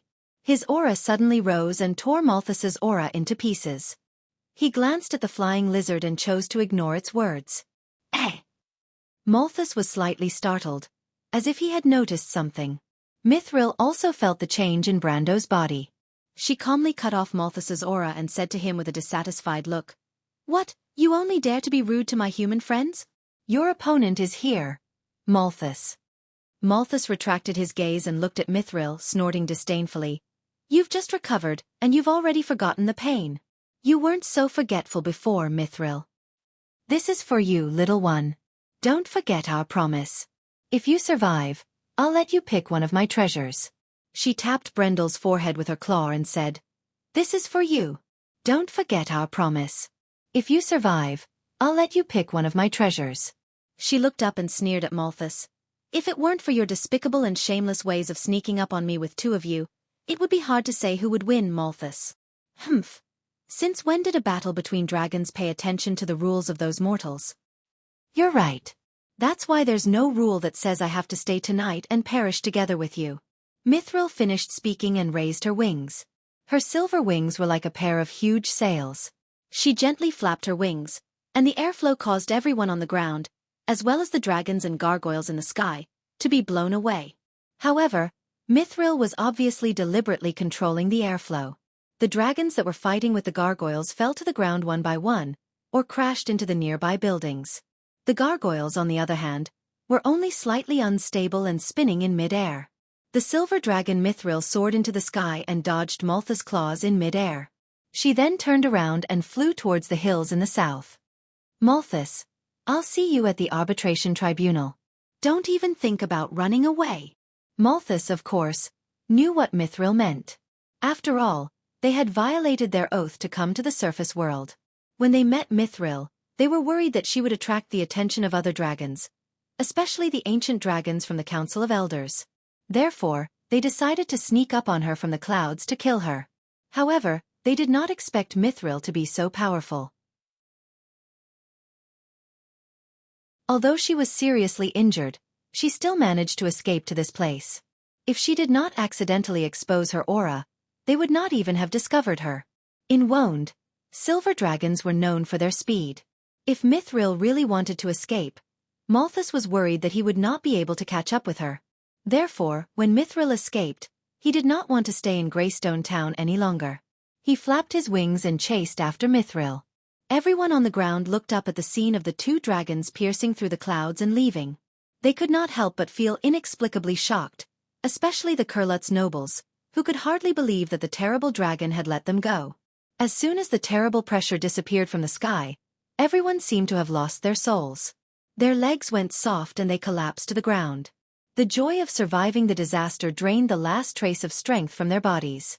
Even the knights of the Solstice Knights and the young men of the White Lion Guards knelt on the roof one by one, not to mention the others. Cooper sat on the ground and could not help but pinch his thigh hard, and then he gasped in pain. Brando heaved a sigh of relief. He was glad that the last thing Mithril gave him was the purest form of magic. It was the power of dragons. In short, it was EXP. The EXP was just a drop in the ocean for Mithril, but for him, it not only made up for the EXP he lost, but it also doubled the EXP he lost. It made Brando feel that good people are rewarded. Moreover, the Silver Dragon Lady still owed him a collection. It was a win-win deal. He originally thought that he was at a disadvantage, but now he wished that he could do it a few more times. Unfortunately, this kind of thing was like the high-level encounter quests in the Amber Sword. It was something that could only be chanced upon. He did not have time to count the EXP he gained. He just casually reset the level he lost. When he looked up, he saw the Duke's daughter running towards him. "Captain, what happened just now? Did we win?" Eugenie asked with a frown. "What should we do next? Should we stop and rest, or should we leave this place first?" In the eyes of others, this battle was more or less inexplicable. The process of the battle was so tragic that they paid a heavy price in just a few minutes. Of course, the gargoyles suffered the most losses, but the Solstice Knight Regiment and the White Lion Guards also suffered heavy losses. Secondly, the battle was very short. It started inexplicably and ended inexplicably. Except for Brando and Maynard, who knew the inside story, everyone was passively obeying orders. Then, the two dragons strangely left one after the other. Now there were still some ridge drakes left on the battlefield, but everyone could see that they were no longer a threat. Brando shook his head, indicating that it was an internal matter of the dragons. He could not explain it. "We can't stay and rest. We have to leave this place immediately and go to the lower reaches of the surging Milky Way on the map." The lower reaches of the surging Milky Way? It's still quite a distance from here. Eugenie glanced at the crew's nobles. This battle had caused many casualties, and the others were more or less frightened. She doubted that these people could hold on until then. Even she was, to be honest, exhausted at this time. "It's okay. Just tell them the truth. There's another dragon. Who knows when it will turn back? If anyone wants to stay here and wait for death, do as you wish." Brando replied. Eugenie's expression changed. She had seen the two black shadows passing through the clouds with her own eyes. This nightmarish scene was not something she wanted to experience a second time. In fact, Brando was more worried. He had a feeling that Mithril's last sentence was just to confuse his judgment. The silver dragons were known for their speed on the continent of Vaughn. If she wanted to run, she could do so at any time. There was no need for her to hide in this place and wait to be discovered. He did not know how much of an effect the 5-minute acceleration of the clock would have on a dragon, but he vaguely felt that the silver dragon lady was buying time for them. Although he did not understand why she was doing this, the only choice he had now was to leave this place as soon as possible. And after tonight's battle, the plan to head to Lone Harbor had to be reorganized. He didn't expect Georgandy Ridge to turn out in full force. Even the 3 black dragon overlords came to join in the fun. Although he didn't know what entanglements they had with the dragons, no matter how arrogant he wasn't confident that he could rely on a harbor to fight against a few adult dragons. He had already contacted the Shire. The nobles' private soldiers who attacked the West Gate were lucky. That place could be said to be the least affected place in the whole of Greystone Town. Although the private soldiers were frightened when the dragons appeared, and many of them fled almost immediately, those who fled to the West Gate found that the troglodytes who were originally stationed there had also fled in fear. They hid there all night until Malthus and Mithril left. Only then did they realize that they had actually occupied the West Gate and fortress of Greystone Town. It could be said that the Shire and Rogers did not expend a single soldier. They just took a stroll in the town and won. Brando could not help but sigh at this kind of luck. His order was quickly passed down. Unexpectedly, the resistance was surprisingly small. The nobles were already scared out of their wits. Even if Brando asked them to stay, they would not dare to stay in Greystone Town. They wanted to leave as soon as possible and hide as far away as possible. It would be best if they never returned to this place for the rest of their lives, lest they have nightmares. Brando had his own considerations for setting the assembly point at the downstream of the surging Silver River. He knew that there was an underground passage in Greystone Town that led in that direction. Just as Oween's envoys were about to leave Greystone Town, Nun Princess Magadal, accompanied by an officer of the White Lion Guards, found him. Both of them had heard of the 3 black dragons in the Georgandy Ridge, but they had never heard of the agreement between them and the dragons. They only knew that the 3 black dragons were expelled from the Dragon's Valley at the same time. No one knew when they were expelled, because the surface world's understanding of the Georgandy Ridge was limited, not to mention the mysterious dragons. The information was even scarcer. They could only speculate that it was around 100 years ago, because the name of the 3 black dragons had not been heard during the Underground War before and after the Glorious Year, and the Minotaur Lord Gerald had become famous during that era.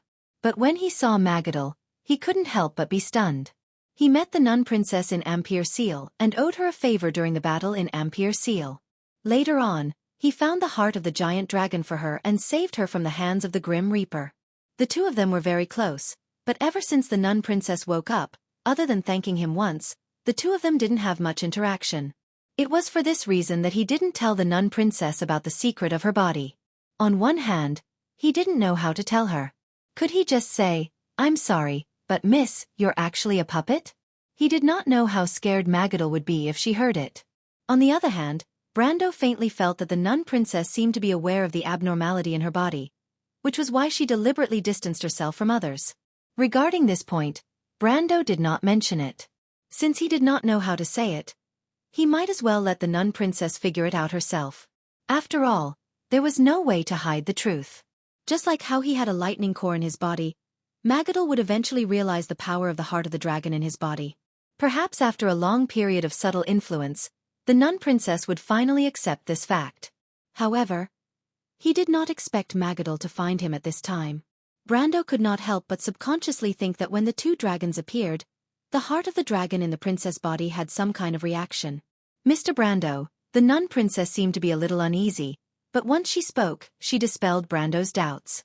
"Miss Dilfery asked me to look for you. You should come and take a look at this." "Your Highness, what did you find?" Brando was slightly startled. "Not me, Mr. Brando. Marjorie and the others found a person." "A person?" Of course, Brando did not think that Marjorie and the others would come looking for him just because they found a cat or a dog. Princess Magadal's words implied that this person might be related to him. However, he was a little puzzled. In the Cruz Empire, there were only a few people who were related to him.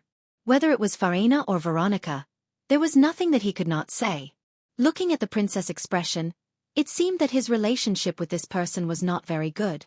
But after thinking carefully, he felt that he did not have any personal rivals in Cruz. With such doubts, Brando simply brought Maynard and the princess all the way to where Marjorie and the others were. There were already many young White Lion guards gathered there, and when he arrived, everyone immediately made a path for him. Brando first saw the little elf standing there. Of course, he still remembered this little troublemaker. She and the demon slayer spear in her hand could be said to have saved everyone's lives. Originally, he had no intention of leaving the little girl behind, but Cooper insisted on leaving her behind because of the demon slayer spear in her hand. Brando did not want to interfere with the private affairs of the nobles in Cruz, so he decided to let the knight handle it himself. But at this time, the little elf's lips were curled up high.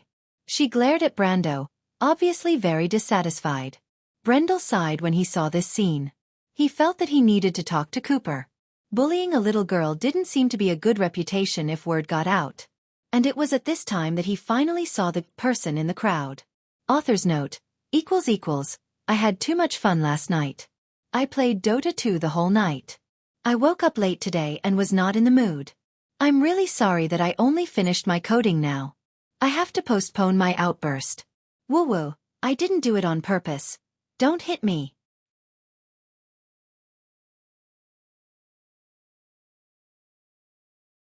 Chapter 941. Brando parted the crowd and saw the person. To be exact, he could vaguely see that it was a woman. She was wearing tattered and burnt clothes that barely covered the important parts of her body. Her entire body was covered in burns, and some parts of her body had already festered. Her right hand was almost charred, and her beautiful face was covered in horrifying blisters. Half of her hair was burnt away, and it was difficult to distinguish her original appearance. His first thought when he saw the woman was that she was still alive. It was a miracle. Her chest was moving up and down weakly, which was the only sign that she was still alive. Furthermore, Brando could feel the residual aura of holy magic on her body. Magadal must have used holy magic to stabilize her injuries. Other than that, he could not think of any other reason why she was still alive. But even so, it would be difficult for her to live for more than a few days. Organ failure would quickly take her life. She was not a member of the diplomatic party. There were no women among the nobles of Cruz, So she should be an innocent civilian who was affected by Malthus's attack. What a pitiful woman. Brando could tell that she must have been a rare beauty before she was injured. But the flames would not show mercy to the fairer sex. She could still struggle in pain for a while, but soon she would return to the dark abyss and the embrace of Goddess Elaine. Brando mourned for her in his heart for a moment, and then turned to look at Magadal and the pale Dilfari. He did not recognize them and did not understand why they called him here. Could it be that these ladies suddenly felt sympathy and wanted to hold a funeral for this woman? That was absolutely impossible. No matter how sympathetic he would not put more than 1,000 people in danger for a woman who was about to die. She is Delphian. Dilfari replied softly. Brendel was slightly startled. He had some impression of this name, but it was difficult for him to distinguish the owner of this name from the countless names in his mind. She is the daughter of the Prime Minister. Magadal added when she saw Brando's confused expression. Brando finally understood. So it was her. He did not know whether to laugh or cry. Half a year ago, this woman came to Ferber to cause trouble for him. At that time, because she almost hurt Freya, he got angry and locked her up in the water dungeon below Ferber Castle. However, Freya was kind enough to secretly release her and let Madame Veronica send her back to the Empire. After that, everything calmed down and he forgot about this matter. He could not punish Freya for such a small matter. He did not expect to meet this lady in such a way after half a year. Although he thought that this Prime Minister's daughter was a little crazy, he was not so narrow-minded as to hold a grudge against a woman. Besides, Freya was only scared but not hurt. Seeing Delphian in such a state, he could not bear to see her like this.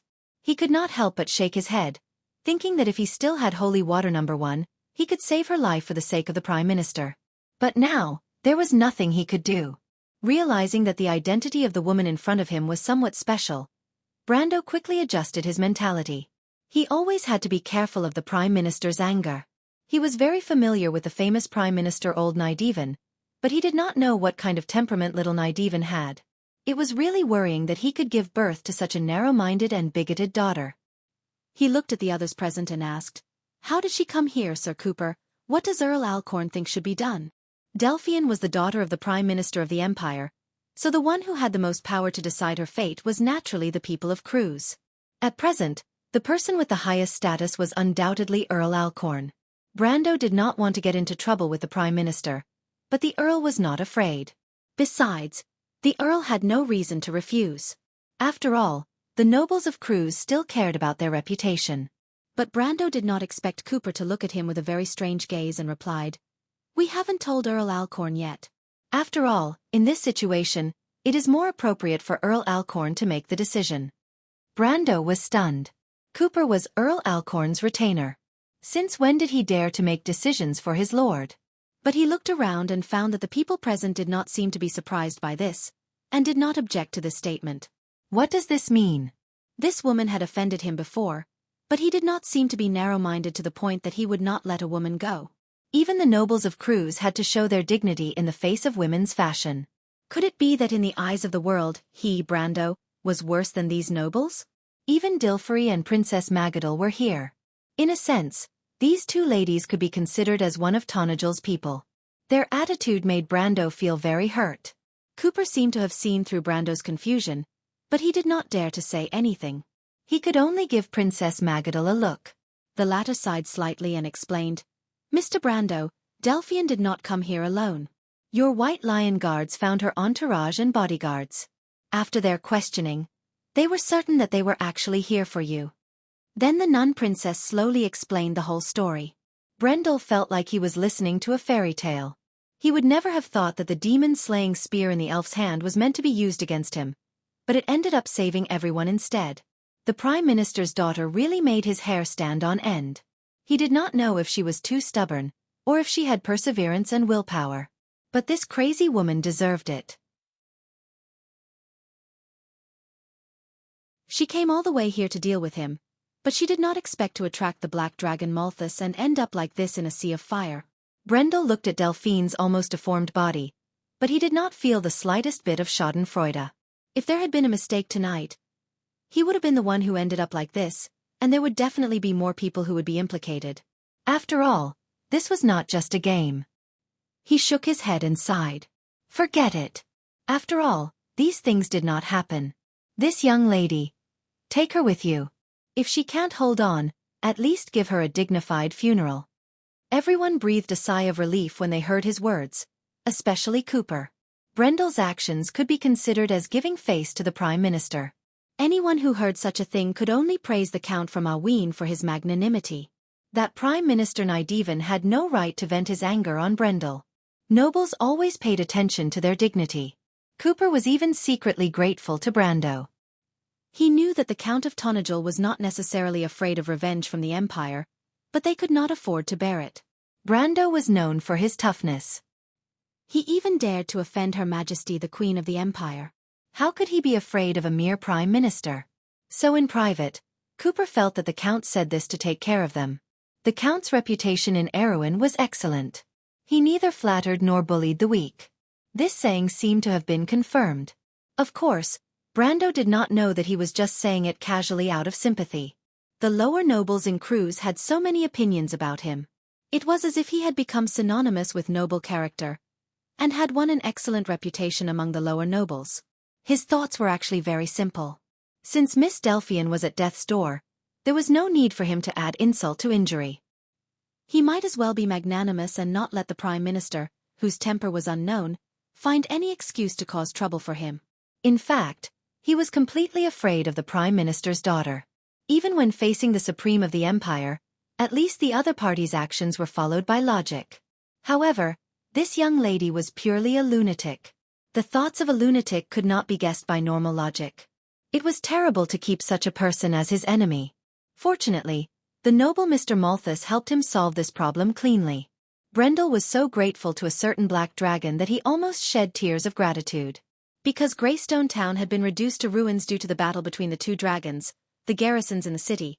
No matter which side they belonged to, in the eyes of the dragons, the subterranean dwellers of Georgandy Ridge were no different from humans. Just like how a normal person would not differentiate between good and bad ants when stepping on ants, they would definitely trample all of them to death with one stomp. They had already fled long ago, so Aween's envoy group did not encounter any trouble when they left. There were still draconic beasts in the city, but most of them had left with Malthus. The few that had fallen behind or had fallen unconscious in the ruins did not dare to find trouble with the hundreds of gargoyles in the sky. They all stayed far away and hid in the nearby hills.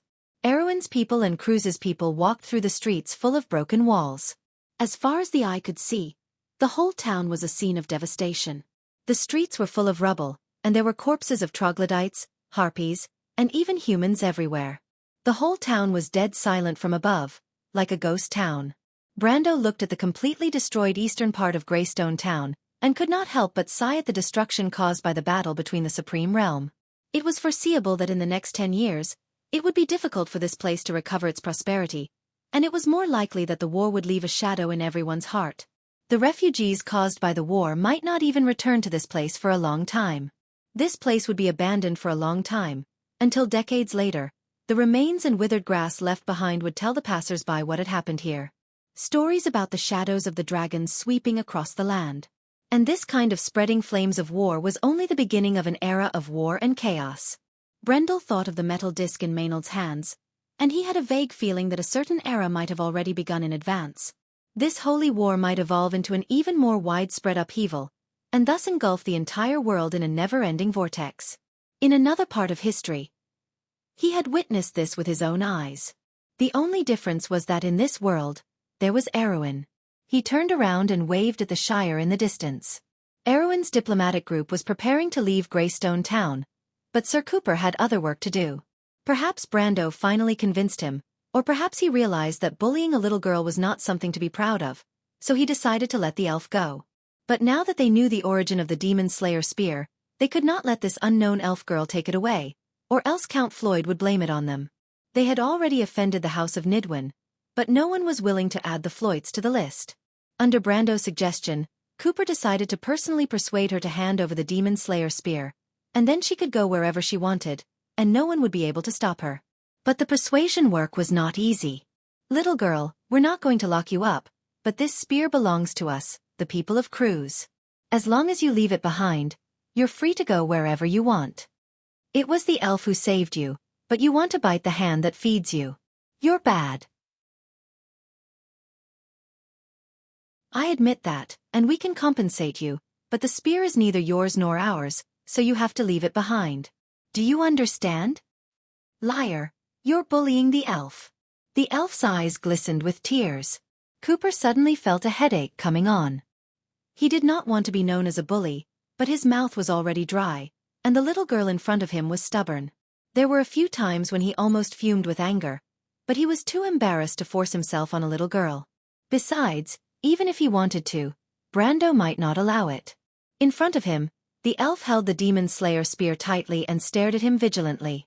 She did not want to leave it behind, nor did she want to give her treasure to this person.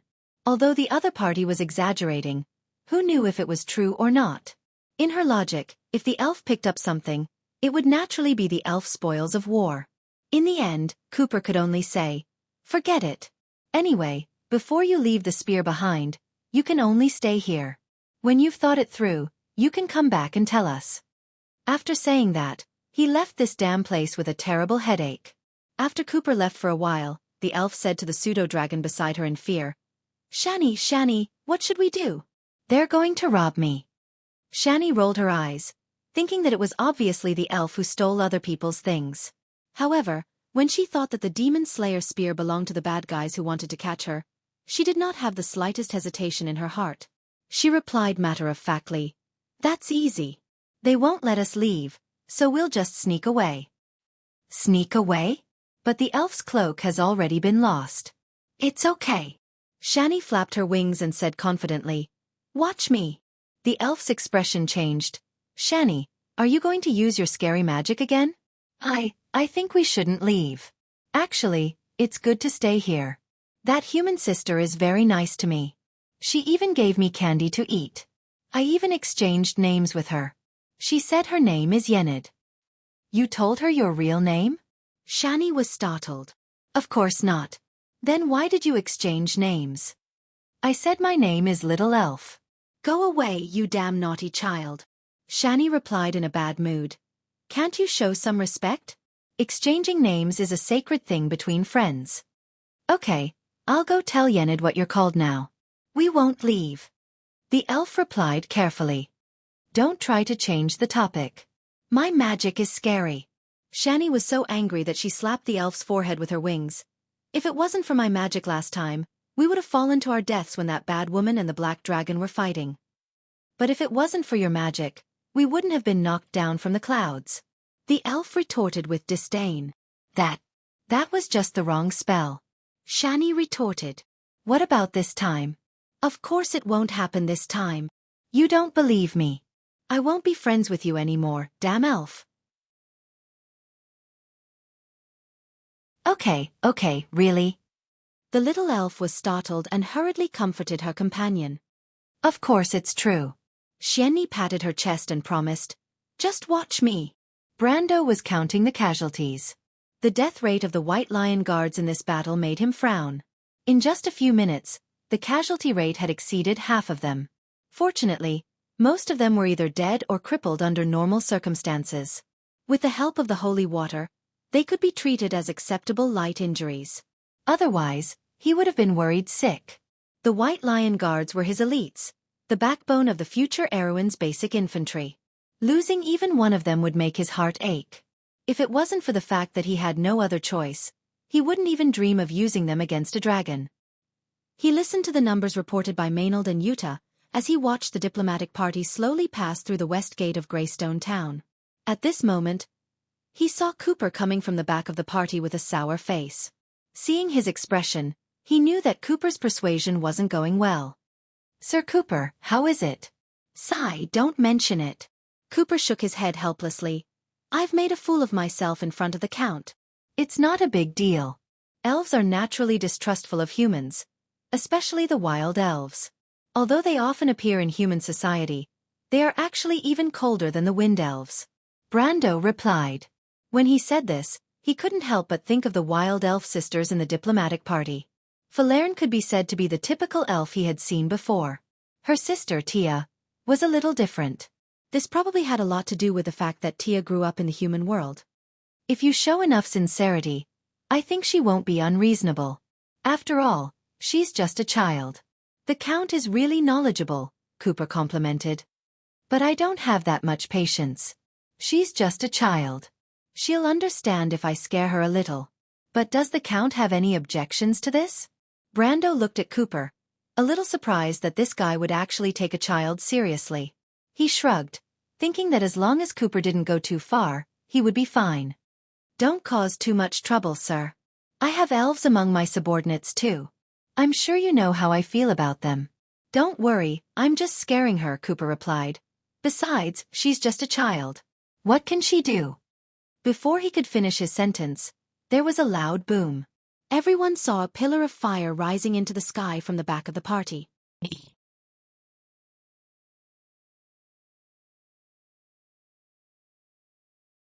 Chapter 942. The underground water tinkled, and a long tunnel extended into the darkness. Some of the collapsed areas even had specks of light shining in, forming 2 or 3 dazzling beams of light in the darkness. Roman tried to push the stacked stones with her hands, but they did not budge. She could only sigh in a different tone and said to Chiara, "It seems that this place won't work either." "That's why I said, just follow the secret passage and meet up with that guy downstream of the surging Milky Way," Chiara replied. "Didn't your familiar already send a message to that guy? If you ask me, it's much safer underground now than on the surface." She had lost her scholar's hat and glasses. Without the thick glasses blocking her, a delicate face was revealed under her curly hair. She was unexpectedly cute. "But it's dark and cold down here. It reminds me of when I was young and hid in those caves in Bucci with Freya." "I don't like those places at all," Roman replied. "Besides, I've never seen such a big dragon before." "I've never seen one either," Chiara replied in annoyance. Both of them were a little dejected for a moment. They had fallen into the ground with the collapsed building during the previous impact. By the time they reacted, they were already in this dark tunnel. According to Chiara's analysis, the building they had been hiding in was probably above the secret passage built by the Knight of the Inner Court. In other words, they should have fallen into that secret passage. This analysis seemed to be the only reasonable possibility, so Roman first turned the white fog into a hamster and found the way to the surface through the cracks of the collapsed stones. She went to inform Brando alone. Then, the two of them advanced along the dark tunnel, trying to find the exit that Brando had mentioned that led to the downstream of the surging Milky Way. It was not an easy journey. The secret passage was buried very shallowly under Greystone Town. It was unknown how many years ago it had been built, but it had not been repaired for a long time. Under the impact of the battle between the two dragons on the surface, many places had collapsed. There were a few times when they were almost buried under the soil. Moreover, because many places were blocked by sand and stone, they had to spend a lot of time looking for underground passages that could still be used. Fortunately, the secret passages extended in all directions, and they were not completely blocked in one place. There were a few times when Romaine had a sudden idea and tried to use magic to move the stones, but it almost caused a larger area to collapse. Chiara was so scared that she did not allow her to use any magic again. At this moment, they were stopped in a tunnel that had just collapsed. After the last tremor on the surface, the walls and ceiling here broke and collapsed from the ground, stacking together to form a dead end. "Let's change directions," Chiara finally said. "Chiara, did you hear anything?" Roman asked. Chiara was startled. She tilted her head and listened carefully. It was so quiet in the darkness that one could hear a pin drop. "Where did that sound come from?" "It's true. It's under the stone." Chiara looked at Roman and lay down on the stone doubtfully. If it was someone else, she would not have been so patient, but Roman had excellent hearing, so she had to believe it. After listening carefully for a moment, there was indeed a rustling conversation under the stone, as if two people were complaining about each other. "Giovanni, you idiot! If you didn't pull my tail, I wouldn't have chanted the spell wrong. But if I didn't remind you, you would have been discovered by that guard." "Shut up! That's just an ordinary human soldier. He might not even know the noble false dragons, so how could he see that I was casting a spell? Little elf, you're a complete idiot." "Then what should we do now, Giovanni? It's so dark down there, and I'm hungry." "You only know how to eat. There's no other way. Just wait for your death." Hoo, Jianghu, I don't want to die. Please save this little elf. The Roman widened her eyes and listened curiously to the intermittent conversation. She could not figure out why there were people inside the stone. She could not help but ask loudly, "Are you the elves inside the stone?" The voices inside the stone suddenly quieted down. After a moment, a tentative voice asked, I'm an elf. Who are the people outside the stone?" "I'm a Roman." Xianxia frowned and did not answer. "Who is a Roman?" the elf asked again. It was a good question. Even the Roman raised her eyebrows and did not know how to answer. "A Roman is a Roman, but why are you inside the stone? Are you the elves inside the stone?" Ant said that there are elves inside the stone. They like to hide gems and minerals under the stone as a gift to the diligent. "Are you here to give the Roman treasures?" "No," the little elf replied resolutely. Xianxia finally could not listen anymore and asked, "Who are you? Are you the residents of Greystone Town? From what you said, you seem to be elves. Are you a wind elf or a wild elf?" "I'm a wild elf," the elf answered. "Are they both?" "No, Jianghu is a dragon." "Dragon." The Roman and Xianxia shouted in unison. No, it's not the kind of dragon you think. Jianghu is a false dragon. The little fairy hurriedly explained. In her limited impression, dragons were bad, and Xianxia was a better kind of dragon. False dragon. God, it's a false dragon. Xianxia raised her eyebrows excitedly and asked loudly, "How is it? Are you in trouble? Do you need us to save you?" You're not bad people, are you?" The elf was shocked by her tone. "Of course not." Half an hour later, Roman and Xianxia spent a lot of effort to save the elf and Jianghu. At first, they wanted to dig away the sand and stones, but just as they moved the stones below, the stones above rolled down and scared the 4 people inside and outside the stone. After the shock, the 2 of them had to find another way. In short, they put their hope in the power of magic, but they tried several spells. In the end, Xianxia caught a few rats and Roman used the witch's king's chariot transposition to swap the elf and Jianghu out. The elf, who was buried under the sand and stones, suddenly felt that the space in front of her was empty, and then she appeared in a dark tunnel. When she was in the secret tunnel under Rove's compass, she thought that the human secret tunnel was long, dark, small, and not fun at all. But now, she felt that the dark underground was very spacious. Then with a bang, Jianghu was swapped out and fell heavily on the elf's head. "Ah!" the elf cried. When she opened her eyes again, she found a few squeaking rats in front of her, looking at her with their sparkling little eyes. She immediately made a fuss and shouted, You're rats! You're the rat!" Roman was still sizing up the little elf with interest, but Xianxia stepped forward without mercy, grabbed the elf's pointy ears, and lifted her up from the ground. "Short-sighted fellow! Ouch, ouch, ouch, let go of the elf cried out in pain.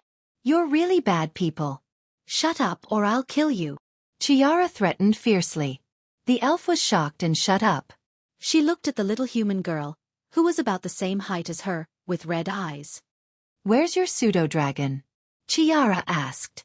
Her eyes suddenly lit up in the dark. She had already seen the pseudo-dragon on the elf's head. She subconsciously reached out to hug it, but she immediately retracted her hand. Although pseudo-dragons often accompany humans, they have very strong self-esteem. "This won't do. I heard that they are all creatures with very high intelligence. You have to be polite, Xianxia." Xianxia cleared her throat and ignored the elf. She asked Jianghu, who was on her head, "Dear pseudo-dragon, may I know your name? Can we be friends?" "No, Jianghu is my friend." The elf pulled Jianghu down and held her tightly in her arms. She stared at Xianxia vigilantly, as if she was afraid that she would be snatched away. "Didn't you hear what she said, stupid little elf? I have my pride. If you keep hugging me like I'm a can of candy, I'll never talk to you again," Xianxia said in an annoyed tone as she struggled to get out of his embrace. Then what should I do?" The elf panicked. "Put me in your bag," Jianghu said proudly. She waited for the little elf to do as she was told, and then she calmly laid down in the little elf's pouch. She stuck her head out and said to Xianxia, "Hello, human. My name is Xianxia. What are you doing here?" "We're looking for a way out, Miss Jianghu." Before Xianxia could speak, the Roman answered first. "Out? Do you mean back to the surface? Juani quickly shook her head like a rattledrum. Don't go, the surface is full of bad people. No, we're looking for a way to the lower reaches of the surging Milky Way. This is a very long secret passage. Do you know about it? Romaine replied. The exit to the lower reaches of the surging Milky Way, the elf suddenly said. I know. Everyone's eyes fell on her. How do you know? Juani asked angrily. How much do you know that I don't?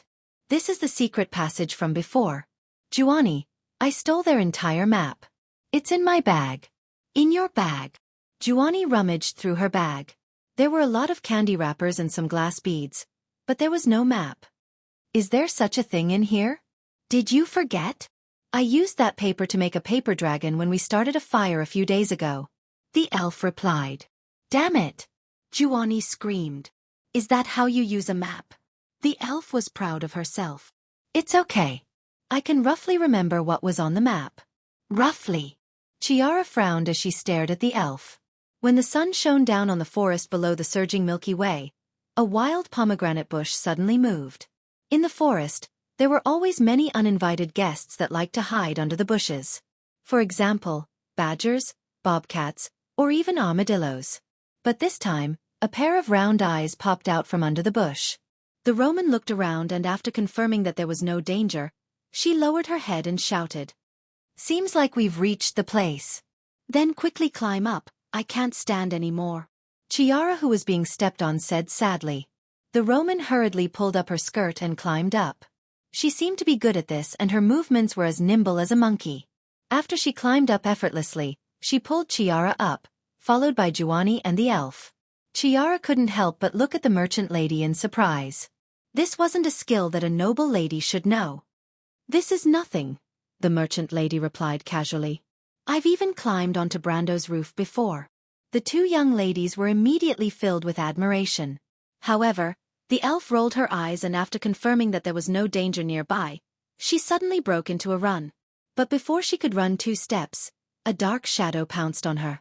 She was so frightened that she screamed and lost her balance and fell to the ground. When she turned her head, she saw that it was Chiara who was gritting her teeth. What are you doing? Let go of me. The elf shouted angrily and anxiously. I told you to run. Even though Chiara was dressed like a scholar, her strength was extraordinary. She easily pressed the elf to the ground and proudly announced. As my captive without my permission, you are not allowed to leave even half a step. The elf was naturally unconvinced. She shouted for Juani while she wrestled with Chiara. The two young ladies rolled around in the bushes and soon their hair and clothes were covered with leaves and mud. They completely lost their previous image and looked like refugees and beggars from the north.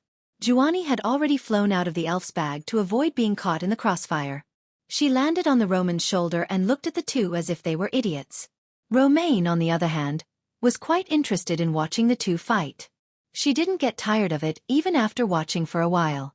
If she didn't suddenly realize something, she was afraid that this nonsensical fight would have continued. The Roman's ears suddenly twitched. She raised her head and looked at the other side of the forest. Then, she walked over and picked up the two young ladies. She patted the leaves and dirt off their bodies and said, Stop fooling around, I think there are people coming from that side. Chiara spat out 2 mouthfuls of mud. Her gentle and quiet face had long turned into a dirty little kitten. She glared at the elf and asked, Who are they? Is it the diplomatic party? The elf's hair was messy like a bird's nest. Her eyes were red and swollen as if she had just cried. She looked at Chiara fearfully and then said to the Roman, It must be those bad guys. Let's run, they are bad. There are only a few people. Their footsteps are very light. The Roman shook her head. It doesn't sound like them. It sounds more like short people like you. Those are subterranean dwellers. Chiara thought of the subterranean dwellers that she had missed. Great, when they come, we will think of a way to catch them. Why do you want to catch them? The elf asked in confusion. Chiara was too lazy to explain to her. She only threatened her fiercely. It's none of your business. Hide well with me. If you are discovered, you are done for. The elf was not afraid of anything, but she could not beat Chiara in a fight. As the saying goes, A wise man knows better than to fight when the odds are against him. She could only keep quiet. The three of them quickly found a place to hide. Sure enough, not long after, there was a rustling sound of footsteps in the forest. The three ladies hiding in the wild pomegranate bushes saw a few bushes of incense in front of them suddenly split open, and then a few green-faced, fanged faces came out from behind. When the elf saw these faces, she was so frightened that she almost screamed. If Xianxia had not hugged her and covered her mouth tightly, she would have screamed. Those were goblins. Roman and Xianxia recognized them immediately. The elf's nose was covered by Xianxia, and her face turned red. She kept winking at Xianxia, but Xianxia did not seem to see it. It took her a long time to break free. She could not help but gasp for air. Before she could protest, she could not help but ask curiously, "Aren't we going to catch them?" "It's me, not you," Xianxia replied in a bad mood. "Besides, who wants to catch these smelly guys? They are just a bunch of goblins. So boring." Ha! She suddenly let out a soft cry of surprise. Because the bushes behind the goblins shook again, and then a dwarf came out. This made her very confused. Everyone knew that the dwarves and the goblins were enemies. However, this dwarf was wearing a wet alchemist's robe. He did not look like a captive of the former. Although he looked miserable, it seemed that his personal freedom was not restricted. The goblins around him looked more like his bodyguards. "Little elf, it's that dwarf," Xianxia whispered. "The dwarf who fell asleep after falling down." The elf clearly recognized the dwarf. Xianxia almost wanted to kill the two of them. She hurriedly pulled them back. Sure enough, a few spears came flying.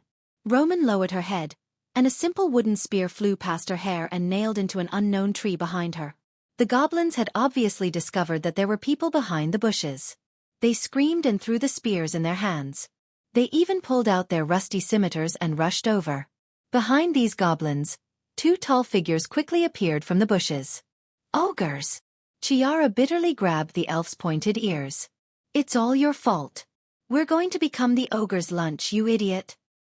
"Ouch, it hurts." Before the goblins rushed into the forest, the two little Lolas were already fighting.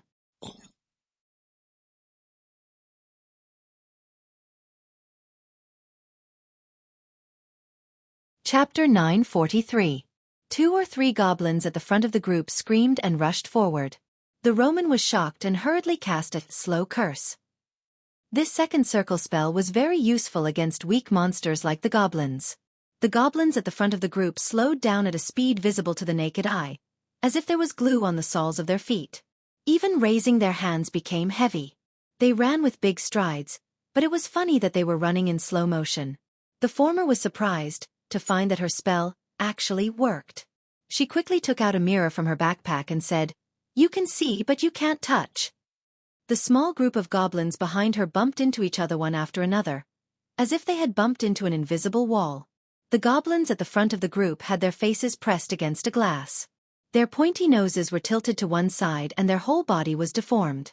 The other goblins who were slowed down were lucky enough to escape because they were too slow. Unlike the wizard's mirror image spell, which came from the refraction of light, the witch's mirror image spell turned the world in the eyes of the target into a mirror. As the saying went, "You can see but you can't touch." At this moment, the goblins and the 3 ladies were separated by an invisible mirror. There was a boundary between the real and the fake world.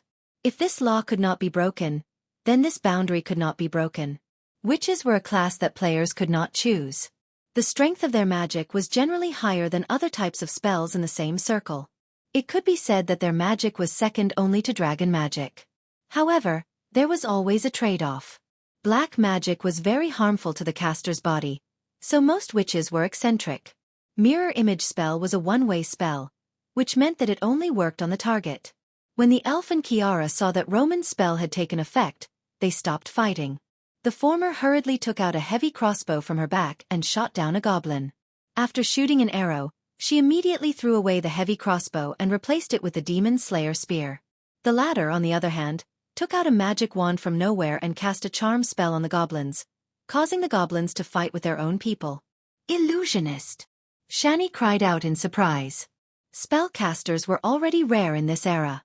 Most of them were craftsmen and enchanters, while illusionists were as rare as phoenix feathers and Qilin horns. I only know a little, Xianxia replied. Compared to this, I can't deal with those two big guys. The big guy she was talking about was at least 5 or 6 meters tall. When it stood up, it looked like a tower of meat. It had grayish-white skin, long mane, or hair, and carried a spiked club as a weapon. It was the most dangerous magical creature in the wilderness, the ogre. The two ogres with fierce faces strode forward, crossing the dense bushes as if they were crossing a meadow. They punched Roman's mirror spell, and a circle of ripples appeared in the air. The spell made a teeth-numbing sound like glass and shattered in an instant. The three ladies were so scared that their hair almost stood on end. They screamed and ran away. But how could they possibly outrun the ogre? Xianxia was the first to be caught.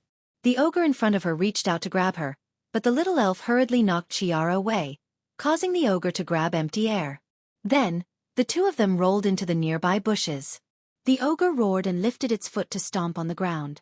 Seeing that the little elf and Xianxia were about to be stomped into meat paste, Roman quickly stopped under a beech tree. He raised his hand and cast grease on the ogre's foot that was propped up on the ground. The ogre slid backward and fell to the ground with a loud bang. Perhaps this ogre was just too unlucky. When it fell, its head hit a moss-covered rock in the forest, creating a large hole in it and killing it instantly. When the remaining ogre saw that its comrade had died, it went berserk. It roared and swung its wooden club at the Roman. Xianxia had no choice but to cover her head and roll away. The wooden club broke the beech tree she was hiding in and broke it into two. The broken beech tree fell with a loud bang, and branches and leaves rustled onto the Roman. The latter calmly crawled through the gap between the beech tree and the ground. However, at the last moment, a branch caught her in her bag. Xianxia pulled hard and tore a large hole in her bag. The caltrops and crystal beads in her bag fell to the ground. Although she was heartbroken, she did not pick them up and continued to crawl forward. On the other hand, the ogre behind her was unlucky. It stepped on the caltrops. These caltrops were originally prepared for war horses, so they were a little too small for an ogre. However, even a toothpick would hurt if it pierced the soles of the ogre's feet. The ogre could not help but scream and jump in pain. In the end, it stepped on the crystal beads, slipped, and fell on its back. Xianxia, who had just crawled up from the bushes, saw this scene. She shouted, "Now!" Then, she pushed the elf who was holding onto the corner of her clothes. The elf was still in a daze when she stood up with Xianxia's clothes. She felt herself being pushed and stumbled forward, just in time to reach the ogre's huge head. Before she could see what was going on, she lost her balance and fell towards the ogre. Her subconscious action was to thrust the silver demon slayer spear forward into the ogre's wide-open mouth, penetrating it beautifully from the front to the back. Ah! The ogre was only halfway through its scream before it was deader than dead. The forest seemed to have quieted down. The goblins who were chasing after the ogre were dumbfounded when they saw this scene. As the saying goes, the fox uses the tiger's might to intimidate others. Even the tiger is dead. How could the fox use the tiger's might to intimidate others? For a moment, they stood there, not knowing whether to advance or retreat. If they advanced, they might not be able to defeat the three ladies. This was proven in the previous battle. However, behind them, Miss Xianxia was waving her magic wand and pointing it at them. Yes, it's you. Now it was Xianxia's turn to intimidate others. She loudly gave an ultimatum. Hurry up and capture that shorty for me, and I'll spare your lives. If you want to run away. Humph. With the last word, Xianxia waved the magic wand in her hand. A bolt of lightning struck a small sapling nearby, turning it into ashes. This spell was an elementalist spell. Obviously, it was a spell that came with the wand. The goblins immediately ran back the way they came, wailing like ghosts and howling like wolves. Not long after, they carried a short, fat dwarf who was tied up into a ball and appeared in front of Roman, Xianxia, and Wisp. They threw poor Mr. Boris Anvil to the ground and stood in a row, trembling with fear. It's you again. When Boris Fire Anvil saw the little elf, he couldn't help but flare up and struggle. Boris Anvil felt that he was really unlucky. Although he knew that this job was a little ridiculous, he felt that the risk was worth it for the sake of the money. He was just a small character. He was already favored by Gaia to be chosen by the big shot of the Empire to participate in such a huge plan. Besides, he was only responsible for a small part of the plan. There shouldn't be any big problems. He thought so too, but the nightmare started last night. To be exact, it started from the moment he saw these two seemingly harmless faces. First, he was sprayed with his proud alchemy work. Then, he was inexplicably thrown into the river. Poor old Boris. He had not touched water many times in his life, let alone swim. He hugged a piece of driftwood that flew out of nowhere and floated in the water all night, shivering. He finally met a group of goblins under Lady Shago's and fished himself out of the cold river. The precious alchemy potions and materials in his robe were almost all gone. He had not even set foot on dry and comfortable land for a few minutes before he was inexplicably beaten up by his own people and tied up like a dumpling. The Anvil family's dignity was completely gone. Before he could react, he saw the two little demons' faces again. "You damned demons, why did you make fun of me?" he shouted angrily. Before he could finish his sentence, Kiera kicked him hard, causing him to suck in a breath of cold air from the pain. "You know this short and fat guy?" Kiera pointed her magic wand at the dwarf's head and asked the elf. The elf glared fiercely at the dwarf. It's all his fault that the elf was discovered. He even wanted to use that green powder to stun the elf. This is bad, he must be a slave trader. Damn it! How could you do that to such a cute little girl? Kiera whipped the latter's face. I hate slave traders the most. I'm not. Boris Anvil replied angrily. I'm a law-abiding citizen. You still dare to lie. Kiera whipped his big nose again, causing the latter to wail in pain. Let me ask you, do law-abiding citizens mix with goblins? Boris Anvil was slightly stunned and hurriedly denied it. I was caught by them. Humph. Chiara smiled triumphantly. Let me ask you, were you with him before? Faced with the little girl's knife-like gaze, the goblins hurriedly nodded their heads. Then was he caught by you? The goblins shook their heads in unison. Ouch, said poor Mr. Polly Anvil, who was struck in the ear again, and wept with pain. I hate people who lie through their teeth the most, and with such little skill. Kiera poked the dwarf's forehead with her magic wand and said fiercely. This time, the dwarf was like a deflated balloon, deflated. This guy is mixing with the goblins at this time. He must be up to something. Kiera excitedly reported to the Roman beside her. The latter was looking at his torn leather bag with heartache and said absent-mindedly, Oh. However, Kiera did not seem to mind at all. She continued, I think we can interrogate him properly, maybe we can get some important information. Boris Anvil was shocked. Of course, he knew some secrets, but it would cost him his life if he revealed them. He hurriedly shouted, No, no. I am a noble, you have to treat the captive well. Before he could finish, he was whipped in the nose, causing him to cry out in pain and roll on the ground. Shut up, I didn't ask you to speak. Kiera obviously did not have the words, treat the captive well, in her dictionary. Then she stepped on the dwarf and asked, Let me ask you, whose subordinates are these goblins? Boris Anvil kept his mouth shut and stared at Kiera, not saying a word. Humph. I know even if you don't say it. Kiera rolled her eyes and thought of something. Goblins usually don't mix with ogres. It's not like there's a magical wave. If there's something similar to a magical wave nearby, there should be goblins and ogres in the army of Georgandy Ridge. Boris Anvil stared at her in fear. Got it right? Ouch! Another red mark appeared on the dwarf's face. He could not help but cry out in grief and indignation. Why did you hit me again? You should be the one to answer this question, but you didn't. I answered for you, so of course I have to pay, right? Kiera smiled proudly, showing her sharp snow-white teeth. I'll give you a discount this time, but next time you'll have to pay in full. Boris Anvil's face turned pale. He struggled and shouted, Do you still have the demeanor of a noble? But before he could finish his words, he received a solid blow. This is a lady's privilege, Kiera answered matter-of-factly. Then the second question, what do you do? I've said it before, I'm a law-abiding citizen of Kurlutz. You'll have to pay the price for treating me like this. Boris Anvil's face was red and blue, his messy beard trembling. He was about to go mad. Kiera pretended not to hear him. You're a citizen of Cruz. but you're still with the goblins. Looks like you're a traitor. Damn it, I'm not. Then tell me, who do you serve? I said I'm not. Kiara snorted softly, turned around and asked the elf, Little idiot, where did you meet this guy? The elf looked at her with great dissatisfaction and replied, I'm not a little idiot. If you want to prove that you're not an idiot, you have to tell me the whole story. Otherwise, how will I know whether you're an idiot or not? Kiara answered. The elf puffed up her cheeks and replied angrily, I met this bad guy in a candy shop. Candy shop? That place is called Rove's Compass. It's a bread workshop, Jude added in annoyance. So it was there. Kiara's eyes lit up. So, that dragon was also lured here by you guys? Of course not.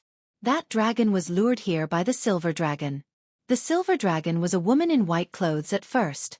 She picked up the little fairy's glowing ball, and then the dragon came. The little fairy retorted loudly. What silver dragon? A woman in white? Kiara asked with a frown. Xianxia shook her head helplessly and recounted the events that had transpired back then. Damn it! That's my shining tree seed. After hearing her words, the dwarf couldn't help but shout angrily. You thieves! Shut up! Chiara stomped on his stomach, making him curl up like a shrimp. So, you were really there at that time? Who were the people in the room? You're not going to tell me you don't know them, are you? Even if I know them, I won't tell you. Although Boris Anvil was sweating from the pain, he still answered firmly. Chiara stretched out a finger and shook her head in front of him. Even if you don't tell me, I know. That older guy calls that woman Miss Delphine, and that woman calls him Uncle Solons. That woman is the daughter of the Prime Minister of Kurlutz, and Solons is the captain of the guards of the Nidevan family. That young man is called Effie, and he is Solons' deputy. And you, it seems that you should also be the alchemist of the Nidevan family, Boris Anvil, right? Boris Anvil looked at Kiara with fear, as if he was looking at a scourge. Who are you? How do you know so much? Kiara patted the dwarf's chubby cheeks with her magic wand. Don't pretend to be surprised. You haven't answered my question. How did you get together with the goblins? Strange, Kiara muttered to herself. Could it be that even the Prime Minister has joined Georgandy Ridge? Boris Anvil's face turned red and white. He was about to say something when Kiara interrupted him.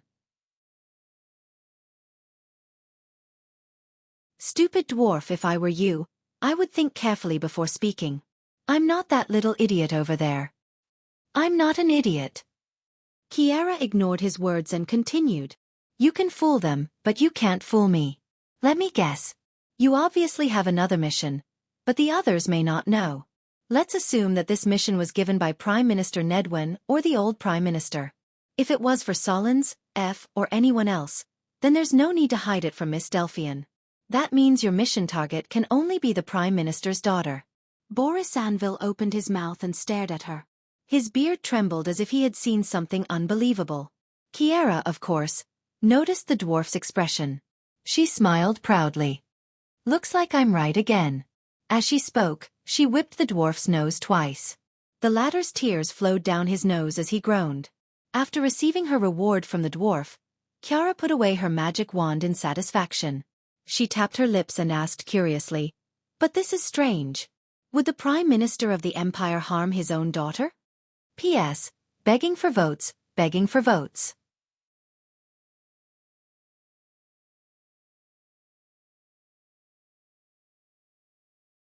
Chapter 944. Chiara muttered to herself. The Roman seemed to have regained her composure. She turned around and asked, What are you talking about, Chiara? I know that woman. She's a bad woman. That's for you and that fellow. Chiara chuckled. Although I can't rule out the possibility that the Prime Minister and his daughter don't get along, the possibility of that is very small. You can see that from the woman's arrogance and stubbornness. A daughter who isn't loved by her father wouldn't be able to do that. Humph. Chiara snorted softly, obviously not having a good impression of the Prime Minister's daughter. However, the Roman did not ask her where she had seen the Prime Minister's daughter. Chiara quickly skipped the topic and stared at Boris Anvil. In my opinion, it's more likely that this fellow is a traitor. Chiara stared at the pitiful Boris like a cat teasing its prey. Her beautiful sapphire-like eyes were filled with danger. In other words, Prime Minister Naidivan might not be the traitor, but this traitor is at least not far from the upper echelons of the empire. Burly Fire Anvil trembled. He had thought that the other party was just a capricious noble lady who was throwing a tantrum. As long as she vented her anger on him, she would let him go. As for the matter of the Prime Minister's daughter, he didn't dare to say a single word. He thought that he could get away with it, but he didn't expect that he was only half right. This noble lady didn't like to reason with her defeated opponent, but she had a shrewdness that exceeded her age. He didn't say a single word, but the other party had already guessed most of it. Boris Anvil began to feel that he had chosen to do the wrong thing at the wrong time. He looked at Xianxia as if he was looking at the legendary demons in hell who could see through people's hearts. "Why do you say that, Xianxia?" the Roman asked. "Isn't it simple? Why would the Georgiandi gang want the Prime Minister's daughter? If their target was the Prime Minister, they would not have done anything to Delphian. Prime Minister Naidivan might not be as good as his father, but he would not betray the empire for a daughter. On the contrary, doing so would only anger him." Xianxia answered with disdain. It was as if these schemes were written in an open book to her. There were no secrets to be found. So even though they knew that this would anger the Prime Minister, they still did it. Who would have such an idea? This person must be Naidivan's enemy. Maybe it's just revenge, or maybe it's to make the Prime Minister do something wrong. But no matter which it is, most people would not make enemies with the Prime Minister. Even if they did, they would not have the ability to retaliate. Those who could do this would at least have the same status and identity as the Prime Minister. Because only a conflict of interest will lead to hatred. A mediocre lower-class noble or a small workshop owner who works hard to make a living would never have anything to do with the Prime Minister of the Empire. Is that what you mean? The Roman answered with his unique businessman's logic. That's a good analogy. In fact, there are only a few people like that in the Empire. There are only a few dukes, the commanders of a few large legions, the leaders of local nobles, or the higher-ups of the Holy Cathedral of Fire. Xianxia nodded. The little elf was confused. She looked at the demon slayer spear in the mouth of the ogre, thought for a moment, and pulled it out in disgust. Then, she rubbed the spear on the nearby grass, trying to clean up the dirty blood. Xianxia raised her eyebrows as if she had found a new point of suspicion. There's something more interesting. This guy is with the goblins, and he's related to Georgiandi Ridge. She poked the dwarf's big nose again with her magic wand. It's more likely that the person who is related to Georgiandi Ridge isn't him, but the big shot behind him. That's interesting. Someone in the Empire's high-ranking officials has betrayed the Empire. No wonder Georgiandi Ridge's invasion was so timely, and the situation on the surface was so clear. "Stop talking, you demon." Boris's face turned ashen. "How dare you tell me to shut up? It seems that you still don't understand your situation," Xianxia said fiercely. But when she saw the dwarf's pleading expression, she changed her mind. "All right, since you're so pitiful, I won't say anything. But in exchange, you have to tell me what you plan to do to that woman, Delphian. She has a grudge against that guy, but she appeared at this place at this time. You're not going to tell me that it's a coincidence, are you?" "It's Count Delphian," the dwarf said, trembling. "His son, Elman, died because of that heroine, but he believes that Miss Delphian was the one who instigated his son to avenge Vahina. That's why she should be responsible for it." He deliberately lent the demon slayer spear to Miss Delphian in the hope that she would perish together with that heroine. "What's the demon slayer spear?" Roman asked. "It's a weapon that's been passed down in the family for generations.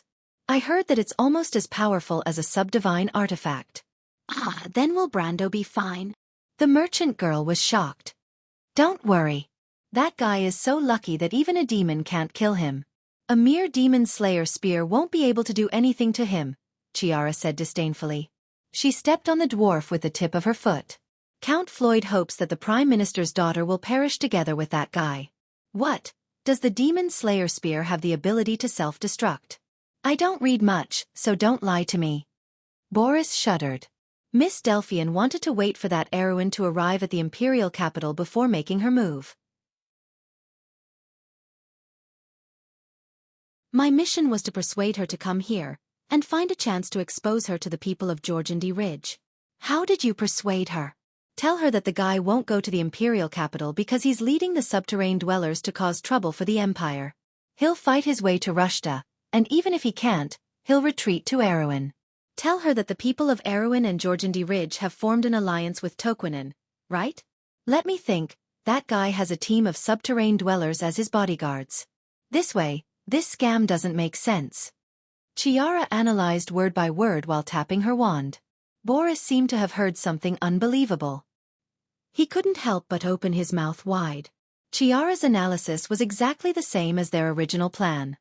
But there's still a question. How did Count Floyd know that the people of Georgandy Ridge would appear here?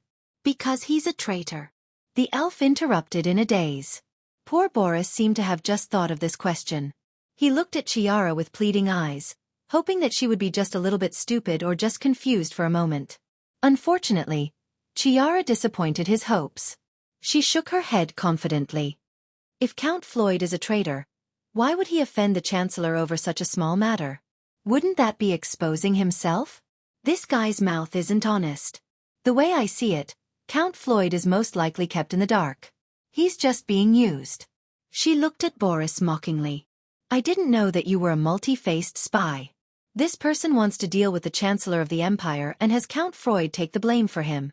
He seems to be a big shot. Can you tell your employer who he is? The dwarf trembled in fear, but he didn't dare to say a word. You must think that if you don't say a word, a soft-hearted little girl like me won't dare to do anything to you, right? Chiara became angry. Fine, I won't kill you. But now that I know so much, I can announce to the public that you told me. You see, you can't tell your master that I guessed all of this out of thin air, right? You can't do that. I didn't tell you anything. You can't lie, you demon. Poor Boris yelled. What a soft-hearted little girl. Sunny whispered to the elf. Both of them shuddered. You can't stop me from saying this, just like I can't force you to speak, Chiara said to the dwarf. But if you tell me the cause and effect, I can let you go. No one in this war knows that you're still alive, right? The dwarf breathed heavily, but he still didn't dare to speak. Humph, it seems that the person behind the scenes has made you very afraid. You are so afraid that even if you hide your identity, he will still be able to find you. This person must have unimaginable power. In this way, although you did not say anything, the number of people we suspect has decreased further. There are only 2 or 3 people. Chiara saw the dwarf's expression for a moment, and it was as if she could read the message in his eyes. Just kill me, you devil, Boris Fire Anvil shouted weakly. You might as well kill me. I won't kill you. I'm a virtuous lady. But sometimes, I wish I wasn't an elegant noble lady. That way, I could cast some spells on you. There are very few secrets that people can keep. Roman suddenly thought of something and said, Chiara, I think I know that kind of spell too. Chiara was slightly stunned. She only said that to scare the poor old dwarf, but she didn't expect that someone around her would use such a spell. Seeing into the future was the domain of astrology, and prying into people's hearts was the domain of black magic. Chiara looked at Roman in surprise, but she more or less had some guesses about his identity. She asked the merchant lady curiously, Do you want to try? I've never seen such a spell before. I'm not sure either, Roman replied excitedly. Because this is a dangerous spell, and there are unknown dangers to both the caster and the target. That's why I haven't tried it either. Perhaps the effect is limited, or it could turn someone into a drooling idiot. Why don't we give it a try? I beg of you, respectable human ladies. Even if it's for the sake of your own health, since this is a dangerous spell, I think it's best if we avoid it from happening. At the thought of turning into a drooling idiot, Boris Anvil couldn't help but wail. That won't do, Chiara shook her head in dissatisfaction. The pursuit of truth is not to be afraid of hardships. How can we shrink back in the face of a little danger? Roman nodded vigorously. He felt that the little girl had spoken his mind. Compared to danger, curiosity and fun were more important. Prepare to cast the spell, Miss Roman, Chiara looked at the dwarf and said solemnly. Knowledge and truth will remember your contribution, Mr. Dwarf. Before that, may I have the honor of knowing your name? Poor Boris Anvil finally broke down. He couldn't help but cry like a child. Damn it, don't turn me into an idiot. I'll tell you whatever you want to know. That won't do, Roman said anxiously, as if she was afraid of losing the chance to cast the spell. But this time, Xianxia stopped the merchant girl. The dwarf was almost scared to death. Xianxia pointed her magic wand at the tip of his nose and said, "You're so useless. You're already an adult and you're still crying. Tell me, who's the person behind you?" The dwarf replied with tears and snot. "Damn it, sob sob sob, I really don't know who that is. But I know the person who contacted me. He's called Freeman, a member of the Royal Archaeological Society." "Who's that?" Roman asked. "Freeman Lillis. My brother told me about him before. He's the vice chairman of the Royal Archaeological Society of Crews.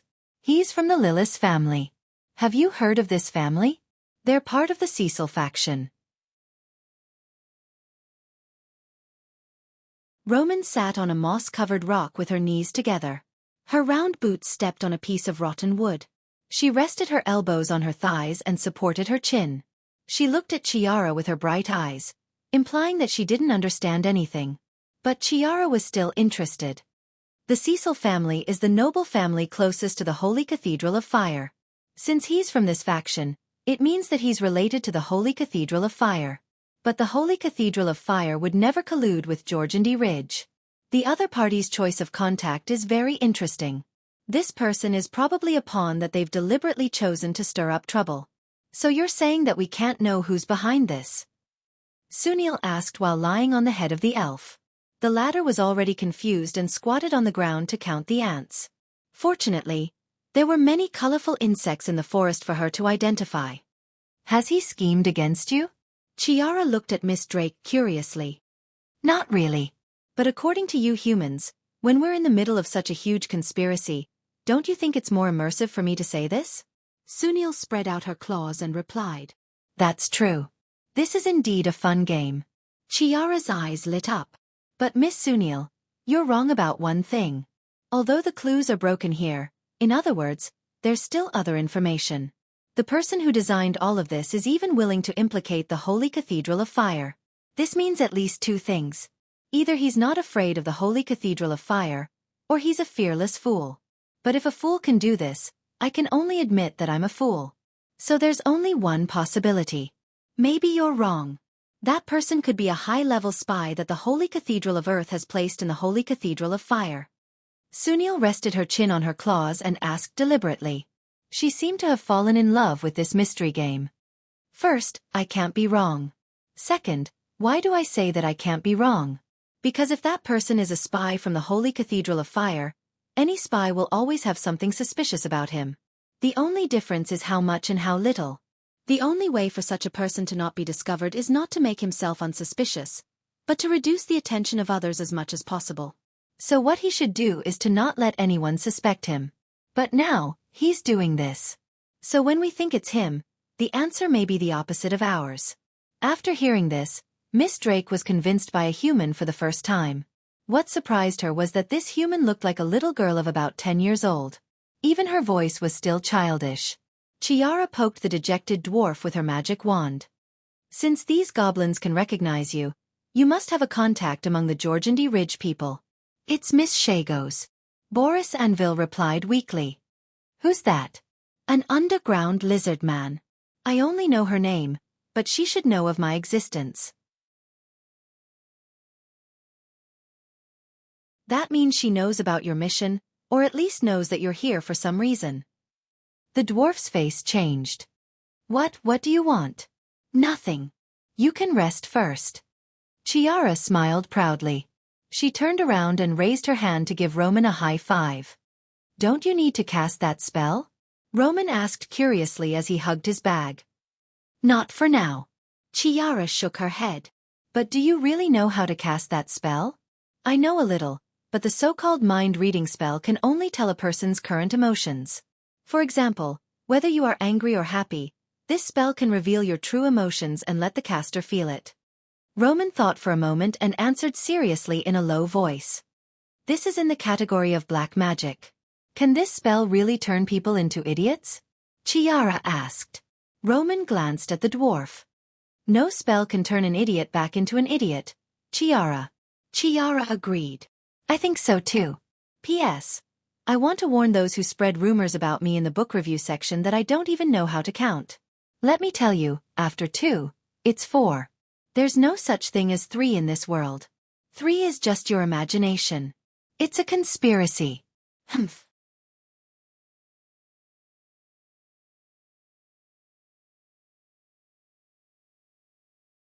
Chapter 945.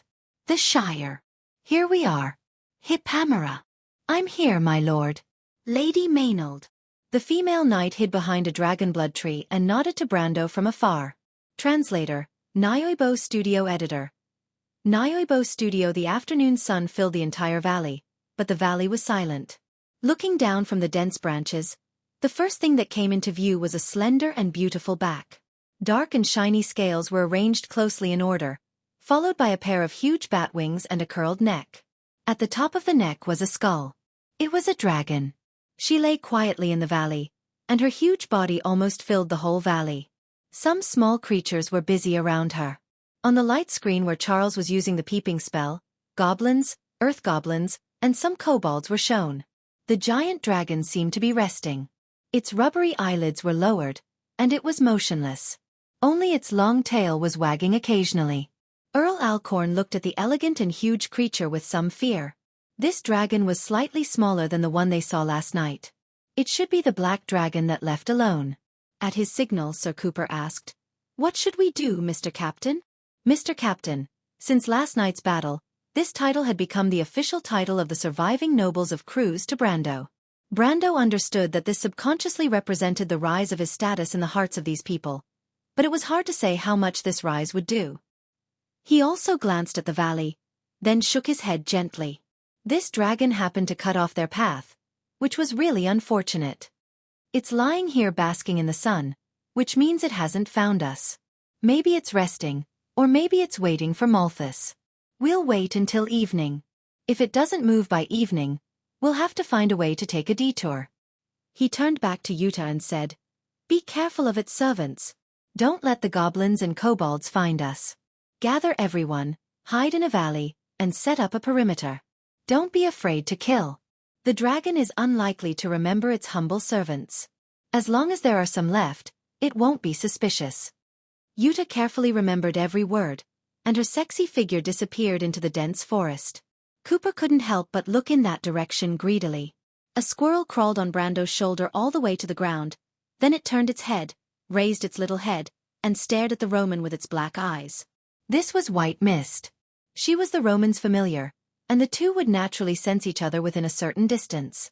As the guardian chosen by the Witch Queen herself, as long as she and the Roman were within the same boundary, she would be able to locate the Roman. In fact, she had sent messages between the Roman and Brando 2 or 3 times, but the latter was blocked on the other side of the valley by the dragon named Modesti. The Roman first asked her to deliver the message, including the dwarf's confession and Chiara's speculation. That was how Brando found out that the valley was actually the camp of the lizard lady, Shagos. "White Mist, let the Roman and the rest stay there. We'll meet up in the evening. Tell them to be careful, don't run around, and don't cause any trouble." "Okay." White Mist was silent in front of anyone, as if she only had the patience to answer with an "okay" in front of Brando or the Roman. The little prince, who was squatting beside Brando, was itching to stroke the squirrel's furry head with his fingers. As a result, White Mist mercilessly bit his finger, scaring him so much that he quickly retracted his hand and covered his finger. "This is a familiar?" Haruz looked at the grass where White Mist disappeared and asked curiously. "Familiars come in all kinds of forms, and they don't need to be alive, so it doesn't have to be a squirrel. The most famous witch in history, Beatrice, used a butterfly made of pure gold as her familiar." Brando replied. He touched the latter's head and replied somewhat dotingly, "You will also have a familiar. Although not every wizard has a familiar, I will definitely find you the best one." "Thank you, teacher." Haruz's eyes widened. "But teacher, can I have a squirrel as my familiar? Why do you like squirrels so much?" They look cute, don't they?" the little prince replied with a red face. Brando held his forehead, almost defeated by this prince. He thought to himself, "Do you dare to have some normal hobbies, such as a mighty shadow cheetah or something, or a cool colorful salamander that can make its owner invisible, or a dragon as your familiar like Tumen. Isn't that what a boy should aspire to? He patted Haruz on the shoulder. I'm afraid not. Oh. Haruz looked very disappointed. Brando smiled slightly. As a teacher, the proudest thing was to meet a good student.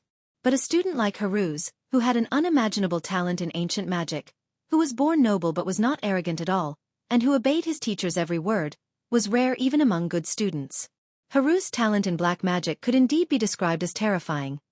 Ancient magic, the earliest magic of Wand, shared the same origin as witchcraft, runic spells, and spiritual spells, which the witches claimed to have magic in words and language. These magic actually came from the obscurity of the dark, the exploration of the unknown by the law. They were part of the dark magic itself, and even today, witches still used such power. Ancient magic was very different from today's magic system. Most of the ancient spells' incantations were lengthy and slow. The spell-casting movements were complicated and strict, and the casting environment was extremely demanding. Most of the ancient magic was derived from array spells and runic spells, as well as the unique string spells of the dragons and witchcraft. The most important part of casting ancient magic was to display runes and formations, which were only used in array spells in today's magic system. In fact, there were simplified ways to shorten the casting time by drawing a magic circle in advance, but this method did not work in the ancient magic system. Ancient magic required the spellcaster to be able to instantly form a magic circle and display the correct runes at the same time. This required a wizard's innate talent to reach a terrifying level. It required extraordinary magic sensitivity, namely the bloodline attribute, as well as terrifying elemental sensitivity, to accommodate countless runes under the 4 major elemental laws, as well as an almost limitless capacity for the spirit, namely the mana pool. Otherwise, one would not be able to activate those astronomical spells. As early as the Age of Silver, there were very few people who could master ancient magic, but all this was easily solved for Haruz. Brando suspected that the young prince's talent was the Twin Pact, or something like the Blue Calamity. He had never seen Haruz overly tired from casting spells, which meant that he could practice spells from morning to night without the help of the Wizard Tower's mana pool, and he could still be as energetic the next day. Similarly, an apprentice could master 7 to 9 runes, depending on their talent. Most players could learn elemental magic or rune magic at a fixed rate of 10, which was already considered an extraordinary talent in the eyes of the NPCs.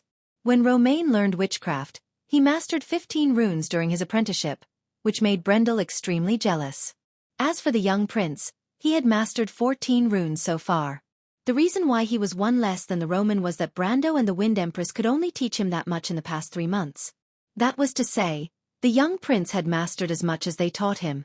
Haruz could only perform some small tricks now, and he was not even an apprentice. He could only be considered a beginner. Who was the protagonist here? For a moment, Brando could not help but doubt his own life. He suspected that he might have transmigrated to this world to open the door to the young prince's future. And in all kinds of stories and legends, people like him usually didn't have a good ending. If this story was evil, then he would definitely be pierced through the heart by the little prince in the future, and then the latter would say something very cool, for example, "Teacher, now I don't need you anymore," or something like that. If this story was knight-oriented, then he would most likely die in front of Haruz because of something, and then the latter would finally wake up and embark on the path of the strong. Brando glanced at the young prince's delicate face and thought that it was most likely the second development. But it was impossible for him to give up teaching Haruz now, because the average player could never have Haruz's talent. Players were born with heroic attributes, slightly weaker than the prophets, and Haruz was almost certainly a chosen one. His personality was his biggest flaw, which could be said to be negligible among the chosen ones Brando had seen. What was more terrifying was that he might also have the talent of fate and an extremely outstanding bloodline talent. This delicate young prince was the legendary Face King, and Haruz listened to him. It felt like he was leveling up with a cheat. Brando knew the direction of the future and understood what kind of class combination was the strongest. Coupled with Haruz's talent, he could imagine what kind of monster he was creating. That feeling was absolutely irresistible to him. The future of a wizard often depended on the direction of his development. Some people were limited by their talent, some by their personality, but more people were limited by their knowledge. There were many outstanding geniuses in history who were buried because their mentor was nothing more than a charlatan. Even a court mage's knowledge was often limited by his lifetime of learning. Not everyone had the complete and complex inheritance system of the craftsmen of Buga. It was impossible for players to have the talent of the legendary natives, but natives rarely had the ability to plan their classes so strictly as players, even down to each level. But Brando had it. Although he might not be able to find some things in a short time, he knew what was best. He would never replace the young prince with something temporarily. Some things, once missed when laying the foundation, were likely to become a lifelong regret. Brando wanted to see how far his student could go in the future when the two were combined. As far as he knew, there were several body-level wizards among the players, but their talent was not as abnormal as Haru's. Of course, Haru's and even his sister did not know what kind of path his teacher had prepared for him. For him, what he was worried about now was how to become a qualified king. The throne was an annoying burden for him, far less interesting than following his teacher to other countries. Although the journey was full of danger and fear, it was very exciting. After answering Haru's question, Brando glanced at the valley again, as if to confirm the terrain or the distribution of the lizardman's camp. This was like a natural habit for him, a subconscious behavior. After memorizing the nearby terrain, he waved to the others and motioned everyone to retreat into the dense forest. After the group quietly retreated into the bushes, the Shire stopped peeping. Brando asked the others, "How was it?" "I smell a conspiracy, my lord," the Shire replied. "Nonsense," Brando reprimanded angrily. "Two of the three dragons, plus Queen Medusa, have already appeared in the surface world. Georgandy Ridge is making such a big fuss. It can't be that they are just here to be bystanders." "What is bystanders?" Sir Cooper was stunned. "Soy sauce is a kind of tea. You know afternoon tea, right? My lord means that these stinky guys are not here to invite you to tea." The Shire kindly explained, but Maynard couldn't help but look at Brando very strangely after hearing this explanation. The latter's expression didn't change as he continued. "Lady Shagos is the confidant of the Lizard King. Most of the underground lords don't get along well with each other. Since Modesty dared to stop here, it means that their relationship is not as simple as a joint invasion of the surface world, but a closer alliance. I suspect that the Minotaur King Geralt and the Dragon Queen have also arrived on the surface. Since Modesty and Malthus are here, the Dragon Queen Gwendolen naturally won't act alone. Since 4 of the 5 underground lords have already moved out, why would the remaining Minotaur King Geralt stay alone in Georgandy Ridge?" "Georgandy Ridge has already turned out in full force," Brando said quietly. His voice was like a ghost. A cold wind passed through the forest in the afternoon, making everyone shiver involuntarily. This sentence is now not just an adjective, but a statement, and it is very likely to be very close to the facts we know now. The 5 underground lords have joined forces, plus characters like the Lizard King and the Blind King. Their voices are likely to be transmitted to every corner of the dark underground. For a moment, the forest was so quiet that one could hear a pin drop. "What do you mean by that?" Earl Alcorn finally asked. "It means that you are lucky enough to have witnessed the birth of the only grand unification in the underground world of Georgandy Ridge since thousands of years ago, or even in history. Now that they have collectively appeared on the surface world, they are about to become a new witness of this holy war. They are not just a sudden force, but a new player. Imagine, when the entire army of Georgandy Ridge poured into the world on the surface. That's impossible." Cooper sucked in a breath of cold air. "It's unlikely from a common-sense point of view, but if the 5 underground lords have all appeared on the surface, then they will never leave any other lords in the underground world to threaten their rule. These underground lords are all cunning and astute. I don't think they are inferior to all of you here," Brando replied. Earl Alcorn chose to remain silent. "But what's their reason for doing so?" Cooper asked. "They have been in the underground world for thousands of years." "I'm not sure about that," Brando shook his head.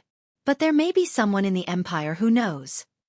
"You mean the person who attacked little Nydiven's daughter?" Earl Alcorn asked. Brando nodded. For a moment, no one chose to answer.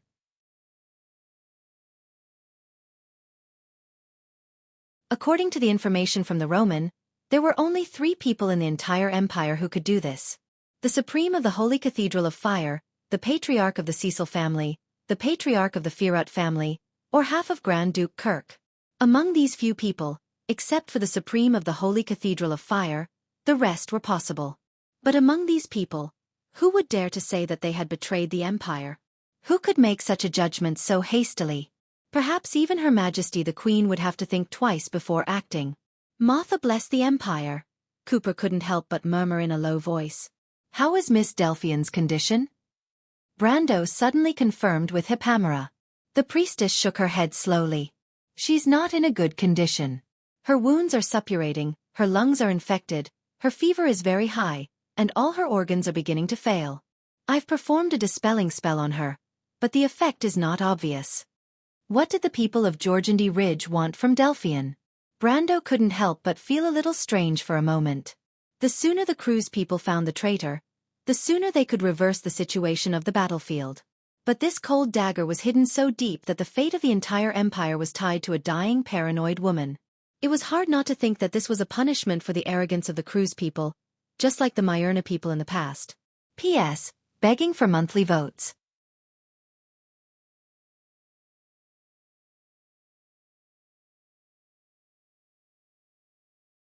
Chapter 946. Modesty narrowed her eyes as she watched the little creatures pacing back and forth in front of her. The goblins and kobolds offered her fresh prey, such as elk and wild boar from the forest. They placed the prey in front of Modesty's mouth and retreated far away, as if they were afraid that the dragon would swallow them in one gulp. However, Modesty did not have much of an appetite. She only opened her eyes occasionally to scare the little creatures away, and took pleasure in it. She was indeed waiting for someone, but it was not Malthus, nor the soulless dwarf. It was Guku, Gwendolyn's servant. Not long after Brando and the others left, Guku arrived. She descended from the sky with a group of harpies, causing a commotion in the camp. Modesty narrowed her eyes as she looked at the little creature.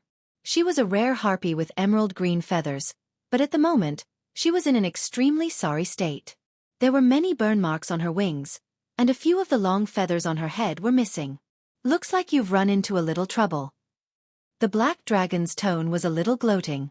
A few insects snuck into Greystone Town. Useless Tammy. Guku replied with the sharp voice of a harpy. She was indignant. She was not only referring to Brando and the others who snuck into Greystone Town, but also Malthus. Her burnt feathers were all thanks to Malthus, which made her very angry. She was Gwendolyn's servant, so she was not worried about any verbal offense. In her eyes, Malthus was not as powerful as her master. Of course, if she were to face Malthus alone, she would never dare to say such a thing. Modesty's lips curled up. She did not care about the little creature's sarcastic retort. After all, it had nothing to do with her. She said playfully, "Your master, that woman asked me to wait for you here." Praise the master. Guku finally showed a respectful expression. This attitude made Modesty a little unhappy. Although she had to admit that Gwendolyn was the strongest among the three dragons, a dragon was a dragon. She would not easily show her fear in front of outsiders.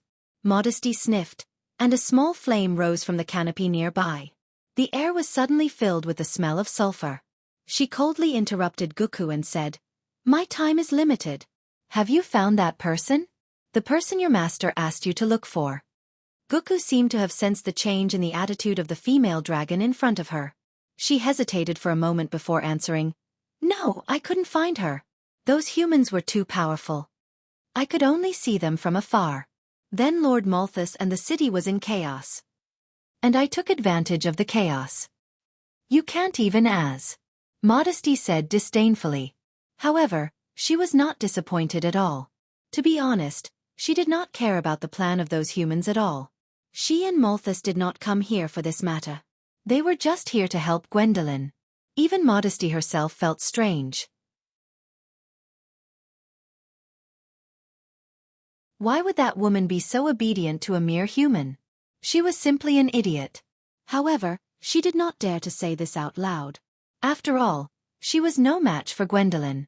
She frowned and asked impatiently, "You only arrived now. You must have returned to Greystone Town after the incident. Did you find her body?" Although Modesty was absent-minded, it did not mean that she was not meticulous enough. On the contrary, the long life and experience of dragons gave them wisdom far beyond that of mortals. "The city has long been reduced to ruins. There is no way to find it," Goku replied awkwardly. However, there are no human corpses left in the city. There are only some remains of gargoyles. I think they were left behind by the humans who snuck in. Modesty was originally absent-minded and had just asked casually. However, when she heard the words gargoyles, she jumped up as if someone had stepped on her tail. Gargoyles? Are you sure? The harpy was slightly startled. She stared at Modesty with some uncertainty, not understanding what kind of reaction this was. The black dragon raised her head and said angrily to herself, "Damn it, so he didn't pass by Greystone Town. There are no human corpses left at the scene. This means that someone has cleaned up the battlefield. It can't be Malthus. He must have gone after that bitch Mithril. Damn it! They must have escaped. No, they can't have gone far. They wouldn't dare to stay in Greystone Town. They must be hiding in the hills near the Silver Gushing Valley." She said, "Damn it," twice in a row, which was enough to prove her anger at the moment. In the whole of Anslova, only one person had a large number of gargoyles at the moment, and she and Malthus could be said to have come for this person. To be exact, they came for the Halran Gaia in his hand. The last time that person disappeared was before Jorgendi Ridge began to attack Anzaruta. Modesty originally thought that according to the speed of the other party, he should have left the Bear Lake area long ago. However, she did not know that Brando did not abandon the crew's nobles. He also wanted to avoid the detection of Jorgendi Ridge, so he chose the difficult hilly area all the way. At this moment, when she heard Goku's description, she realized that she had missed something. She could not help but secretly curse that idiot Malthus. It was right in front of you, and you didn't even notice it. What a waste of a pair of eyes. Modesty was furious. No wonder we temporarily sensed the existence of the Halran Gaia last night. Damn it! The Halran Gaia! Goku exclaimed. In her vision, the black dragon suddenly stood up and spread its wings. The huge wings almost covered the entire valley. The latter began to flap its wings, and the surrounding goblins and kobolds were blown away by the wind. Even Goku could not stand still. She flew along with the wild wind and screamed, "Lady Modesty? Listen carefully." Modesty said coldly, "The mission that Jalindalin asked you to complete is to make sure that the woman cannot leave Enslova, whether temporarily or permanently.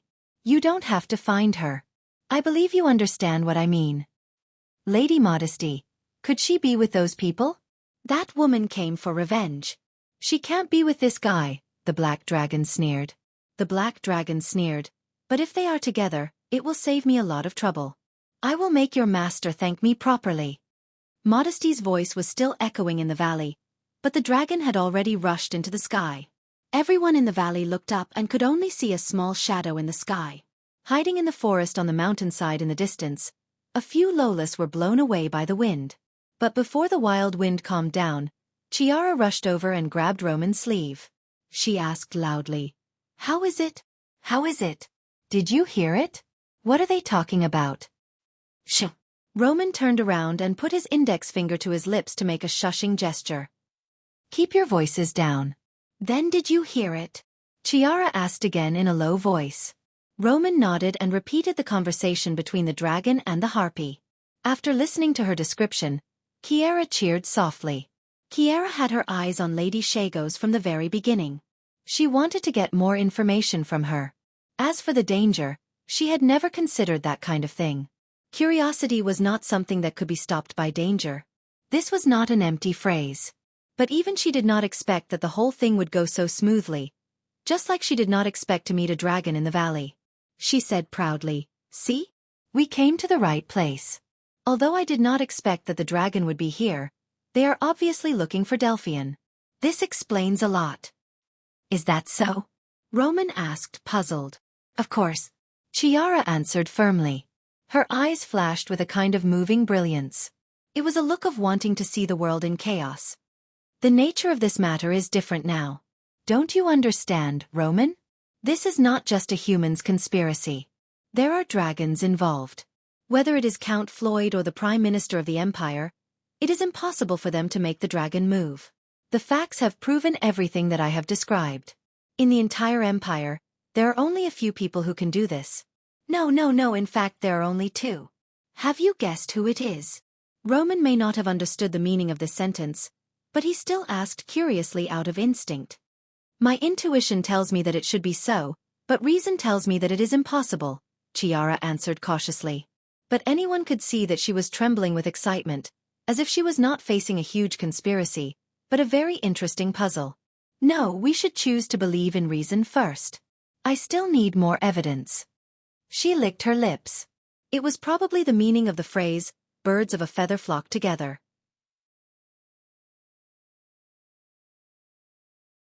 The three of them who wanted to see the world in chaos understood the sentence at the same time. They all subconsciously looked at the bushes not far away. Somewhere, a certain unlucky dwarf seemed to have felt a chill, and could not help but struggle and groan.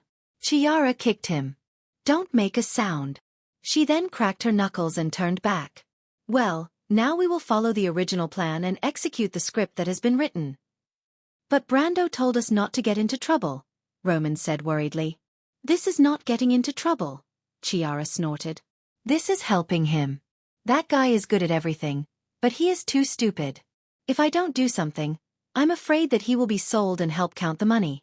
Of course, in principle that guy and I are enemies, but I am still part of this diplomatic group. I don't have the habit of dying with others, so I can only reluctantly help him. Besides, Xianxia blushed. It's nothing. Just blame me for being too kind. But the little elf could not see how this human girl who was about her age was kind. She could not help but frown as she tried very hard to repair her shattered worldview. Chiara's original plan was very simple. It was to let poor Bolly Anvil go to Lady Shago's to get information. Now, there might be a harpy involved. This plan was absolutely bold because once the old dwarf entered the camp, it meant that he was out of their control. Therefore, the first difficulty of this plan was to persuade Bolly Anvil to believe that if he dared to do so, the gains would not make up for the losses. Chiara's persuasion was very simple. She only patted the dwarf's chubby face and told him, "This is a good chance for you to prove that you did not betray us and that you have nothing to do with this matter. You won't be stupid enough to give us away, will you? You see, since you have betrayed them and there is no way to make up for it, the news we got from you has already spread. So, what you need to do now is to get rid of the matter. You escaped from Greystone Town without meeting anyone on the way, and there is no chance for the news to leak, right?" The old dwarf's face was red. If he had an axe in his hand, he would have jumped up and challenged Chiara to a duel. Although a duel with a human girl was not something to be proud of, it was better than being humiliated like this. Unfortunately, Bolly Anvil was not as stubborn as his kind. They could endure the monotonous mining work in the underground tunnel day after day as if such a rigid character had been integrated into the blood of their race. But he was different. He was a dwarf who pursued freedom and pleasure.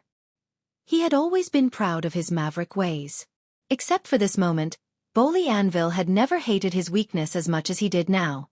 A moment ago, he was solemnly swearing that once he escaped, he would avenge himself no matter what. But after Chiara untied him, he could not help but hesitate. Perhaps Chiara was right.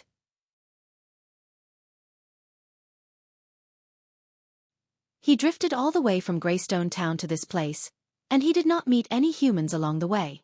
He and the people he was looking for in Georgandy Ridge were two completely different routes. If he did not say anything, no one would suspect him. He could even calmly report the situation to Lady Shago's, whom he had never met before, and pretend that nothing had happened. After all, everything that happened in Greystone Town had nothing to do with him. It was all the fault of that damned black dragon. He could not blame himself for being too incompetent. After this matter was over, he could happily be an alchemist and pretend that nothing had happened. After thinking about it for a moment, Boris Fire Anvil's mind became active. He rubbed his wrists as he walked out of the forest. At first, he could not help but feel a little nervous. But after a while, he returned to normal and got into the zone. The three ladies followed behind him under the cover of Roman's invisibility spell. Chiara even whispered to the former, "Just report what you wanted to report to that lovely lizard lady. You don't have to make up any lies. You don't have to worry about being exposed." When the dwarf heard that, he felt a sense of relief. He could not help but feel grateful to Chiara, even though the feeling came out of nowhere. But after a while, Chiara threatened, "But if we are unlucky enough to be captured, we will betray you immediately. As reliable companions, we must go through thick and thin together." This is the quality that nobles should have. Poor Mr. Boley Anvil's face darkened when he heard that. Even Shani, who was lying on the elf's head, could not help but roll her eyes. For a moment, only the Roman was still in high spirits. Regardless of what old Boley was thinking at the moment, Chiara, who was under the effect of the invisibility spell, turned around and looked at the elf. They were actually under an invisible curtain. This witch's spell was similar to Brando's cloak of the Giant King. It could also block sight and breath, and they could also see each other. The only flaw was that it could be detected by detection spells. Fortunately, the goblins and kobolds did not pay attention to this. The elf looked at Chiara with some fear and subconsciously tightened her grip on the demon-slaying spear in her hand. The latter said fiercely, "Remember what I said? Don't be soft-hearted later." The elf quickly nodded. Boley Anvil soon arrived outside the camp. The goblins and kobolds obviously did not have the concept of vigilance. Besides, modesty did not need to be vigilant. Who would suddenly find trouble with a real dragon? If there really was such a person, the goblins and kobolds would not be able to guard against it. When the little creatures saw the dwarf approaching, they reacted in a flurry. For a moment, the camp was filled with screams. The kobolds were known as the descendants of the dragon in many legends, but their barks were genuine dog barks, which was how they got their name. The little creatures barked together and carefully pointed their spears at the old dwarf. The latter gestured, and finally, he explained his purpose of coming. At this time, Chiara saw a kobold in a long robe coming out of the camp with a strange expression. He held a staff and gestured at the dwarf from afar. Kobold mentor. Shani wanted to cover her face with her claws. She could not help but look at the human girl beside her. Didn't they say that kobolds would never use such high-end magic detection? Damn it! Chiara was shocked and could not help but complain. These kobolds are a little different from the ones on the surface. Now is not the time to complain. What should we do? Shani was trembling with fear. Although the kobolds and goblins were nothing to be afraid of, there were at least hundreds of them around at the moment. If they were suddenly exposed, even if each of them had a spear, they would turn into hedgehogs. She did not want to become a hedgehog. Lady Shani's adventure on the continent had just begun. Although the elf did not understand what was going on, she knew that it was not a good thing. She was already very nervous, and now she was so scared that she was about to cry.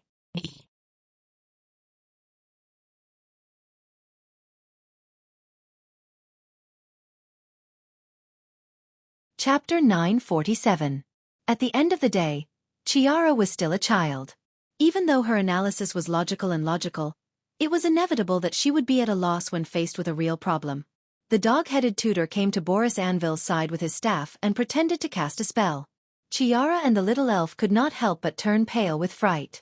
It was at this moment that the Roman let out a soft gasp and muttered, "That's strange, there are no ripples of magic on the staff." Chiara and Xianxia also noticed that something was not right. Even though the dog-headed tutor's spellcasting action looked decent, the incantation that it was uttering was not the case at all. Not to mention, when it cast the spell, the lines of law in the air did not vibrate at all. There were no ripples in the sea of magic. This was not a sign that a spell was about to be cast. Instead, it was more like a swindler who pretended to be mysterious. Damn it!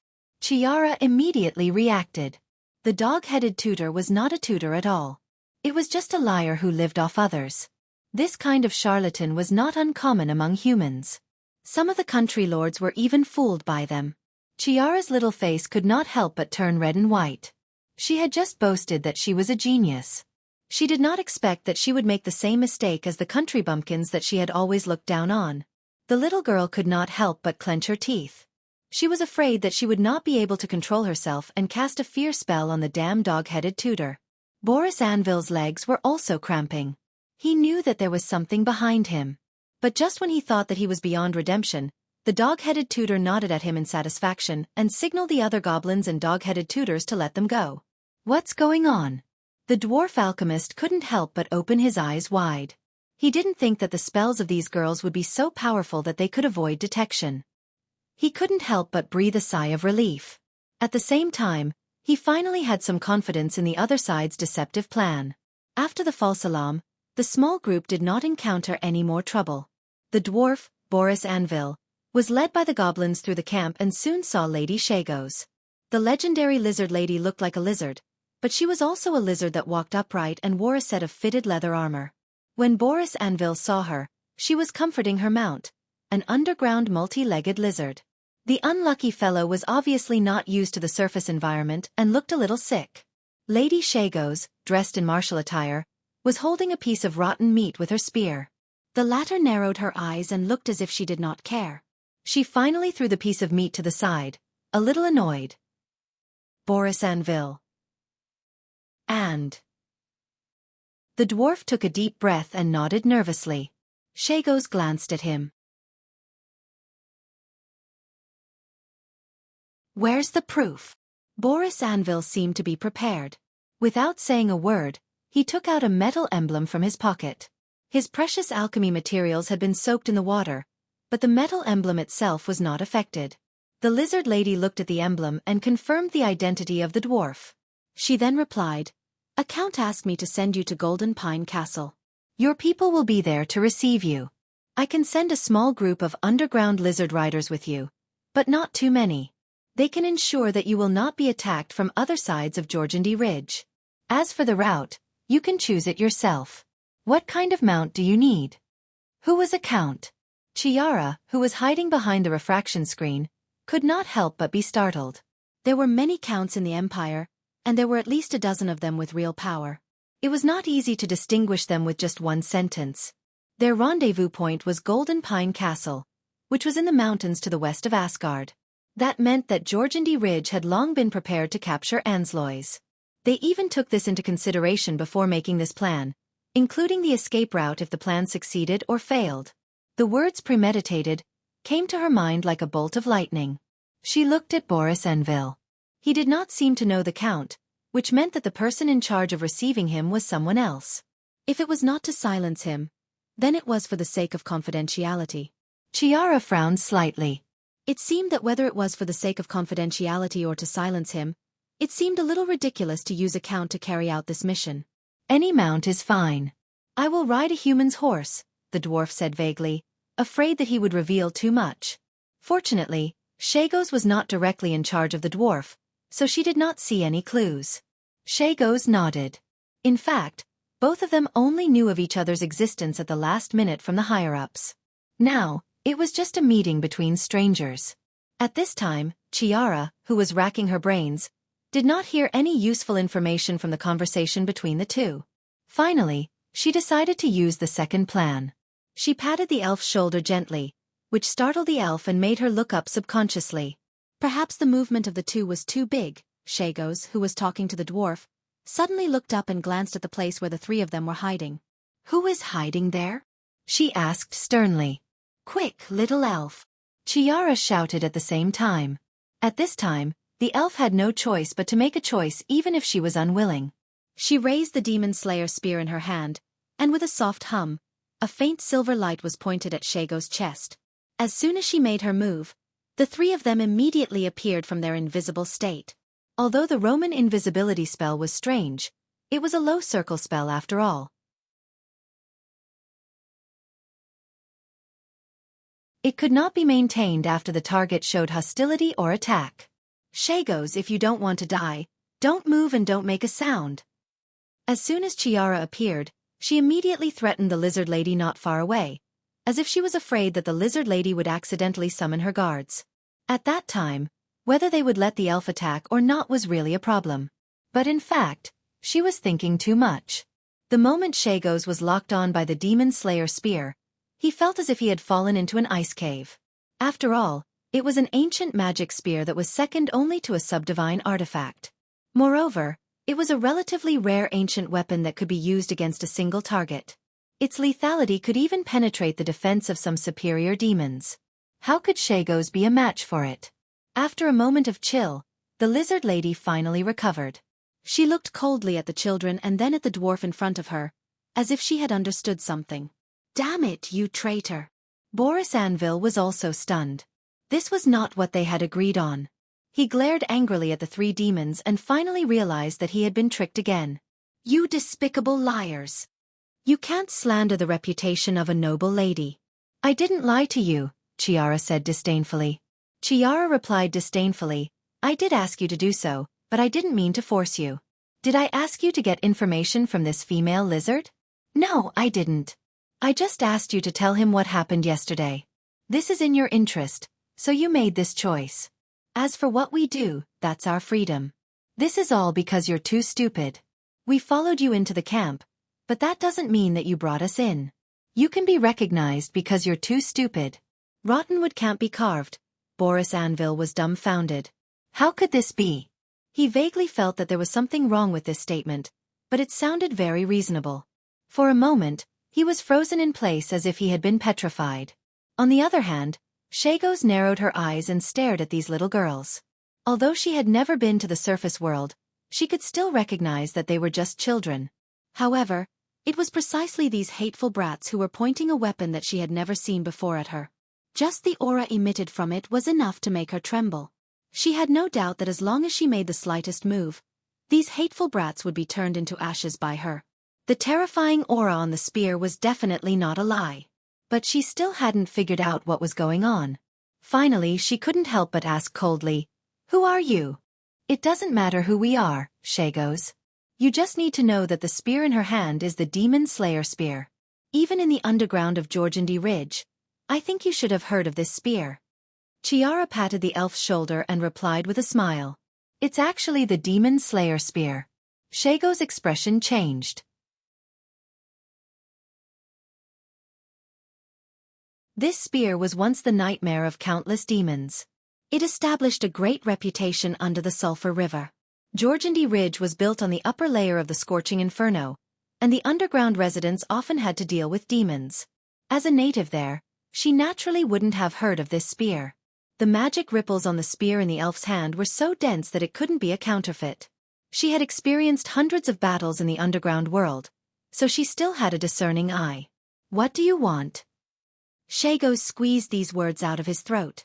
Now that you're our captive, you naturally have to listen to our orders, Chiara replied. You're dreaming. Shagos was so angry that he laughed. If he had to surrender to these little kids, he might as well kill her. What do you want from me? Be straightforward. I don't believe that you dare to kill me, and you won't be able to walk out of this camp. TSK. Chiara saw that she couldn't scare Shagos, so she could only take a step back. She knew that this lizard lady was a lord, and whether it was in terms of knowledge or courage, she was far stronger than the stupid dwarf. We want to confirm some information from you, but I'm more interested in who the Count is. Just for this. Shagos breathed a sigh of relief. At least these naughty kids weren't here for him. I don't know that guy, but I heard people call him Count Rodney in private. She then replied a little angrily, Little guys, you really know how to make a big fuss. This showed the difference between Shagos and Boley Anvil. Boley Anvil was unwilling to reveal the people he was involved with, while Shagos did not care at all. Chiara's eyes lit up slightly.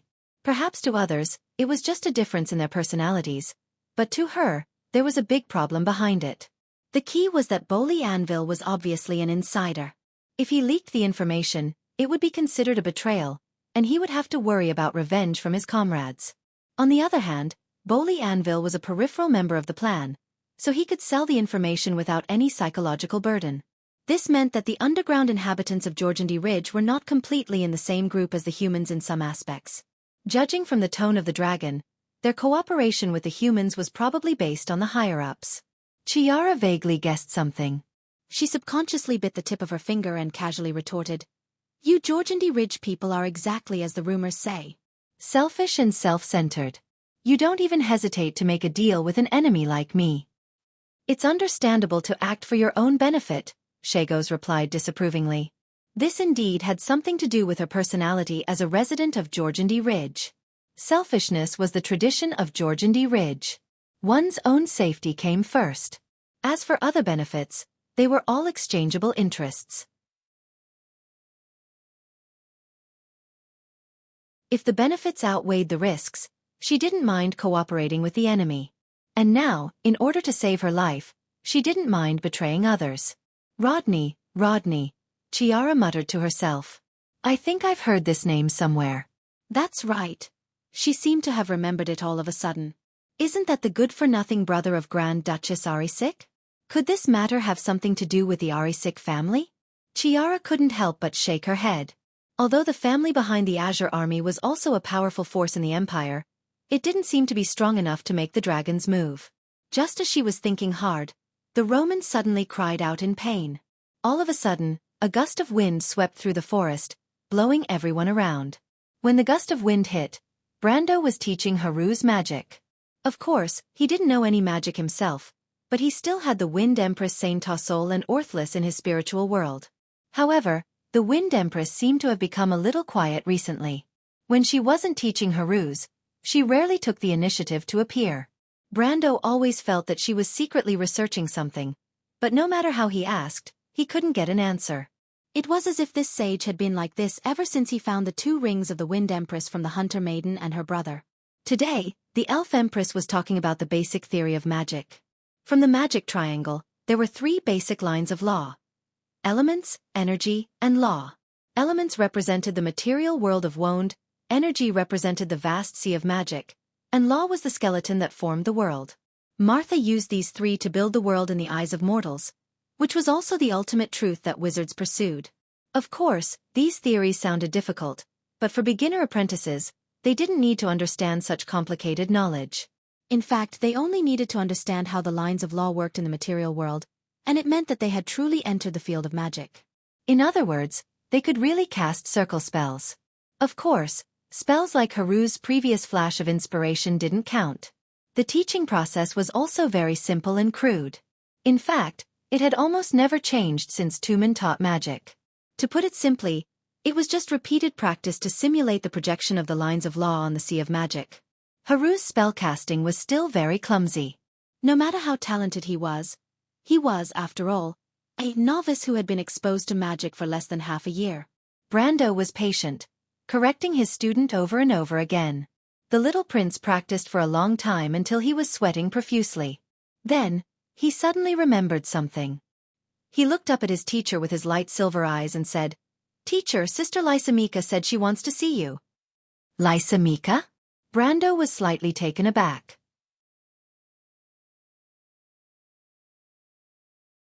He didn't understand why his student would talk about this absent-mindedly. One had to know that he usually did everything with full concentration, and would never be distracted for no reason. He was almost startled for a moment before he remembered that this was the name of the Medusa who followed the little prince. "Why is she looking for me?" Sister Lysimeka said she might know why Georgiandi gang invaded the surface world on a large scale. The little prince tried to recall, and then answered word by word seriously. "What?" Brando stood up abruptly. "Why didn't you say so earlier?" Haru's was startled. He was timid to begin with, and now he was so scared that he couldn't speak. Seeing this, Brando realized that he had overreacted, but this was indeed a mystery that had been bothering him for a while. The invasion of Georgiandi gang was completely out of line with history. In his understanding, there must be a reason for it, but the surface world had no understanding of the underground world at all, and he couldn't collect any relevant information at all, let alone analyze why this was the case. But he never dreamed that the answer to the mystery was right beside him. Perhaps it was. He took a deep breath and asked, "When did she tell you this?" "Earlier today." Brando was not a fool, and he immediately realized that the Medusa might not have made up her mind to tell the secret, but something must have happened to prompt her to change her mind. From last night to today, it seemed that something big had happened, but he thought that the biggest impact on everyone was probably the dragon. Just as he was thinking of Malthus, suddenly, a gust of wind blew in the forest. Brando was fine. The strength of the elemental enlightenment made this sudden gust of wind no different from a breeze to him. But Prince Haruz, who was beside him, was caught off guard and was blown away with a scream. If it weren't for Brando's quick reflexes, who knew how many meters the wind would have blown him away? Thank you," the little prince replied in shock. But Brando looked up at the clear sky and could not help but think, is it really that bad? I just thought of that damn dragon, and this guy is here? He was not wrong. The violent airflow descending from the sky was the storm brought about by the dragon's wings. In an instant, two huge shadows flashed in the sky, but the only thing that comforted Brando was that they were not Malthus. The ones flying one after the other were Mithril, whom he had seen last night, and Modesty, who had just flown away. There was even the sharp roar of the female dragon in the air. Damn bitch, How dare you sneak attack me, I'm going to kill you. Accompanied by this roar, a shadow suddenly pressed down from the sky, and it seemed to be getting bigger and bigger. Brando looked in that direction, dumbfounded. A huge creature fell from the sky, falling straight toward where they were. Damn, no way. P.S. The I in the previous chapter was typed wrongly. Please ignore it.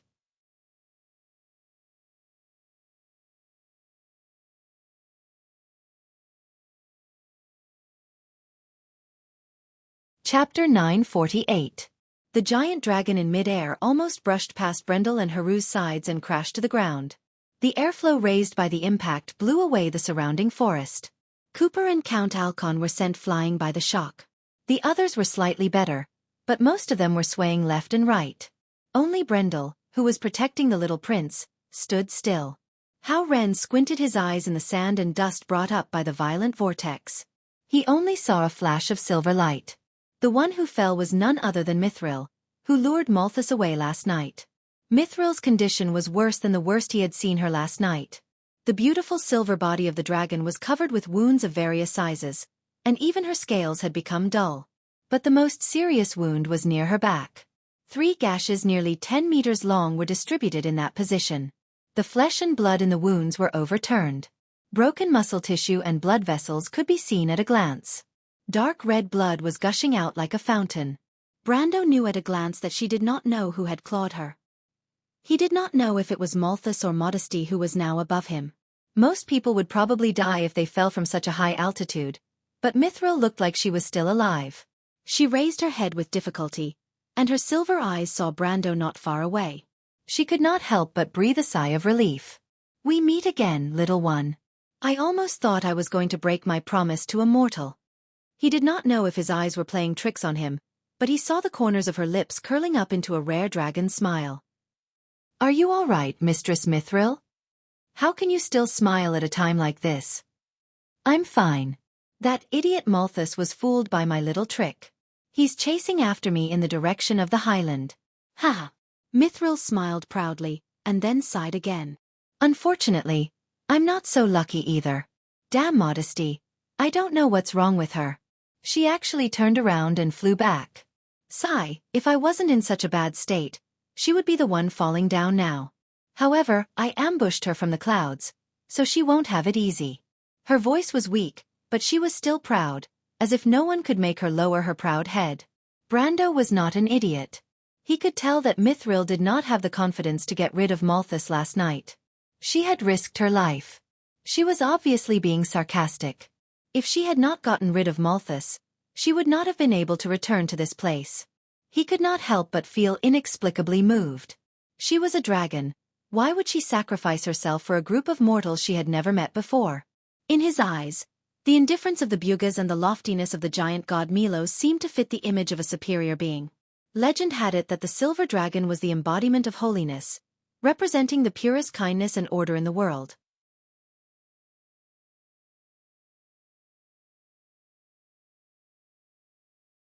But that was just a legend, and it was difficult to reconcile it with the Mithril in front of him. "Lady Mithril, do you need help?" he asked with some concern. "I do need your help, little one, but it's a little different from what you think." Blood continued to seep out of the silver dragon's nostrils. She replied very weakly, "If you can do it, I promise you wealth you can't imagine." "What?" "Help me tell the other dragons that Malthus, Modesty, and Glindowen have broken their vows. The news of a dragon appearing on the earth would spread in a few days. There was no need to specifically inform them. Besides, where could he find the other dragons? The only way was through Alaz or the little fatty Sheeta, but he could not contact them now.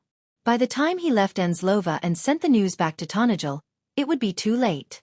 Was there a need to inform them by then? Brando was slightly startled. The silver dragon Mithril looked into his eyes and seemed to see his doubts. She said softly, "The news will indeed spread quickly, but it will be too late by then. We have to send the news out immediately." "I'm afraid I can't do that." Brando shook his head. "Jorgendy Ridge has sealed off Enzlova. We can't leave this place in a short period of time. I'm afraid you have to do it yourself. Lady Mithril, let's get you out of this place first." The rest can wait until you recover. Don't forget, I still have the elapsed needle.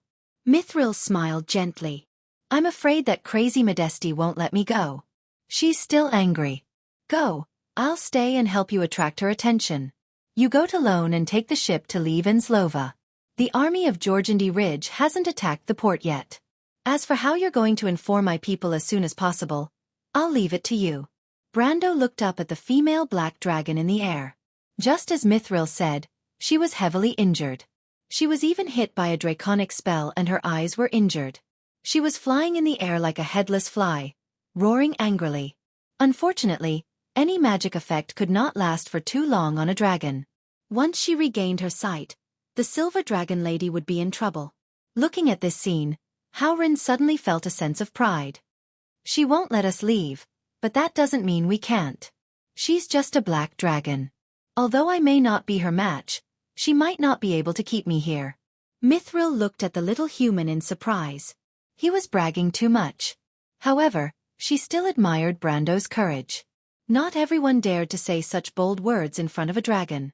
She could not help but think of the confrontation between Brando and Malthus last night. What an interesting little fellow. However, the silver dragon lady was not a psychopath who wanted to commit suicide. She did not want to die if she could. Hearing Brando's words, she asked curiously, "Little fellow, what are you going to do?" Brando did not have any good ideas. The only way was to use the gargoyles to hold Modesty back.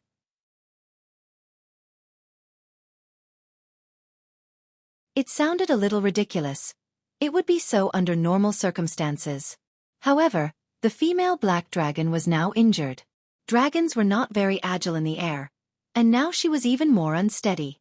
If he only used the gargoyles to harass her instead of attacking her directly, he could still waste a lot of her time. It was like a clumsy person swatting a fly. He would not be able to get rid of it in a short time. This choice was to use the gargoyles as cannon fodder. Modesty was not a fool. Only hundreds or even thousands of gargoyles could stop her. However, the gargoyles that were sent out would not come back. Brando's heart was bleeding. These were all the help that he had asked for from the Bugas. Although they were originally used as cannon fodder, he was still very reluctant to give them away. After hearing his words, the silver dragon lady asked with some amusement, "That's a big deal. You're a count, right? Do all human counts have such means?" "That's not it," Brando replied. "It's just that I have a little relationship with the Bugas. I've heard rumors about you. These gargoyles are also precious assets to you. Don't you feel sad?" Mithril asked. After she finished speaking, she saw Brando's expression and could not help but giggle. "I understand. Don't worry, I'll make it up to you, little guy." After hearing this, Brando felt a little better. The dragons were different from the Bugas.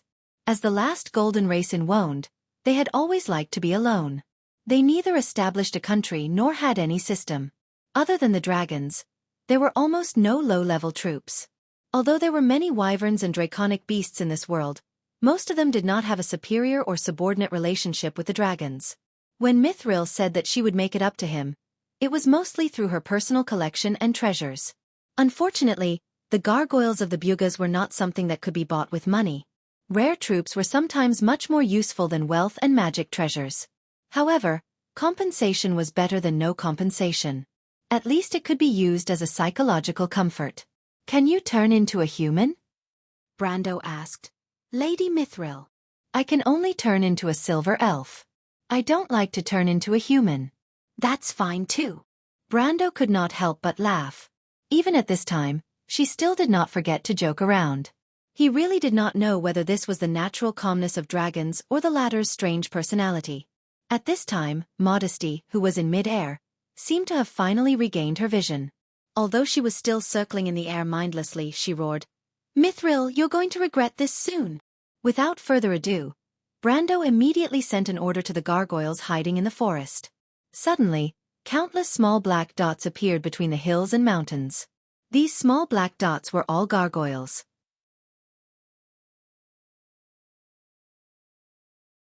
Under Brando's order, they screamed and flew towards Modesty in the air. The blind black dragon was completely unaware, but countless goblins and kobolds in Shago's camp below witnessed this scene with their own eyes. They could not help but scream in fear. Hearing these chaotic screams, Modesty finally realized that something was wrong. She screamed angrily, "What happened, Shagos? Report to me." But could Lady Shagos report to her? Obviously not. The one who reported to her was the little elf. A faint silver light rose from Shagos' camp, and in an instant, a white light flashed towards Modesty in mid-air. Brando's eyelids twitched when he saw this silver light. These little girls were too lawless. How dare they attack a dragon? Did they really think that his words were not in their ears? However, Brando had actually wronged the little elf. When Mithril fell from the sky, the airflow swept across the entire camp of the lizard men and kobolds. The little elf who was pointing the demon slayer spear at Lady Lizardman was directly blown away. Chiara, who was too weak to stand up to the wind, crashed into the Roman. Both of them rolled out together. Only Chiara was the quickest. She flew up immediately and escaped the disaster. Shagos, who was still happily making a deal with Chiara, suddenly let out a low growl. She shot towards the little elf and grabbed the demon slayer spear in the little elf's hand. She wanted to take away the only weapon that could threaten her. Shagos originally thought that the little girl would not have much strength. Moreover, she could tell that the little elf was very weak from the way she was blown away by the wind. However, Shagos did not expect that she would not be able to snatch the demon slayer spear from the little elf's hand. Instead, she lifted the little elf up along with the spear. "Don't take my treasure." Bah, bah, bah, bah, bah, bah. The little elf was still eating the sand in the wind as she shouted. At that moment, the lizard lady's mind was in a mess. What kind of obsession was this? She was so angry that smoke was coming out of her 7 orifices. She raised her foot and wanted to kick the little elf out. "Get out of my way, damn brat." However, the little elf was also stubborn. She directly activated the demon slayer spear. At that moment, a beam of white light shot out from the spear. As the two fought, the tip of the spear moved horizontally in the direction of the camp by 50 to 60 degrees. Then, the beam of white light sliced through the entire camp. After the white light passed by, the entire forest seemed to have been shaved bald. The tents on the open ground collapsed and caught fire. For a moment, black smoke billowed. The goblins and kobolds were crying and howling in the smoke. In fact, many of them were already dead. The little elf closed her eyes tightly and did not see this scene at all. However, Shagos himself was shocked. These were all his own troops.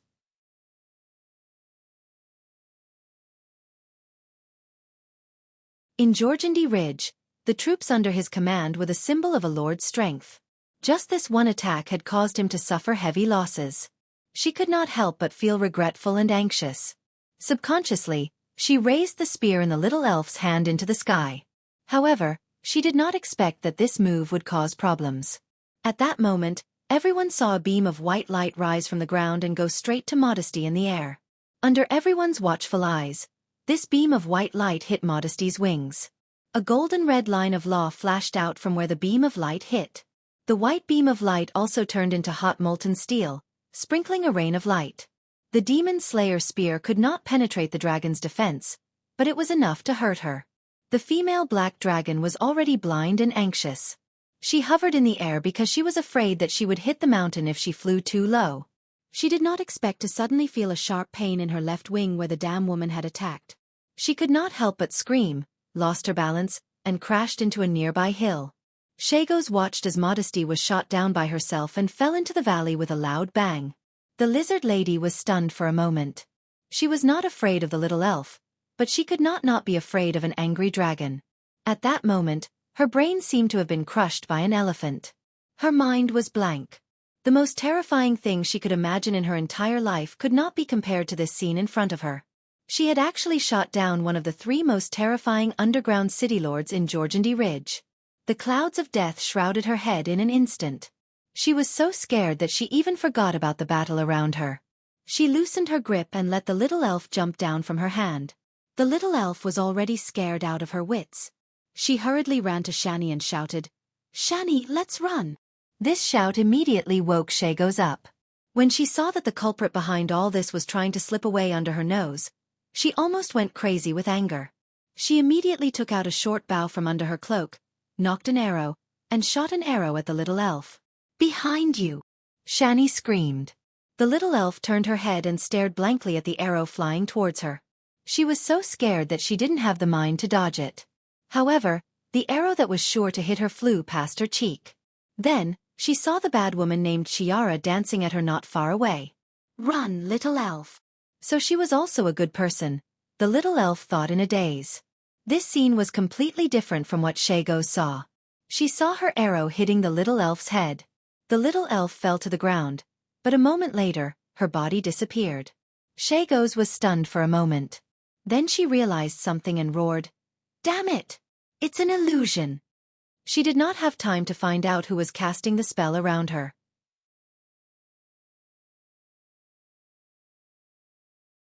In her fury, Xianxia had already lost her mind.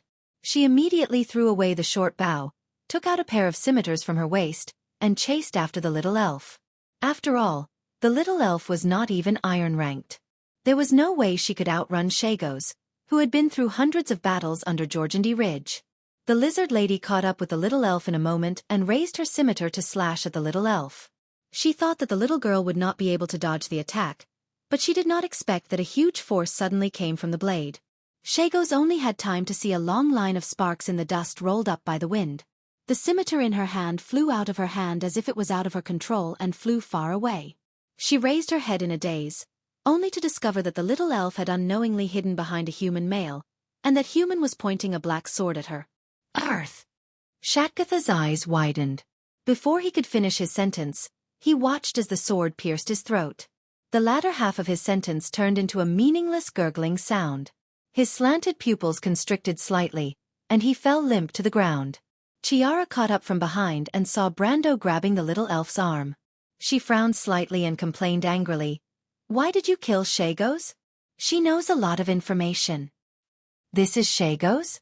Brando was also slightly stunned. He thought that it was just an ordinary lizardman soldier. But this thought flashed through his mind, and he did not feel that it was a pity. He killed the little elf after seeing the beam of light. Now that Modesty had crashed into the mountain, it was the best time to escape. He immediately put the earth ring back into the dimensional hole and asked Chiara, "Where's the Roman?" I'm here, Brando." The merchant girl finally caught up with him, panting. Brando glared at her, but he did not have time to explain too much. He said directly, "Come with me, we have to leave this place immediately." "What?" Chiara almost jumped up. "We didn't rest for the whole night." "It's okay, you can rest under the dragon's nose." Brando replied unhappily. "Sigh." The little lady of House Cipher could not help but sigh. She glared at the little elf and said, "It's all your fault." "Why is it the little elf's fault?" The little elf retorted, feeling wronged.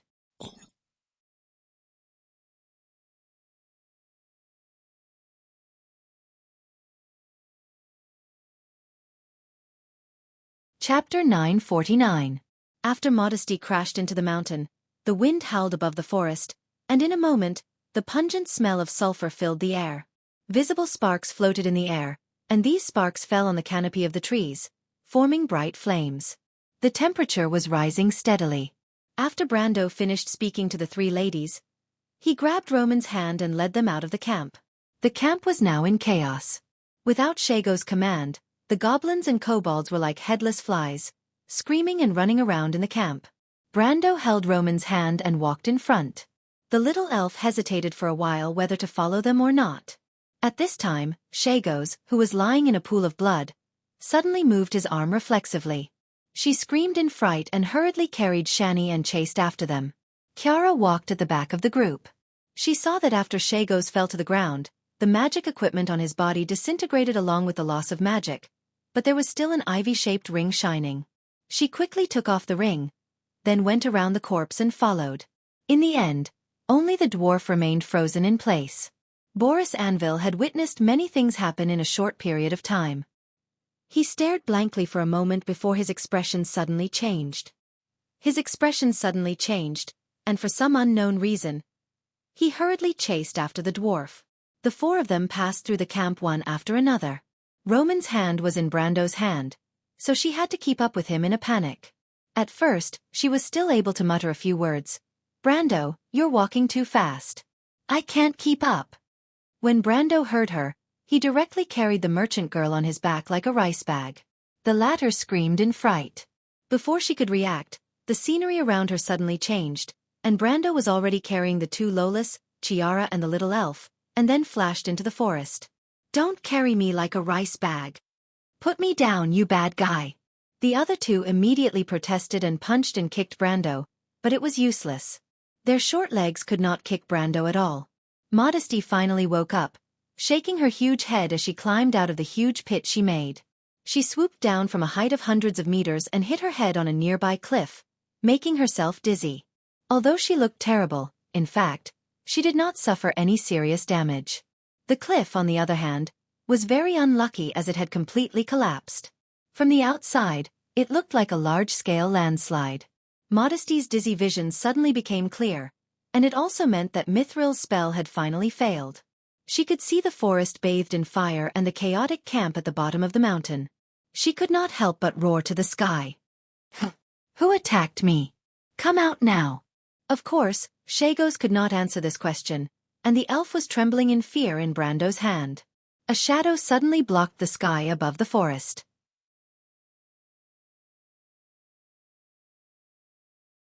The black dragon had already climbed to the top of the mountain. She finally saw Brando and the others fleeing in the forest, and further away, the other humans fleeing in all directions in the hills. Among them, she sensed a very familiar presence. "Mithril!" Modesty roared with suppressed anger from the depths of her throat. She raised her head high and spat out a huge fireball from her mouth, shooting it toward the distant mountain. The fireball rolled over the forest. There were still many Cruz nobles in the forest, and they were about to be killed. But at this time, a beautiful silver line suddenly flashed above the canopy of the forest. The silver line emitted a dazzling light under the impact of the fireball, but in the end, it changed the direction of the fireball, causing it to roll over the treetops and fly over everyone's heads. It was a false alarm. All of this happened in an instant. In the end, it seemed that only a long sea of fire was left behind in the wake of the fireball. Mithril blocked the attack and could not help but look even more defeated. She had already transformed back into her human form, the elf lady in the white robe. She looked at the stunned nobles around her, frowned, and gestured to them to run. Obviously, Modesty would not let her go so easily. The black dragon stood on top of the mountain, and the whole hill was like a small mound under her feet. She opened her upper and lower jaws, and a new golden flame was brewing between them. Apparently, Modesty was preparing to launch a second fireball. She narrowed her eyes. She knew very well that the bitch, Mithril, would not be able to survive this attack with her current injuries. Just as Modesty was about to launch an attack, a squeaking sound suddenly echoed in the mountains. Modesty turned around in surprise and saw countless gargoyles rising from the hills. They were flying in her direction. Modesty could not help but be startled. If she did not want to, she could just ignore the gargoyles. Even if she stood there and did not fight back, these gargoyles might not hurt her at all. But there were too many gargoyles in front of her. Even Modesty did not expect there to be so many gargoyles hiding in the hills. They were like a flock of buzzing flies, and anyone would be flustered when faced with them. Modesty was shocked.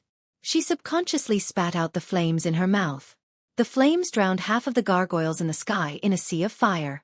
Gargoyles were magic puppets directly under Brando's control. When the flames from Modesty's mouth came crashing down, Brando only saw a red warning message in the system log. He turned around and saw countless black dots falling from Modesty's fire cloud. For a moment, it looked like it was raining, and the remains of the gargoyles fell in the valley. Brando felt that he had lost contact with at least a large group of gargoyles. This was not like the battle between the gargoyles and the dragon last night.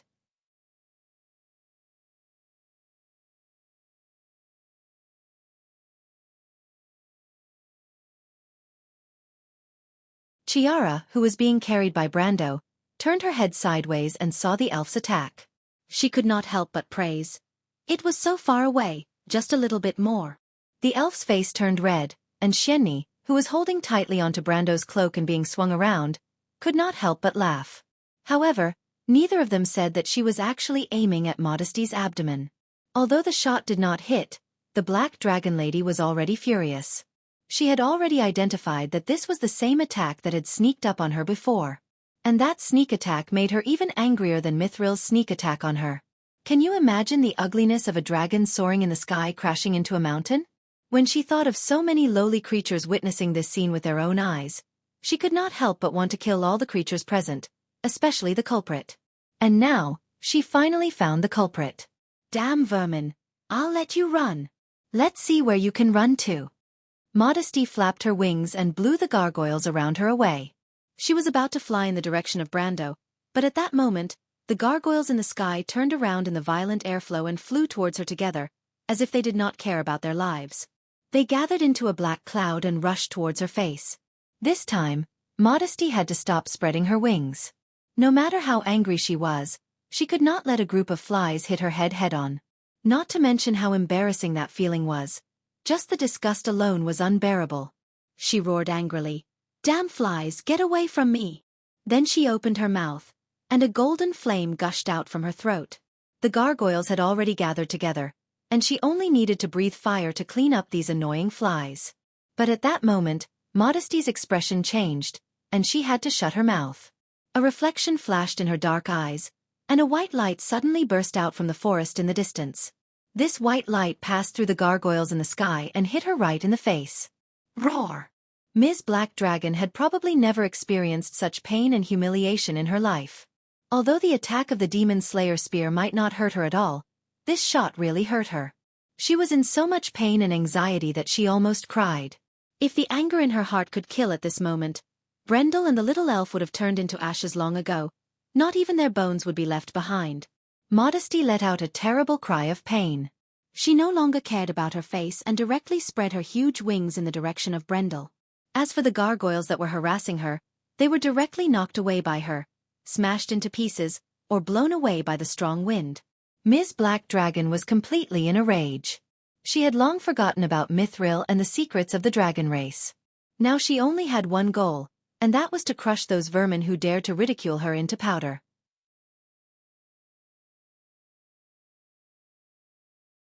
She's flying over. The Roman who was carried on Brando's back shouted in fear and joy, "That dragon!"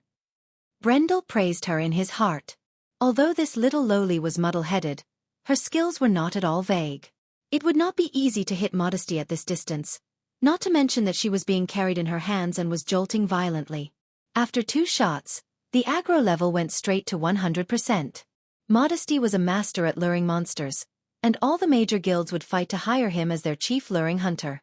When Wisp saw that her second shot had accurately hit the black dragon's head, she carefully looked in that direction. When she saw Modesty spread her huge wings and flew up, she knew that she had been fooled again. She could not hit the dragon at all. This time, the dragon was going to eat them. Wisp was going to become the evil female dragon's dinner. Wisp could not help but cry. She was crying so hard that it sounded as if she had been washed clean and served with onions and spices. "Don't cry, I'm still here. She won't be able to catch up to us." Brendel couldn't bear to see her crying like this. She was still a child after all, so he coaxed her again. "Don't cry, I'm still here." "Liar. You're a bad person. I don't believe you anymore." Sob, sob, sob. The more the Wisp thought about it, the sadder she became. She could not help but cry. Damn, Brando did not expect that he would suffer the consequences of his own actions. It was fine if this little girl did not believe him, but with her crying, how could he attack later? He still had to rely on the Demon Slayer spear in her hand. After all, it was the only weapon that could threaten Modesty. Fortunately, at this time, Romaine finally played her role. She praised loudly, "Wisp, you hit her so accurately. You must have hurt her. Look at her flustered and exasperated face. Ah, she's coming." The Roman screamed, and so did the little Wisp. Modesty was already above them in the blink of an eye. The black dragon spread her wings, and the wind pressure almost made Brando tumble. He had intentionally deviated from the diplomatic party's direction, and was now in between a mountain pass. The dragon flew between 2 mountain peaks, and the little Wisp, who was in Brando's hand, did not have the time to cry. When the dragon swooped down at them, she screamed and raised the Demon Slayer spear in her hand, like a machine gun, and fired at Modesty. This time, Modesty was unlucky. She never dreamed that the damn spear could shoot continuously. In fact, Brando did not expect it, and he guessed that even the little Wisp in his hand did not expect it. Dozens of light beams instantly shot at the dragon in mid-air. At that moment, Modesty tried her best to dodge, but she still took no less than 7 shots. Although none of the attacks managed to penetrate her defenses, the pain almost caused her to black out and she fell from the sky.